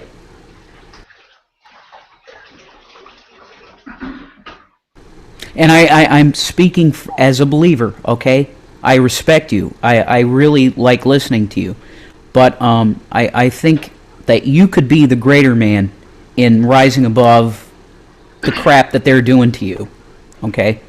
And I'm just appealing, right, to logic here. If their arguments are so bad, then you should engage them. That's all I have to say. Go ahead. Yeah, let's just move on. I'm sure you guys there must have been a topic in mind before I came into the room. I couldn't quite catch what Mac was saying before he left. So like, was it a good topic, or should we put a new one on the campfire? The Tower of Babel. Well, Mac was claiming there's archaeological evidence for the Tower of Babel. Oh God, that's way out of my depth, unfortunately. So, yeah, your name. You also asked another reason why Jesus probably did not have long hair. Well, if we could take an example from the Gospels, where the temple guard came to arrest Jesus. Jesus, if he had very long hair, which would not be characteristic of a first-century Jew, why was there a need to employ Judas to kiss him on the cheek and to identify him as Jesus? If Jesus truly had long hair, and that it was distinguishable from the rest of the male Jews, there would have been no need. All they would have needed to do is designate, he's the guy with the long hair. But since Jesus was an ordinary-looking Jew, we have no reason to believe that there was anything distinguishing him from other fellow Jews. Then we have good reasons, along with the other reasons that I mentioned, to conclude that he probably looked like a typical normal Jewish man did. Now, if somebody wants to present evidence that it was commonplace for Jewish men in the first century to have long hair that would resemble the style that women had, I'd love to hear that reasoning on. Was Samson Jewish? Samson was a Nazarite, and he did not cut his hair, but we don't have specification in the text of how he wore his hair. All we know is he did not cut it. Now, Samson could, and I believe that he probably wore it in such a manner that it was not demonstrable. Okay? It wasn't demonstrable, but it was long. Okay. Yeah. It sounds valid enough to me, I guess. I mean, Bible, Bible, not. I don't have anything against the Bible. I think it's a good collection of books. It's interesting, but my knowledge is limited, to be perfectly honest. So, any conversations anyone wants to have, I'll probably just be a bystander, to be honest, because it would become apparent pretty fucking quickly that I don't really know what I'm talking about. Oh, hello, I've got a child next to me. What's up? Yeah. Like the Bhagavad Gita. Yeah. I don't know if I come into a room, I wouldn't tease someone about their hair. I tease them in a different way. I wouldn't tease them about their appearance or who they are. But your name, that was a teasing joke between me and Rev. Rev knows that I like him. It's all good. It's all good. Yeah, but I now don't. Now after he cuts his hair, maybe we can get him to trim his beard. Yeah, I would. I guess DCC him some various references on. I guess ethics about ethics.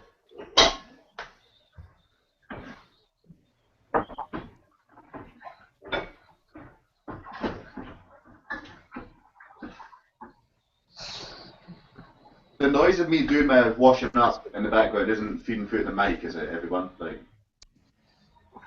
I heard something break. Let's see it. Yeah.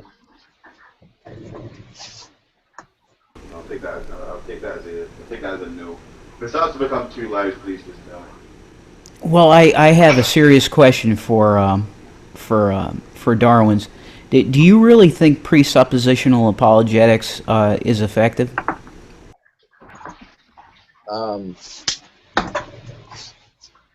Whether it's effective or not, from my point of view, is irrelevant. That's a fair answer. If it's a biblical approach, then I just say amen. And I think that people like Van Til, Ponson, Frame, and others have done a good job to present their case that it is a biblical approach. Now there are other apologists that don't jump on that bandwagon. Right. Let me ask you this: how do you feel about theonomy? I don't agree with that. I'm not one. Amen to that. I buy into Reconstructionism. Now, having said that, I think some of the proponents of Reconstructionism and theonomy have been extremely, very highly educated and very intelligent. Bonson himself was, I believe, a theonomist, unless I'm mistaken. Yes. Rousas Rushdoony was quite a brilliant man, but I don't agree with his Reconstructionism. Right. What is theonomy? I don't understand when you say you don't care. Is it that you don't care if the message you give brings people to Christ, or you just don't? Well, from a Christian point of view, when we deal with unbelievers, our sole motivation would be to do things in a biblical way, or a way in a manner that would please God as it's revealed in the Bible, not for pragmatic concerns as to, quote, effectiveness.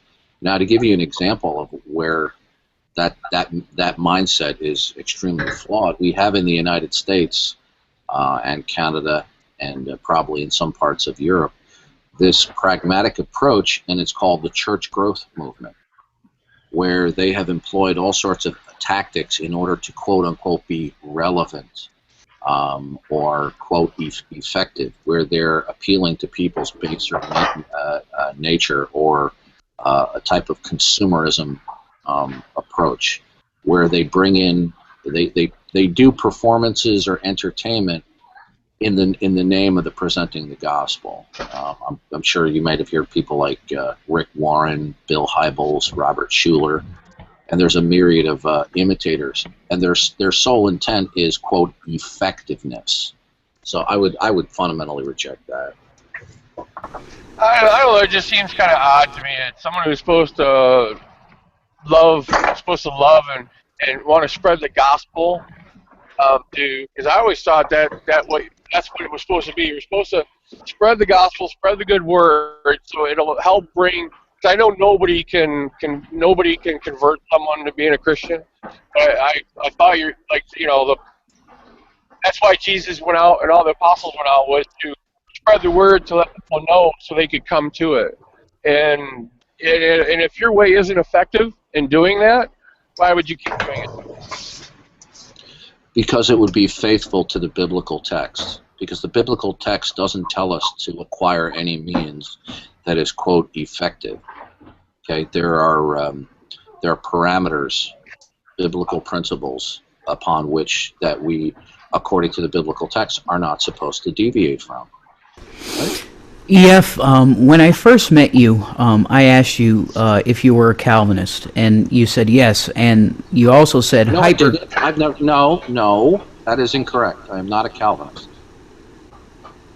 All right, that's what you told me, but okay.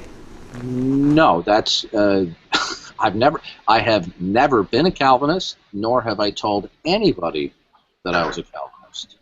You said in the side chat that you were a hyper Calvinist. No, okay. Was it under the moniker Evolution False? Yes.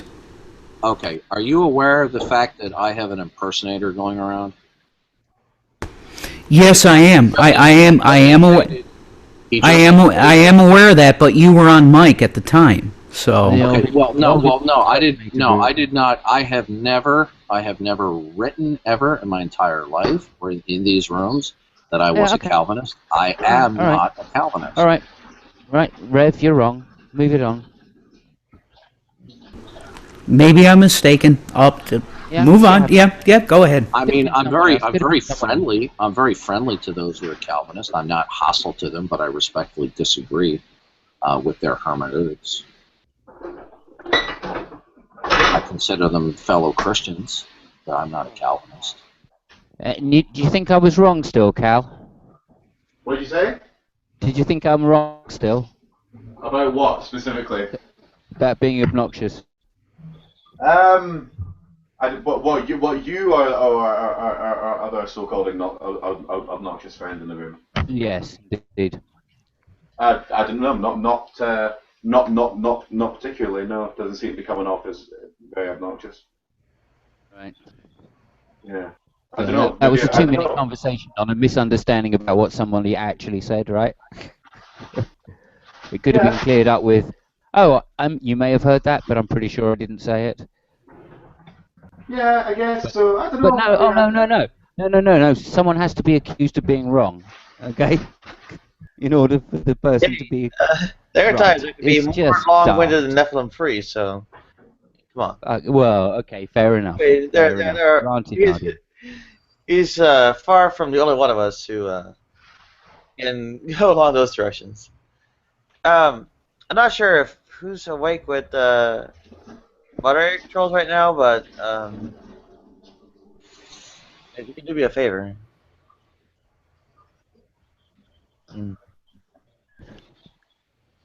Yeah, pass them around then. Well, I thought you did actually, but sorry. Go ahead. I thought you did, but it said earlier in my thing that I did have mods, but you know. My mouse is stuck right now, so I might have to reboot to get it back. That's what's going on then. Google thing. Ah, to you there.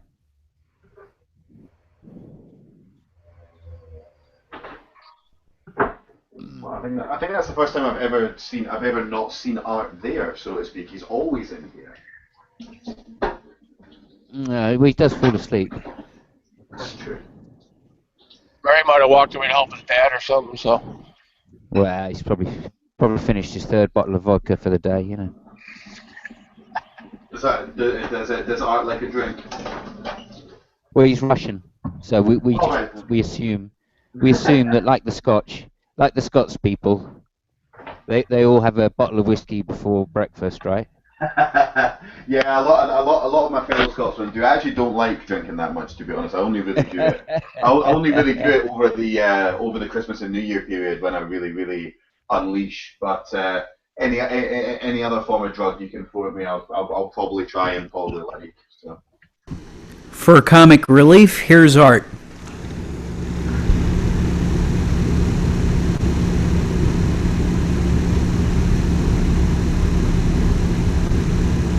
Recording. You want to mute yourself, Rev?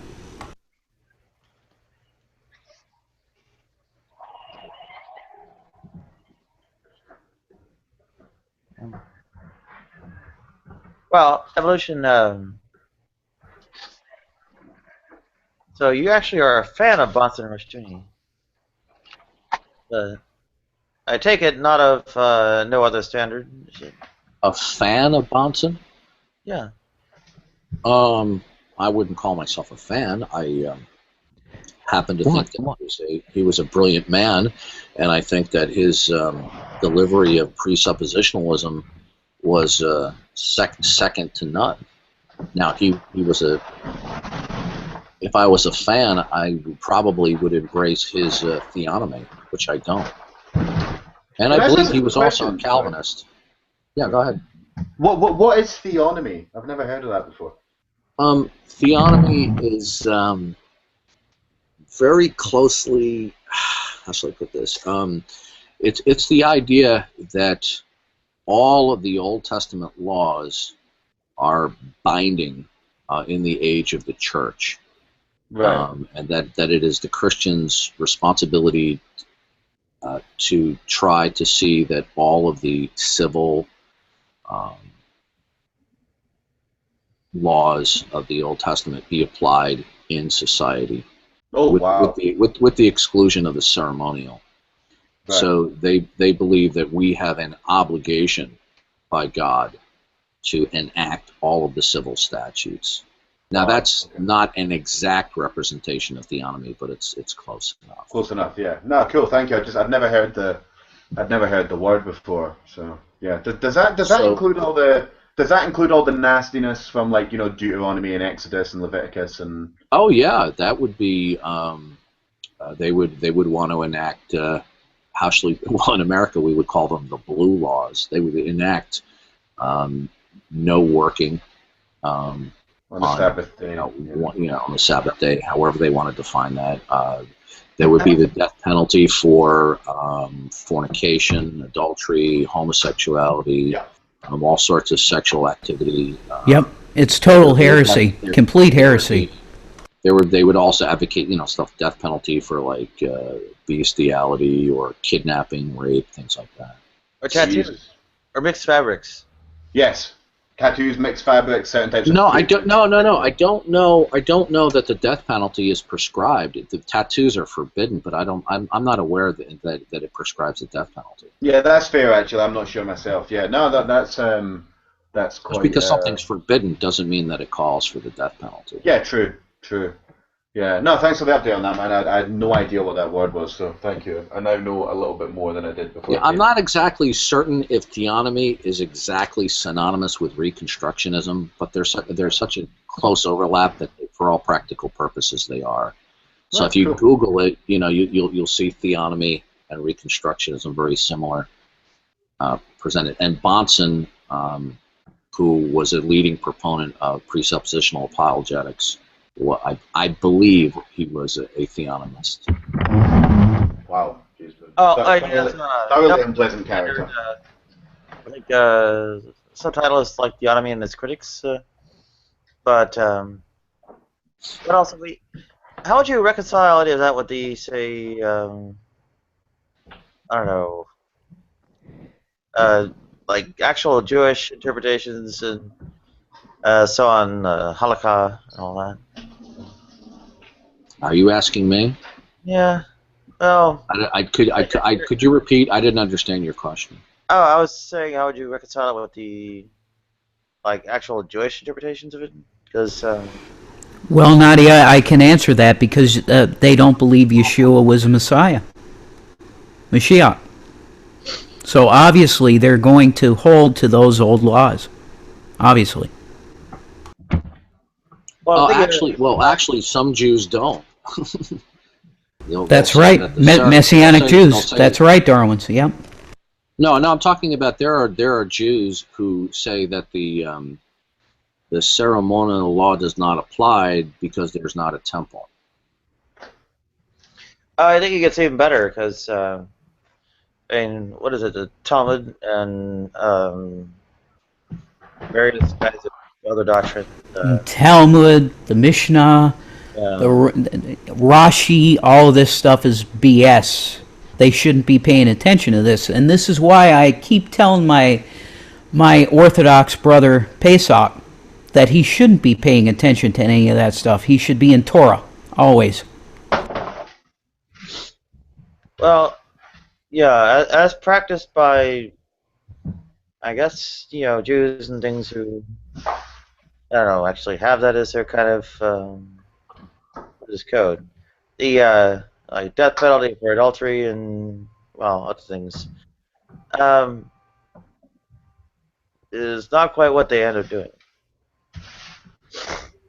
No, the majority of religious people are like that anyway. Like there's a lot of things that they could be doing or should be doing within their holy books that they just they don't, or they tweak it so they can live better lives. That's very common.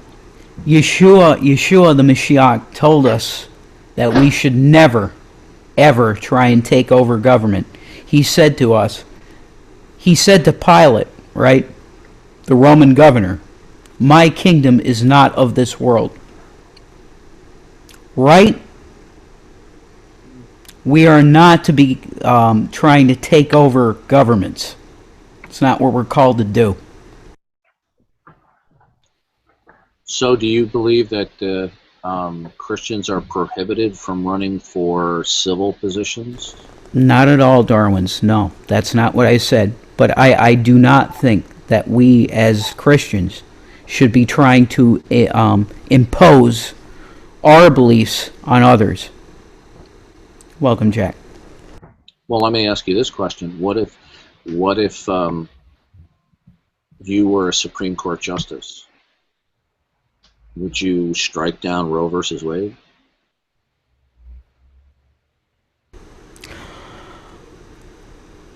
I'm glad I'll never be a judge, Darwins.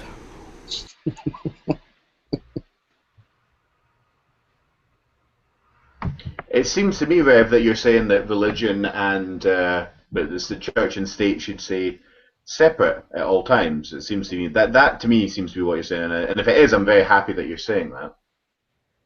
Yeah, exactly. That's what America was founded on. Secularism. Yep, I'm very happy to hear you say that. So was the Declaration of Independence secular, Rev? Yes. The majority of yes, the founding fathers were not Christians; they were deists. Yes, exactly. Could you provide me with some historical references that a majority of them were Darwin's. If you don't know that, then you need to do that research yourself.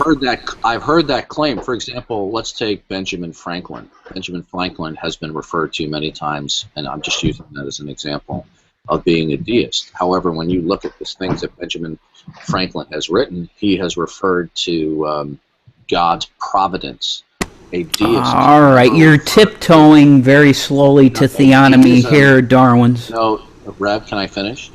All right, deism necessarily entails that there is no revelation or providential interference in the affairs of men. Most of the founding fathers believed in a providential God. Therefore, by definition, they were not deists.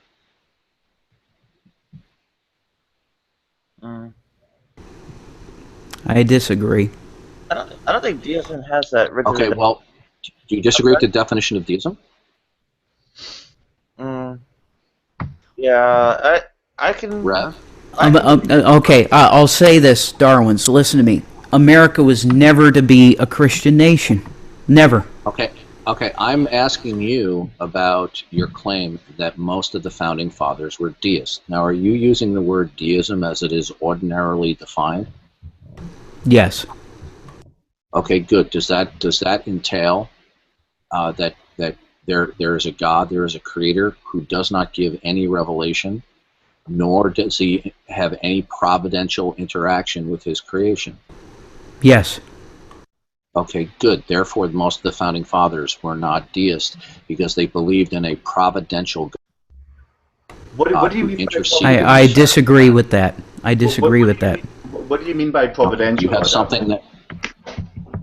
Well, providential means that means that a deist conception of God is one who creates the world. He stands off, and he does not either interact or have any effect on the course of affairs whatsoever. Can I speculate? Although I think deism had the heyday of its popularity probably back in the time of those, the American Revolutionaries, founding fathers, whatever.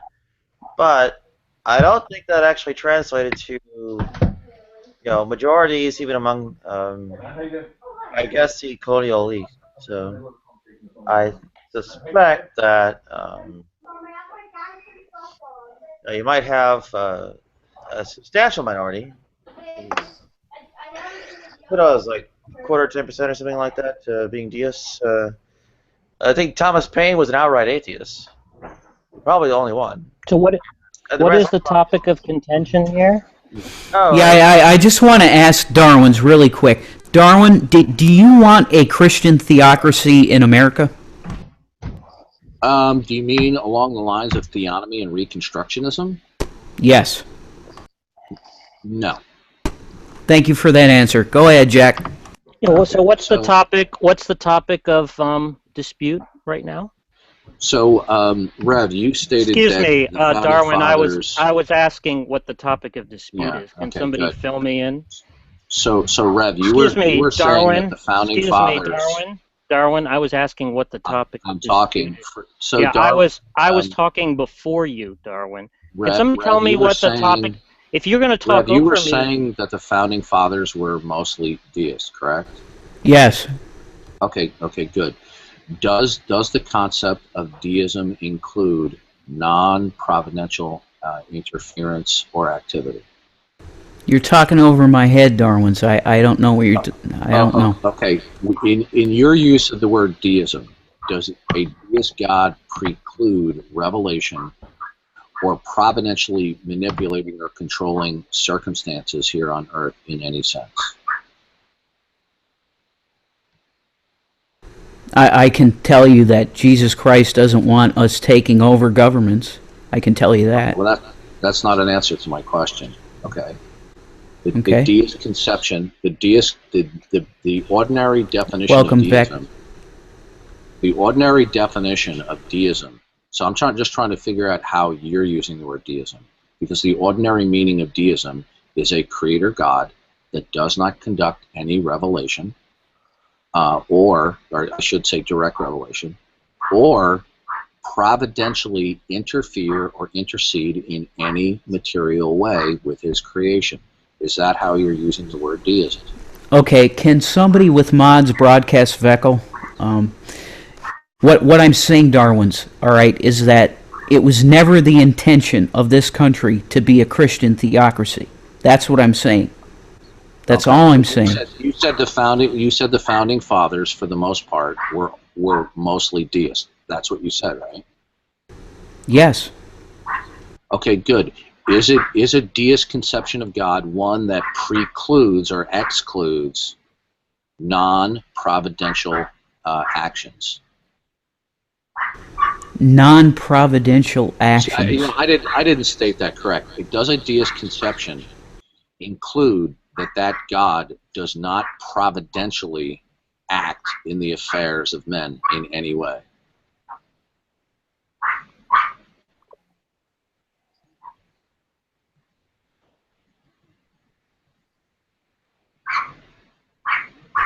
I apologize. Say again. It's you got some.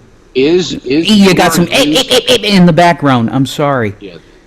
Is your use of the word deism include that there is a creator God that does not give revelation nor act providentially in any way?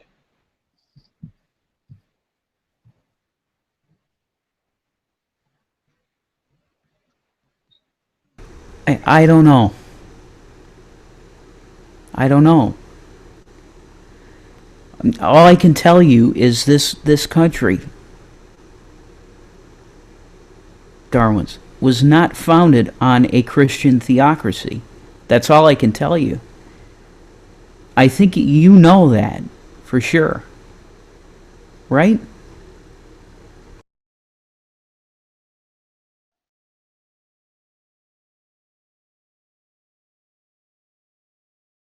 So what is the topic under dispute? All right, I'm back. So I'm sorry, I didn't. I just had an interruption, Rev. So when you use the word deism, do you mean a creator God that does not give revelation or act providentially?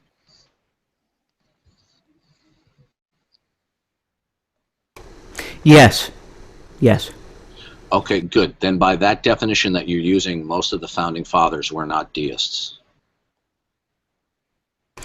Okay, how do you see the founding fathers then, Darwin's? Of the material that I have read, and it hasn't been recent, but of the material that I have read of the founding fathers, they made reference to God being providential. the moment anybody refers to God being providential, that automatically and completely wipes out the idea of a deist God. Okay, but all right.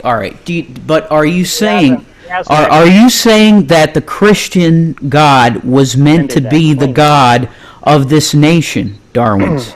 I didn't make any claims. I merely responded to your statement that most of the founding fathers were deists, and I'm simply pointing out to you that they were not. Most of them were not deists. But you didn't defend that. You didn't defend that claim, Darwin. You just said that on the basis of what you've read, they referred to the majority of them referred to providence. So do you have anything to support that claim, or is that just something that you can't support,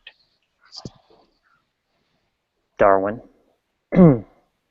Doesn't look like Darwin can actually support the claim. Now, why would you come into a debate room and make claims that you can't support, Darwin? I guess I don't really understand that, especially when you're a self-described dominant debater.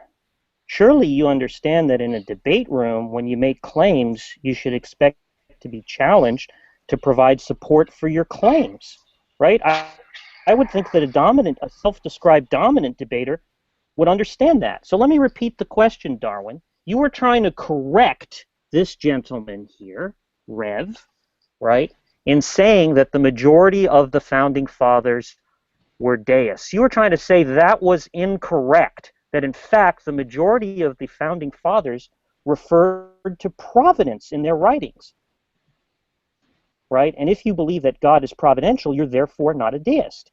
Now, presumably, if you're going to correct him on the point, right, and point out that he's inaccurate on it, you can actually support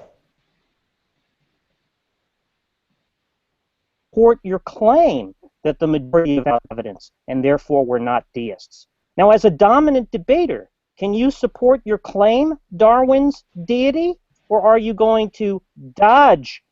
Are you going to dodge the challenge, Darwin? Yeah, the Constitution says nothing about the Christian God being the God, right? I mean, it's clear. I mean, well, that seems to be true, but it doesn't seem like he can support his claim. It doesn't seem like he can support his claim that the majority of the founding fathers were not deists. Now, he might be correct about that, right? But presumably, he has something. You have something you can provide to support the claim, right, Darwin? Otherwise, I suppose you might want to withdraw the claim since it's completely unfounded as far as we can see, since you don't seem to have any support for it, Darwin's deity. Now, Rev, did George Washington believe... No, Darwin, please listen to me. Please. Don't ignore Jack.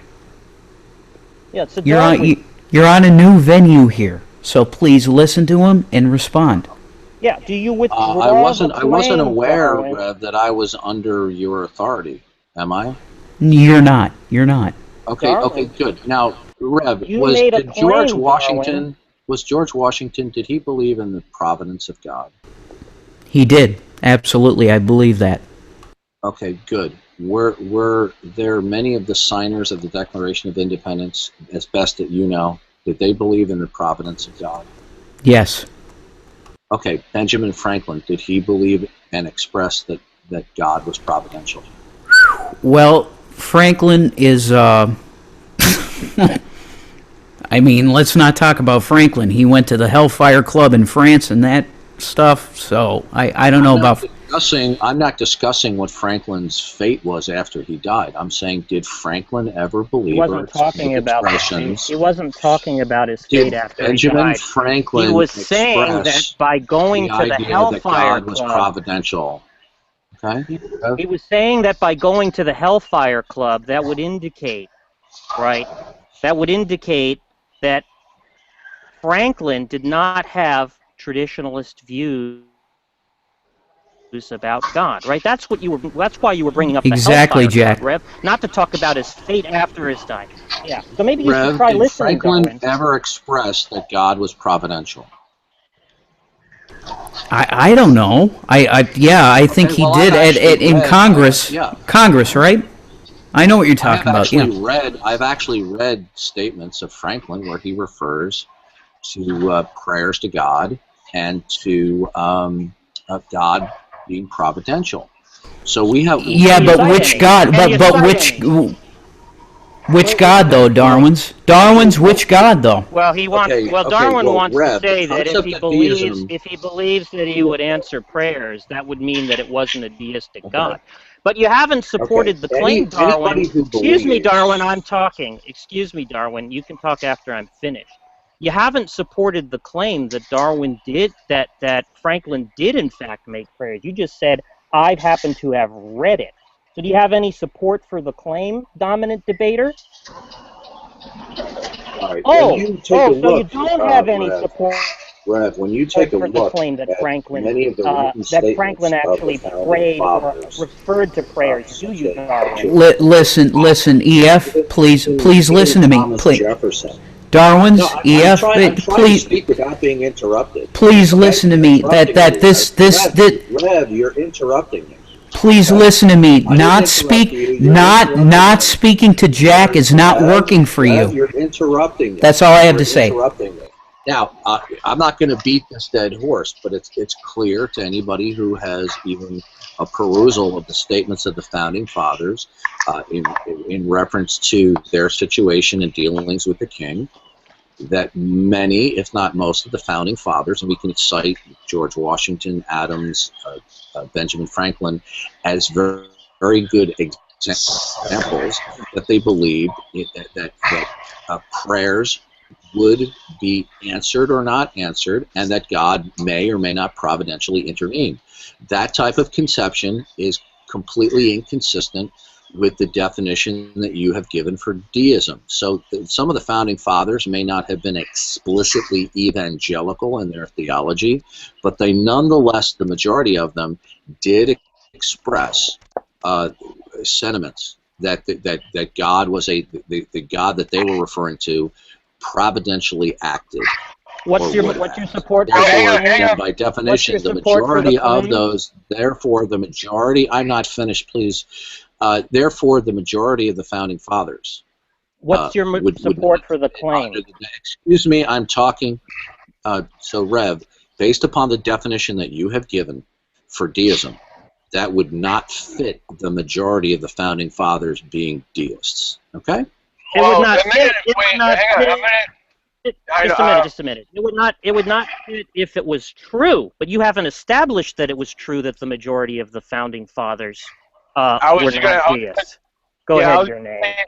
Yeah, thank you. I was going to say a minute ago you said many, if not most, and now you changed it to the majority. I was going to ask earlier. What evidence do we have that it's the majority that thought that way? I mean, does anybody know? What's the evidence? What's the evidence, Darwin's deity? Chime in anytime you've got any evidence, Darwin's deity. We'll be glad to cede the floor to you. You have any evidence? Any evidence whatsoever that the majority of the Founding Fathers were not deists? You got any evidence at all for that claim? Because you keep repeating the claim, but what you're not repeating is the evidence you have in support for the claim. Now, where by chance is that evidence in support for the claim, Mr. Darwin's deity? Yeah, and there's absolutely nothing. There's nothing, Darwin's, in the Constitution, right? Have you read the Constitution, Darwin's? I made no claims about the Constitution. By the way, the Constitution does include the statement, "In the year of our Lord." To which was that referring to? No. Which Lord? Which Lord? Which Lord? Exactly. What did that refer to? What do you think it referred to? Well, since most of the 13 colonies had state churches. Okay. All right. So what you're supporting here, what you're supporting is a Christian theocracy. That's what you're supporting here in this country, right? Where did I say that? That's where you're going with this. Where did I say that? That's what you're saying. Okay. So Rev, did George Washington believe in a providential God? Oh my God! See, this is now I know where Jack is coming from. I get it. Adams and he already answered it. Now the answer is you've yes. already asked that. The Founding Fathers, including Thomas Jefferson. Now, Thomas Jefferson, as far as I know from the stuff that I've read of his and historical references, he didn't necessarily believe in the deity of Christ, but he nonetheless believed in a providential God. So the bottom line here is this, is you may be confusing what you conceive of deism mean that they were not explicitly evangelical in their theology, but that would be a misuse or a proprietary definition of deism. But most of the founding fathers were not classically deist. That's not the bottom line. The bottom line is you made a claim that the majority of the founding fathers were not deists, and you're completely unable to support the claim. Now, why would you come into a debate room and make claims that you've pulled straight out of your ass, right? If you don't have any support for the claim, why bother to tender them? You think we're interested in what you claimed? I'll ask you again. I'll ask you again, Darwin. Darwin, listen. I enjoy you. I enjoy listening to you. All right, but I'll ask you again. Are you in favor of a Christian theocracy in this country? When you say theocracy, do you mean in terms of theonomy or Reconstructionism? Yes. No, I would not agree or support the idea of Reconstructionism, but I do. Thank you for that. I do support the notion that if Christians are elected to office, that they would pass laws that would be consistent with a righteous nation, such as stopping killing the unborn. For example, prohibiting the persecution of, let's say, Christians for not baking cakes for homosexuals, like in Oregon, or not photographing it. That wasn't, like that. No. In Oregon, it wasn't because they baked cakes for homosexual. I wouldn't disagree with any of that, Darwin. Sorry, Bob. Go ahead. Neither would I. Yeah. But I guess I'm not seeing whether. I guess I'm not seeing though whether Darwin has a reason other than his personal preference is to support that. I mean, is there some higher reason to support those kinds of policies, or is it just that that's your name? I have a question for you. Your name. Do you think it is from your viewpoint? Do you think it's justified to fine a husband and wife bakery who regularly baked cakes for a lesbian couple every time they came in, but when they requested a cake to be for their lesbian wedding and they declined due to their religious convictions, do you think that it is justified from your point of view of fining them $135,000? They weren't fined because they refused to do that. They were fined because they broke the law. There was a law against discrimination. They broke that law. That's why they were fined. Okay, do you think it's justified to fine somebody $135,000? And by the way, the state of Oregon, through its lower agencies, has actually confiscated their bank accounts because they due to their religious convictions, they would not make a wedding cake. They would make them cakes when they came in. They went against the law. Make a wedding cake. They broke the law. Okay. You still haven't answered my question. I am answering. Do you think it's justified to fine somebody $135,000? Wait a minute, Darwin. You haven't established what the reason. You haven't actually established that what happened in the case is what you've described. Now, is this going to be something like the Founding Fathers, where you don't actually have any evidential support for what you're claiming? Because if you'd like to tell us that that's what happened, excuse me, Darwin, I wasn't finished talking.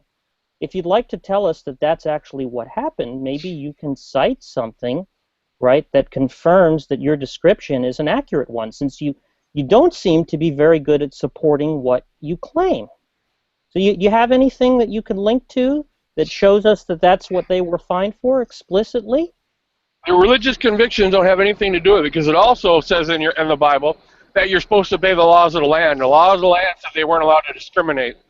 Could you tell me where that law is? Could you tell me where that law is? Are you asking people Romans to support 13. Romans 13. Are you asking people to support their is claims that in the with Constitution? evidence? Wait a minute, Darwin. in the I'm a Constitution? little bit confused. Are you asking people to support their claims with evidence? Is So that what you're doing? do you Just a minute, Darwin. Just a minute, Darwin. Do you agree Just that they a should be minute, fined Darwin. I wasn't $135,000? finished. I wasn't finished Do you have an talking. answer to that, your I name? wasn't. Well, again, Darwin, you haven't established that that even happened, right? So maybe Your you name, can do cite. you have an answer to that? Excuse me, Darwin. Why ask a loaded question, right? You haven't established that that's. Jack, he doesn't have to answer you if he doesn't want to. I'm not saying he has to answer me. I'm saying that he's in a debate room and is making claims that he can't support. Is there anything inaccurate about what I've said?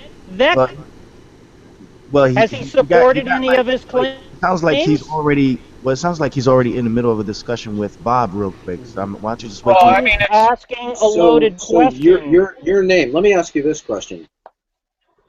Would you agree? Let's say Ted Cruz becomes the president of the United States.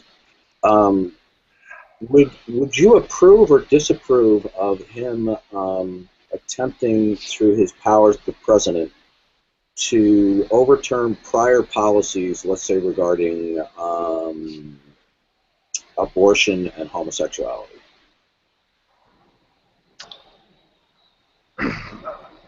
I didn't hear what you said because I was trying to remember conversation you had. I'm sorry. Did I say? I'm sorry. I meant to. If I said you, I meant to say Rev. I apologize. I meant to ask. Oh Rev. yeah, well too bad. I'm trying to remember a conversation you had with someone before about the death penalty law, and if you were wrongly convicted of the death penalty, and you were sentenced to death, that you would not be happy about it, but because that's the way the law was written. That's the way the law was written. You would obey the law. But now you're trying to tell me that's not quite an accurate representation of what I said. If you'd like me to repeat what I said, I'll be glad to. I wasn't done. So it's close enough. I'm just pointing out. It's close enough. You inaccurately quoted me. It's close enough. No, you were inaccurate in what you said. It's not close enough. It was inaccurate. Oh, so if you were wrongly I'll ask you then, if you were wrongly convicted of a crime of murder and you're sentenced to death, and that's what your jury, they convicted you and sentenced you to death, you would try to appeal. But, I mean, that's the way the judges were, I can't remember how it was pointed. You would accept that. You would accept that, right? Because those judges were appointed by God, right? According to the Bible. As a Bible-believing Christian, I believe both the Old and the New Testament affirms that the death penalty is God ordained. Now, if I were convicted of a crime that I didn't commit and I was sentenced to death, would I be happy about being wrongly convicted? No, I wouldn't be happy about that. I didn't ask you if you'd be happy about it. Okay, so Red, did you hear my question? I see how when I confront you with that about the law, and then people in Oregon obeying the law, you switch off of me and go to Rev. No. The last question that I had asked you, I had inadvertently said your name, but I should have said Rev. I asked you before that. I'll just repeat the question again for Rev. Rev, if Ted Cruz becomes president, I answered your question. I asked you before that. So. Are they going against their convictions, disobeying the law? Well, there is a biblical principle that if we are directly commanded by civil authorities to do something that completely contradicts what God commands us to do, that we are to obey God rather than men. Yeah, it's interesting that you bring that up. God directly commands you not to.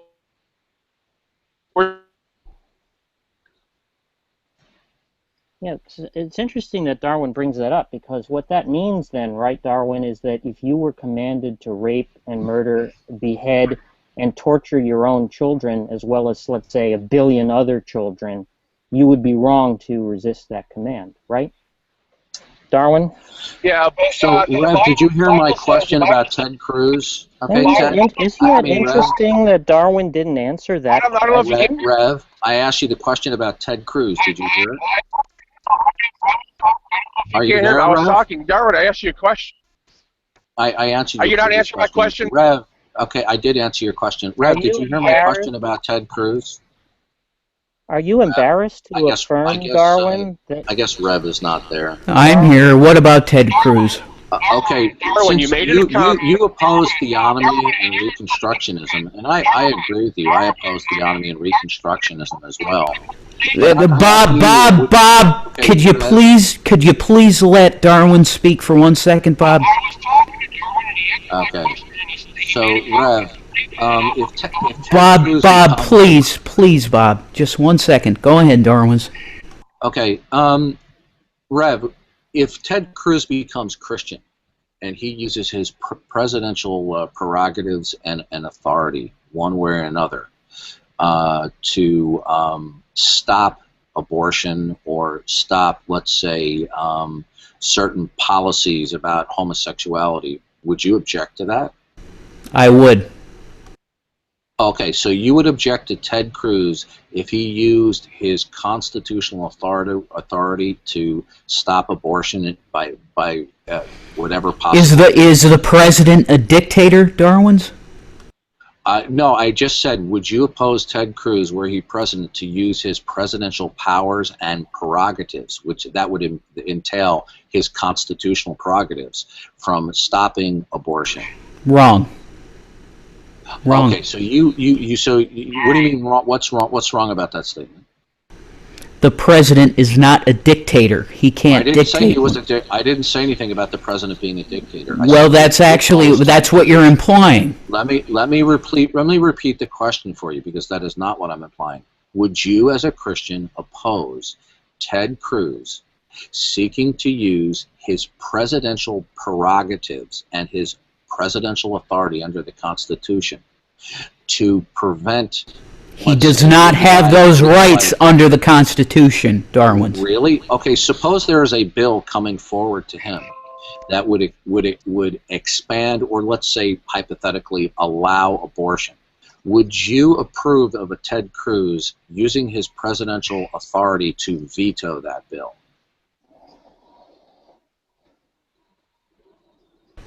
Question asked, answered. Done. Well, I don't know what the answer is. Is that answer yes, no, or you don't know, that you would agree or approve of Ted Cruz vetoing... The president does not have dictatorial powers, Darwin's. The president has the power of a veto that legislation is being put on his desk. Now, do you approve or disapprove of Ted Cruz? You want a Christian theocracy in this country, Darwin's. That's what you want. Okay. And I oppose you. I oppose you. Okay, Rev, do you agree with Ted Cruz vetoing pro-abortion legislation?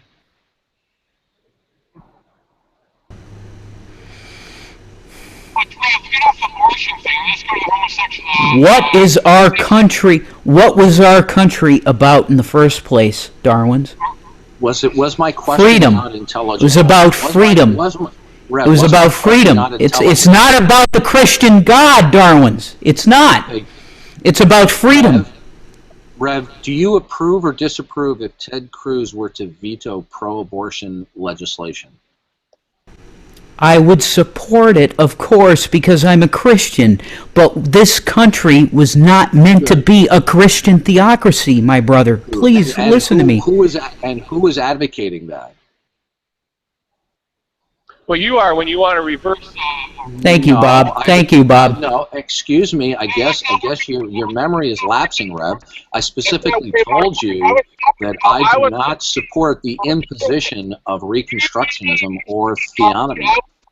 I'm sorry you're interrupting while I was talking. I was talking, so Darwin. are we clear on that, Rev? Can nobody hear me? I mean, it's like I can hear you now. Your mic actually gets soft when Darwin is So, talking. Rev, are we clear that I do not support theonomy or Reconstructionism? Darwin, I've explained that many times before, Rev. Talking over people. Your name. When Darwin is talking over you, your mic gets soft and it's hard to hear you. I'm going to say this really quick. If the Calvinist God were God, I wouldn't believe. Go ahead.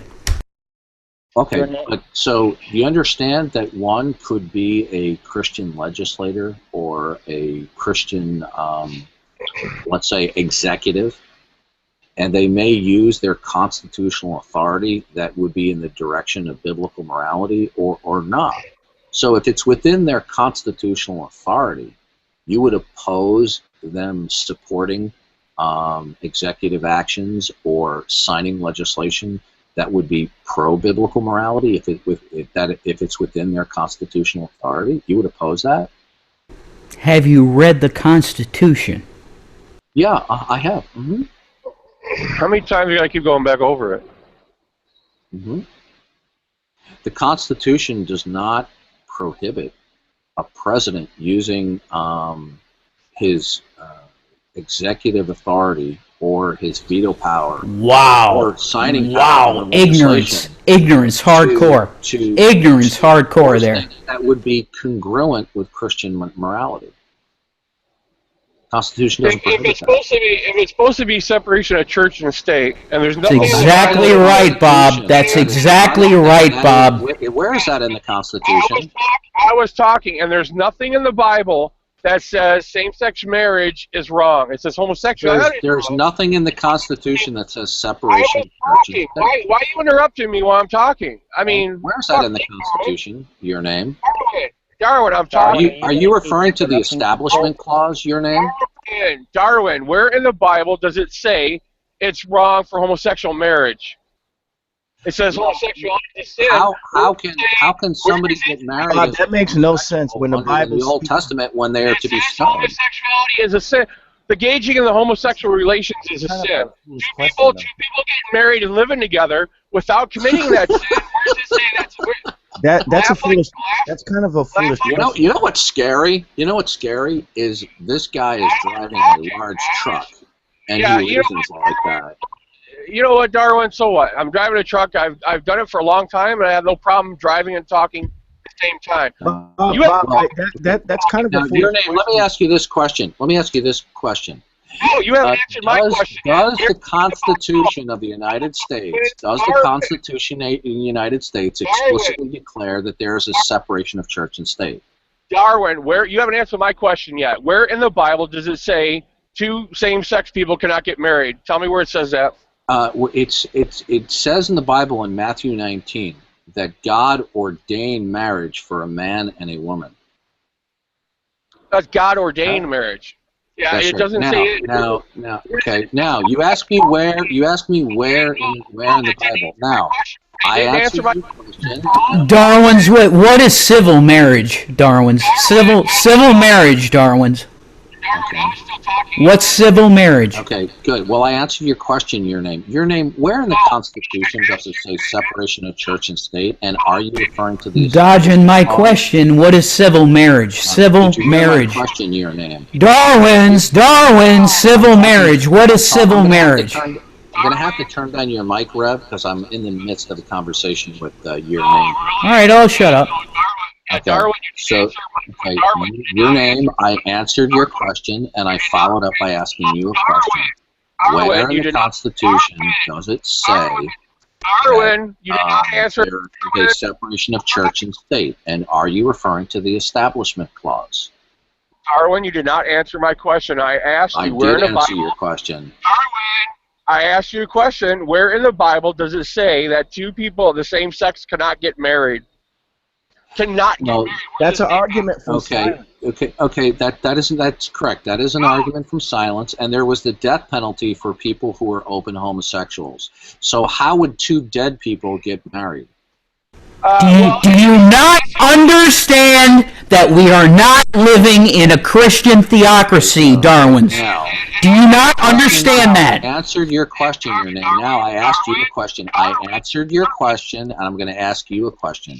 Where in the Constitution does it mention a separation of church and state? And where in the Constitution are you referring to? Are you referring to the Establishment Clause?